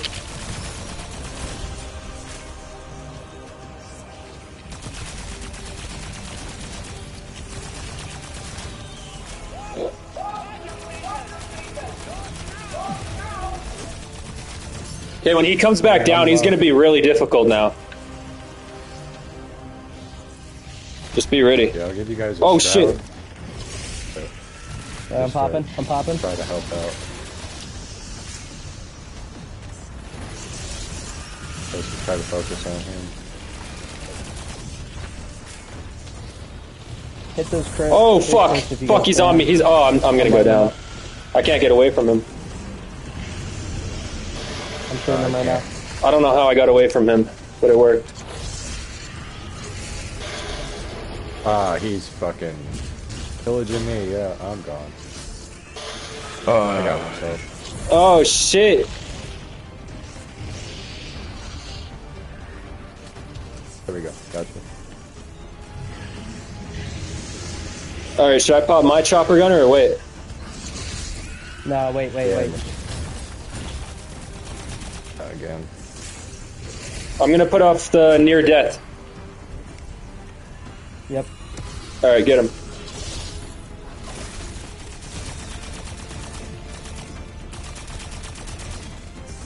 He's on my Throw ass. Phoenix up just in case. Shoot his side. Shoot his side. Yep. I almost went down again. Don't forget if anybody's got them Cassies, throw them Cassies. Yeah, they're beating the shit out of us. Damn. So with the chopper gunner and, insta kill, should I go for the dinosaur? Insta-kill. Yeah, just shoot everything. Alright. Watch out. Probably gonna... Jesus, yeah. Shoot near death, fun. Yeah, near death is still on. Might be like my worst round. Oh my god. Oh my god. Huh?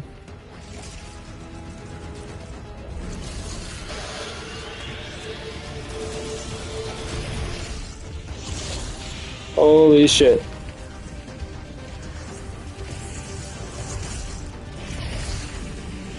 Yo, he goes crazy now. Yeah. We still have a chopper gunner, right? Yeah, should I pop it? Oh, I'm gonna go down. No. He hops up one more time. Yeah. I didn't get a self-revive. Oh, fuck, I forgot to bring a self-revive.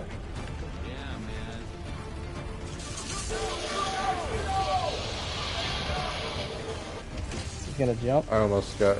Oh, I'm coming, cook. Oh no. Jesus. What is going on? This motherfucker I should be almost got my dead. Shroud again. My self revives on. My near death, I mean. Yeah, you can see his mouth over here. Oh no. Oh, he's up. Okay. Okay. Give me a crowd control, and then pop your insta-kill, then chopper gunner. Okay. Oh, we might have this. Too soon, though. And I'm gonna pop a free fire. Oh, Jesus. I got you. Oh! Yeah, Cook's down My near too. death is on if anybody's... I'll try to get over You there. should come up. Come towards me. Come Yeah. towards me.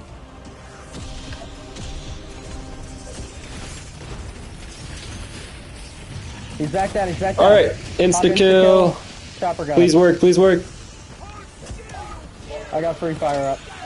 Oh, I think the insta-kill dropped somewhere. It's right here. Pop chopper gunner. Alright, I did it. Don't go down. I see two of you are down. I'm almost dead. I picked one up. I can't get the Phoenix. Yeah, it's alright. I got near death. Oh no, I don't have it on anymore. Alright, keep shooting that motherfucker.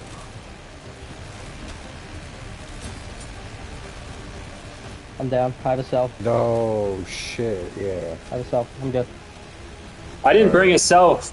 I forgot. That sucks.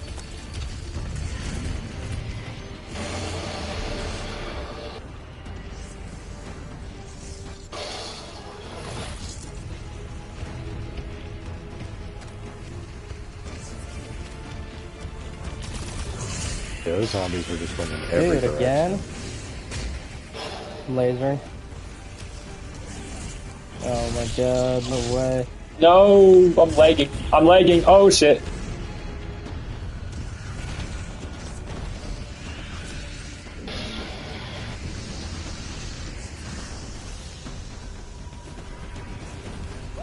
This feels harder than before.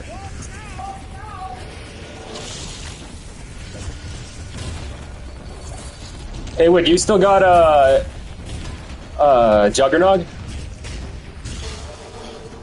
No, I have nothing now. Oh I fuck. don't even have a quick revive. I'm just lasering him. He's just cooking me with his tail. I'm still lasering though. From the ground. I don't think we're doing any damage to him right now. His health bar's Oh not my god! Oh, let's go. See, if I would have brought a self revive, we'd still be going. Oh yeah, that would have fixed it all. Yeah, no, if we weren't so shit. Bro, that was my only time going down the whole game. Or I guess I went down twice. Never mind. Yeah, that thing's hard. Oh shit! Good round, guys. Yeah, good game. It was close.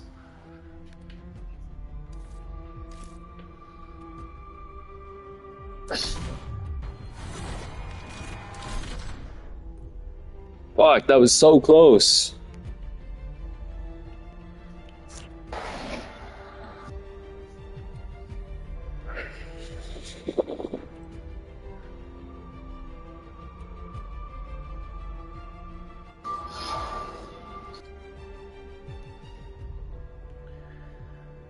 They made that hard.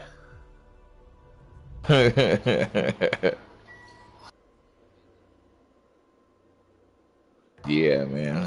That was cooked. That was annoying. I'm going in with my drill charge next time. Yeah. We gotta get your boy Bulldog, bro. I know. If he could run it with us. Like I said, I beat it with 3 people with that guy, dude. He's just...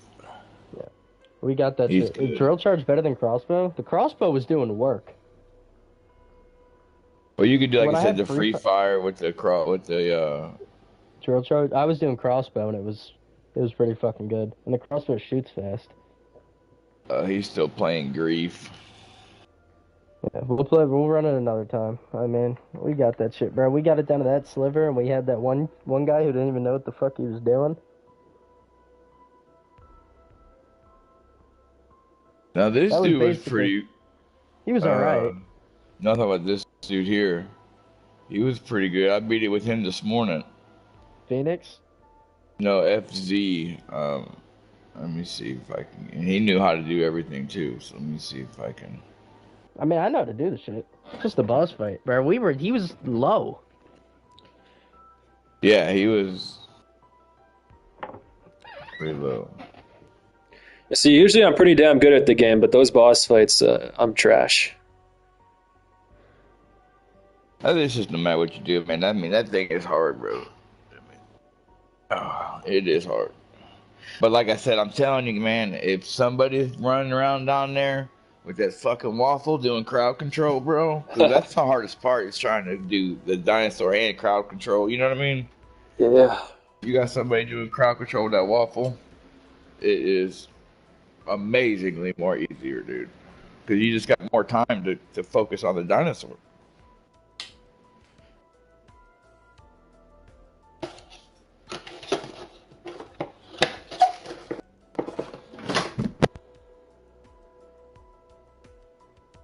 That was fucking close, though. That was so close. Like 2-hour game leads up to just dying at the last minute.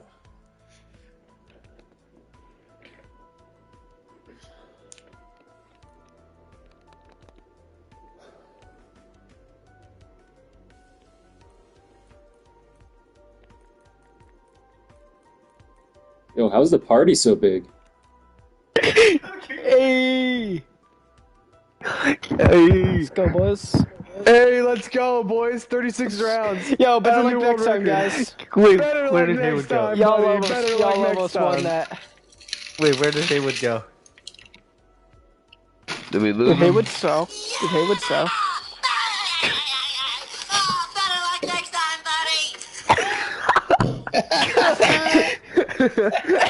Why's he laughing? Bro, what Haywood's the biggest sellout of all time, bro. Did Y'all need to Haywood stop sell you running- guys? Y'all need to stop running zombies with him, bro.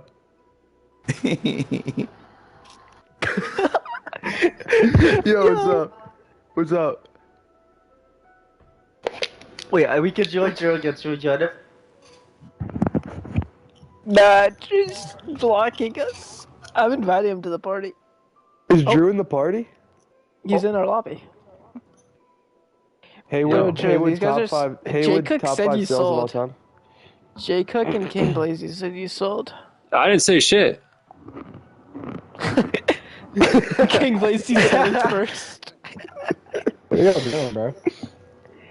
Hank, Blazy Hank said was you Hank, sold, bro. Hank was insisting that you were a sellout, bro. Yep. How am I? So, You said you kept going down in crunch time. You said when it mattered most, his screen just started flashing colors.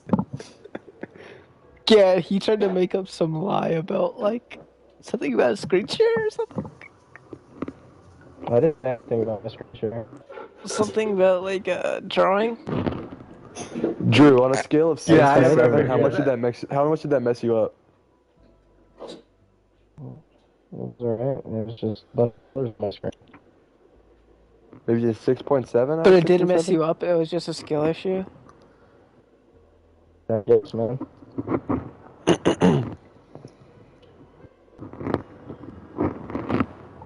All right, so when are we running this back, boys?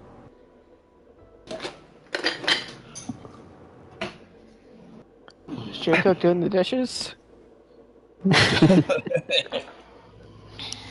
I'm game. I need something to drink. Whenever you all ready. We can't do this with 6. Yeah, we ready?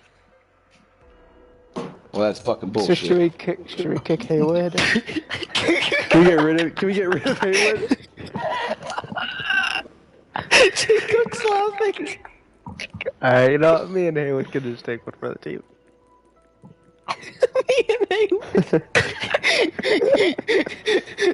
Me and Haywood.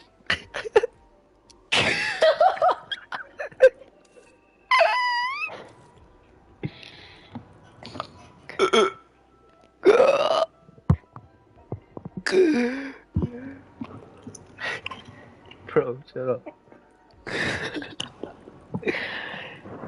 Bro, I'm trying to get You this. fucked up on meth, my nga. No, Jacob left. Alright, well now we just have to kick Haywood. You're Let's fucked go. up King on Blaze, you meth? Yeah, I'm here. Let's go, bro. We gotta run this. Alright. Epstein Island. Yep. Why won't they release the files, bro? I don't know, man.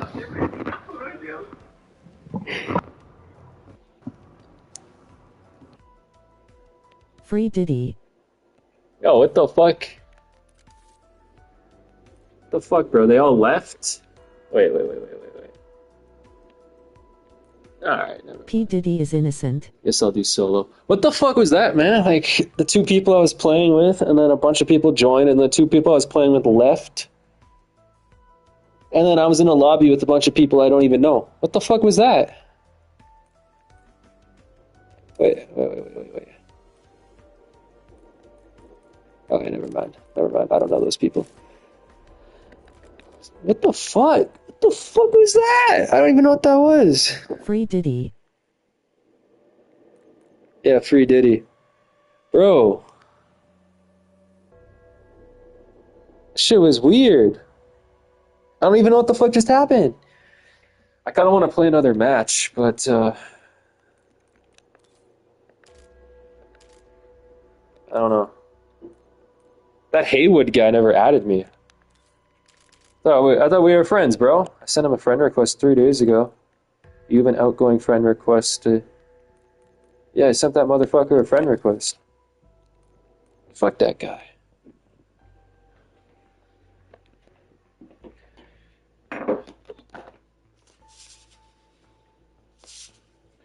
That motherfucker added Jay Cook back, but he didn't add me.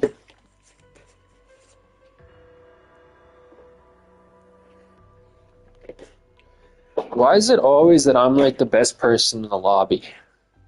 Like, it ain't no competition, but like, come on, man. Like, what the fuck, man? Yo, what you guys doing? What was that? Me? I don't fucking know. No, like with the I just fucking joined, bro. no, like with the Epstein Island and shit. Yo, Haywood, add me What back. were they doing to me? Yeah, they were like talking shit about you. Yeah, bro. They were drawn on my... I had a screen share on, and they were drawn on my fucking screen while I'm trying to fight the boss. Oh, is that why you kept going down? Yeah, I went down like twice. I thought you went down like I three. went down twice and like... No, I went down twice. But it was like back to back. Kept drawing on my shit. Wait, so those were Okay. your friends? Yeah. Oh, I thought those were. They can't complete this shit, bro. They can't complete this shit. Yeah, you're good at the Easter egg. Like they literally cannot complete this shit, bro. Like I tried running it with Epstein Island and Scrub, and they can't do it. Epstein Island was getting downed on round 6. That's why they were talking shit then.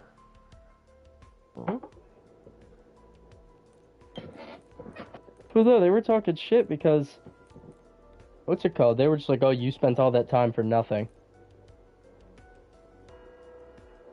Okay. Yeah, so they're trying to fuck the game up. Well, no, they were coming in here to talk shit because we didn't pass it. We didn't complete the Easter egg. But, I mean, it doesn't... Like, we're gonna fucking get it. Yeah, we need a fourth person though who's pretty good. Yeah, who's good? No, I didn't go down. I didn't think I went down that much, bro. No, just like me, it's just a boss fight. It fucks you up. Well, yeah, I'm drawn on my screen and shit. You know how in a screen share? That must can be. draw on Are the you screen? are you on Xbox? No. I'm on PlayStation. Here. Join my... Here, I'm gonna invite you to a PlayStation party real quick and I'll show you what I mean.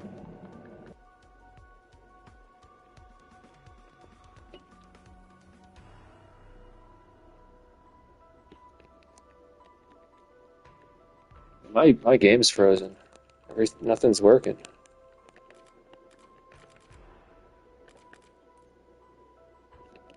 What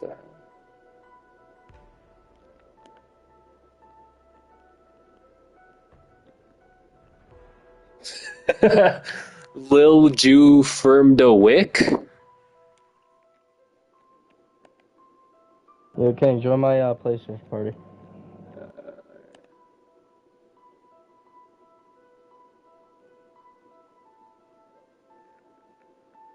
I think I'm live. Can I do a screen share while I'm live?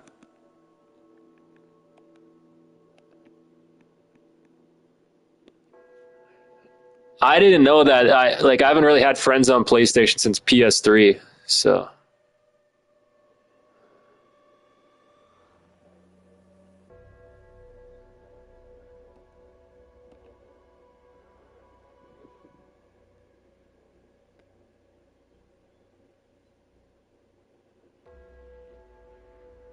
Yeah, bro, I was kind of like, what the fuck? I was like relying on you, you know, because everyone else kept going down besides me and you, so I was like kind of relying on you.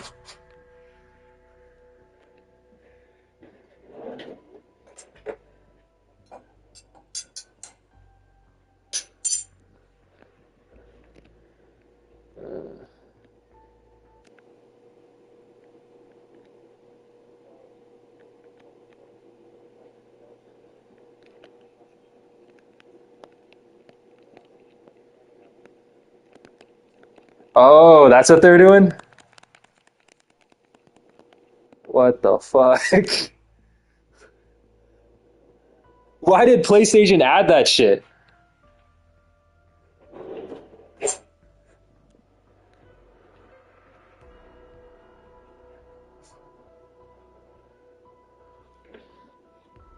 Are you?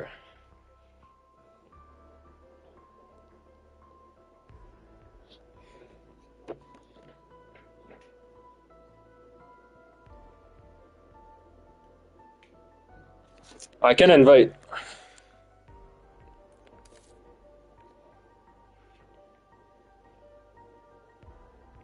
They sound like they're trash anyways, though.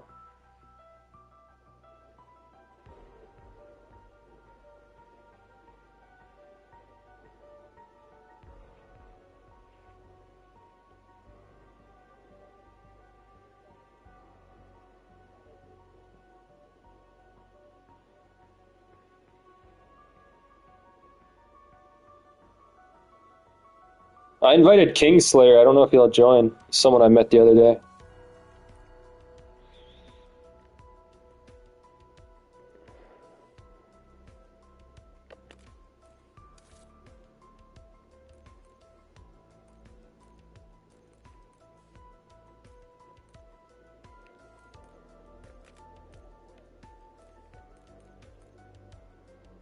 Yeah.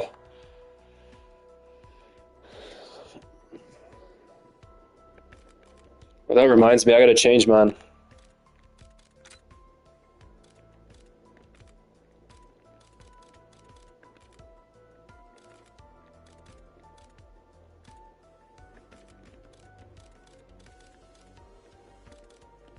I'll get rid of Perkaholic.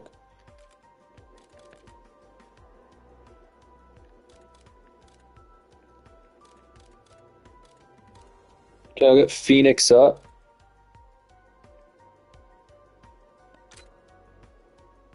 What about Point Share, whatever it's called?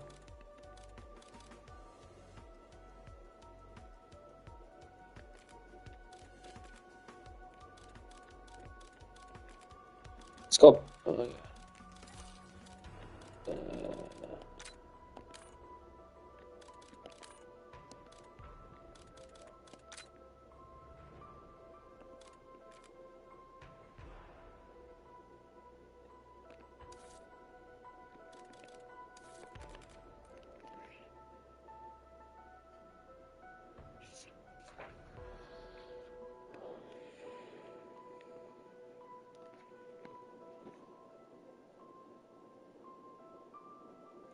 So what are you gonna do so they don't do that shit again? Like, can you turn that off?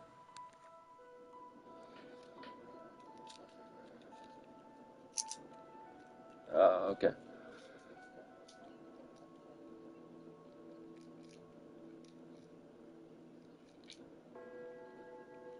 Yeah.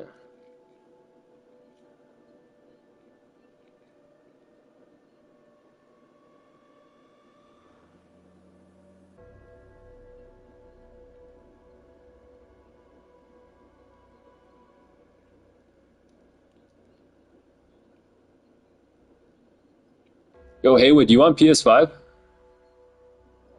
Okay, nice.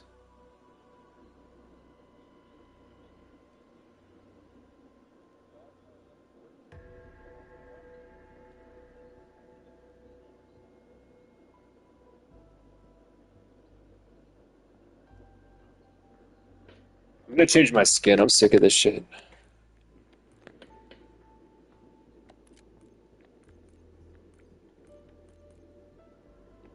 Samantha's PJs.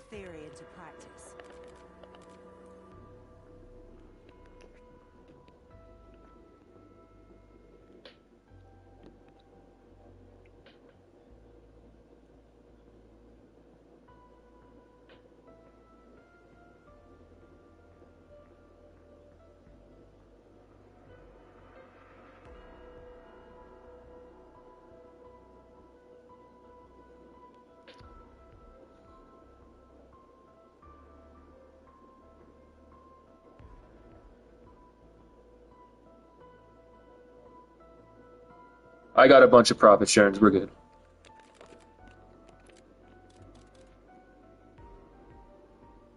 I got 40 of them fuckers, so we're good.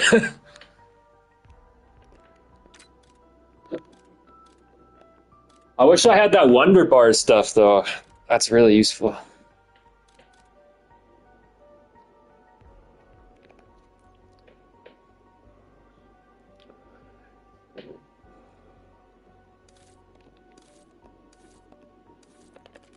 Yeah, you're on.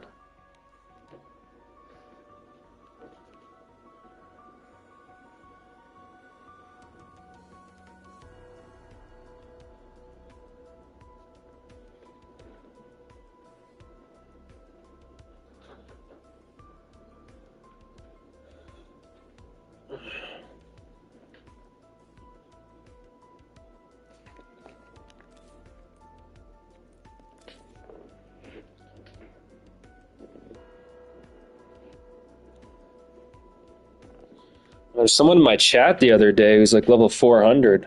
Don't know what happened to that guy. Yeah.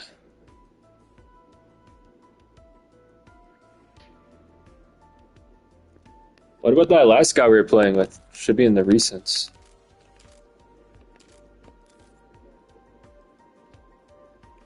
He was alright.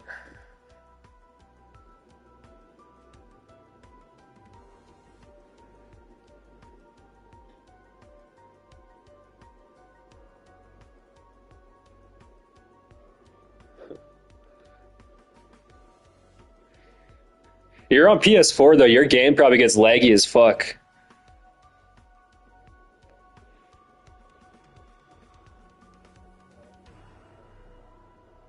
Yeah, me too.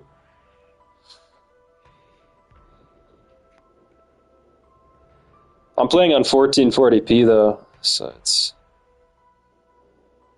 Yeah. Nice. The grind takes forever. That prestige grind.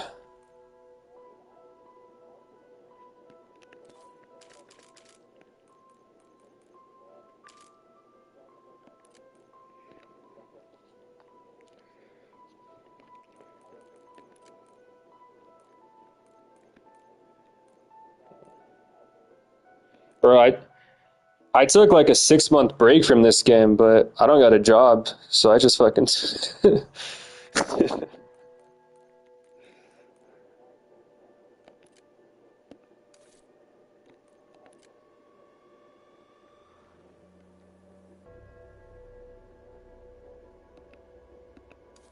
Yeah.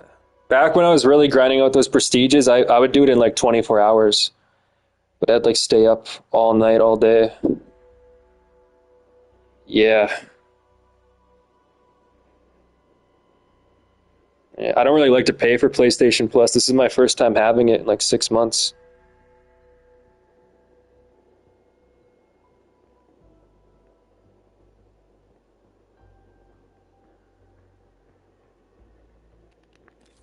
I don't really like that icon.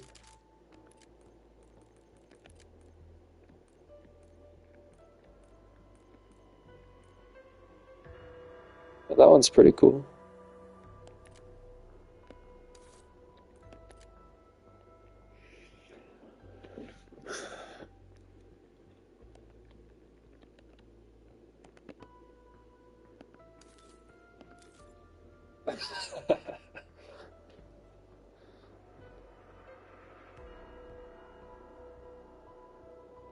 Remember back when everyone used to put FaZe in their clan tag.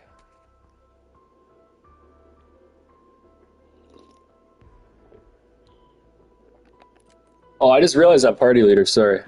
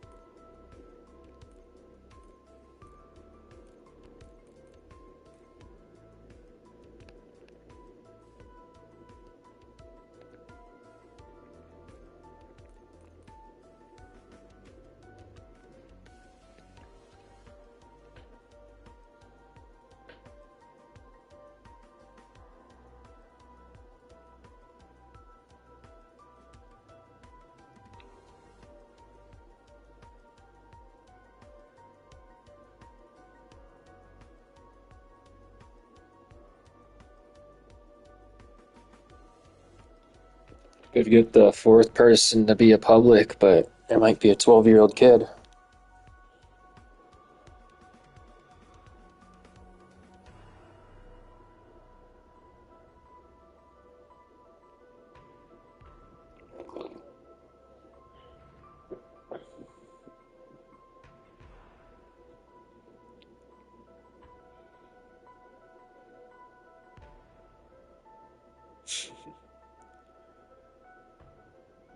I don't like multiplayer.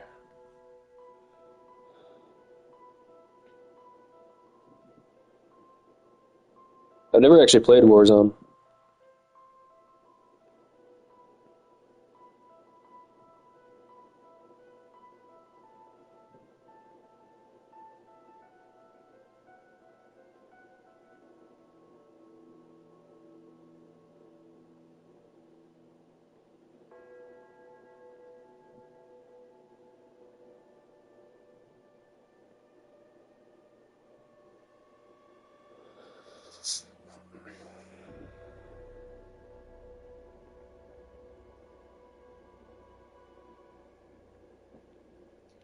My buddy YG Trace was pretty good at this game, but he stopped playing it months ago.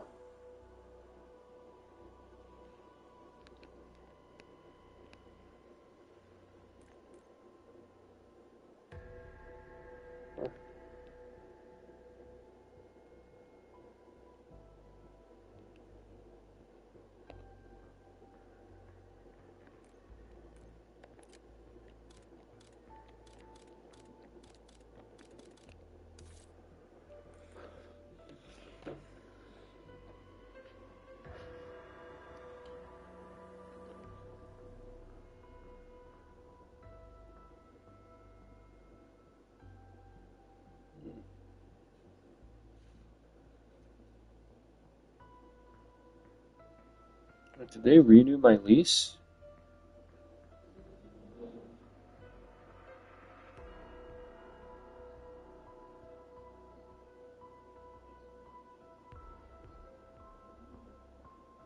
Yeah.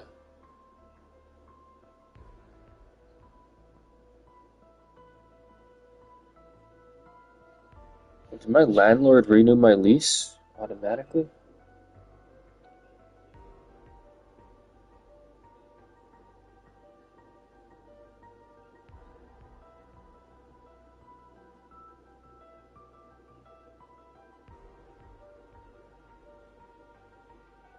The fuck? I don't understand this paperwork.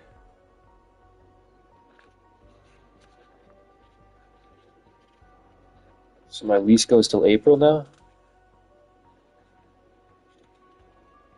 Oh, he did. He didn't even say bye. Alright, well.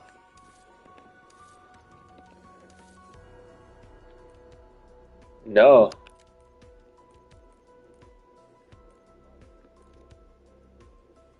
Huh.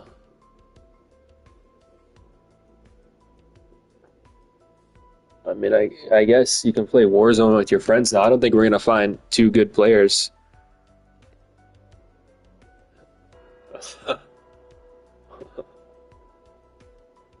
Alright, take care. Have a good night. Yeah, you too.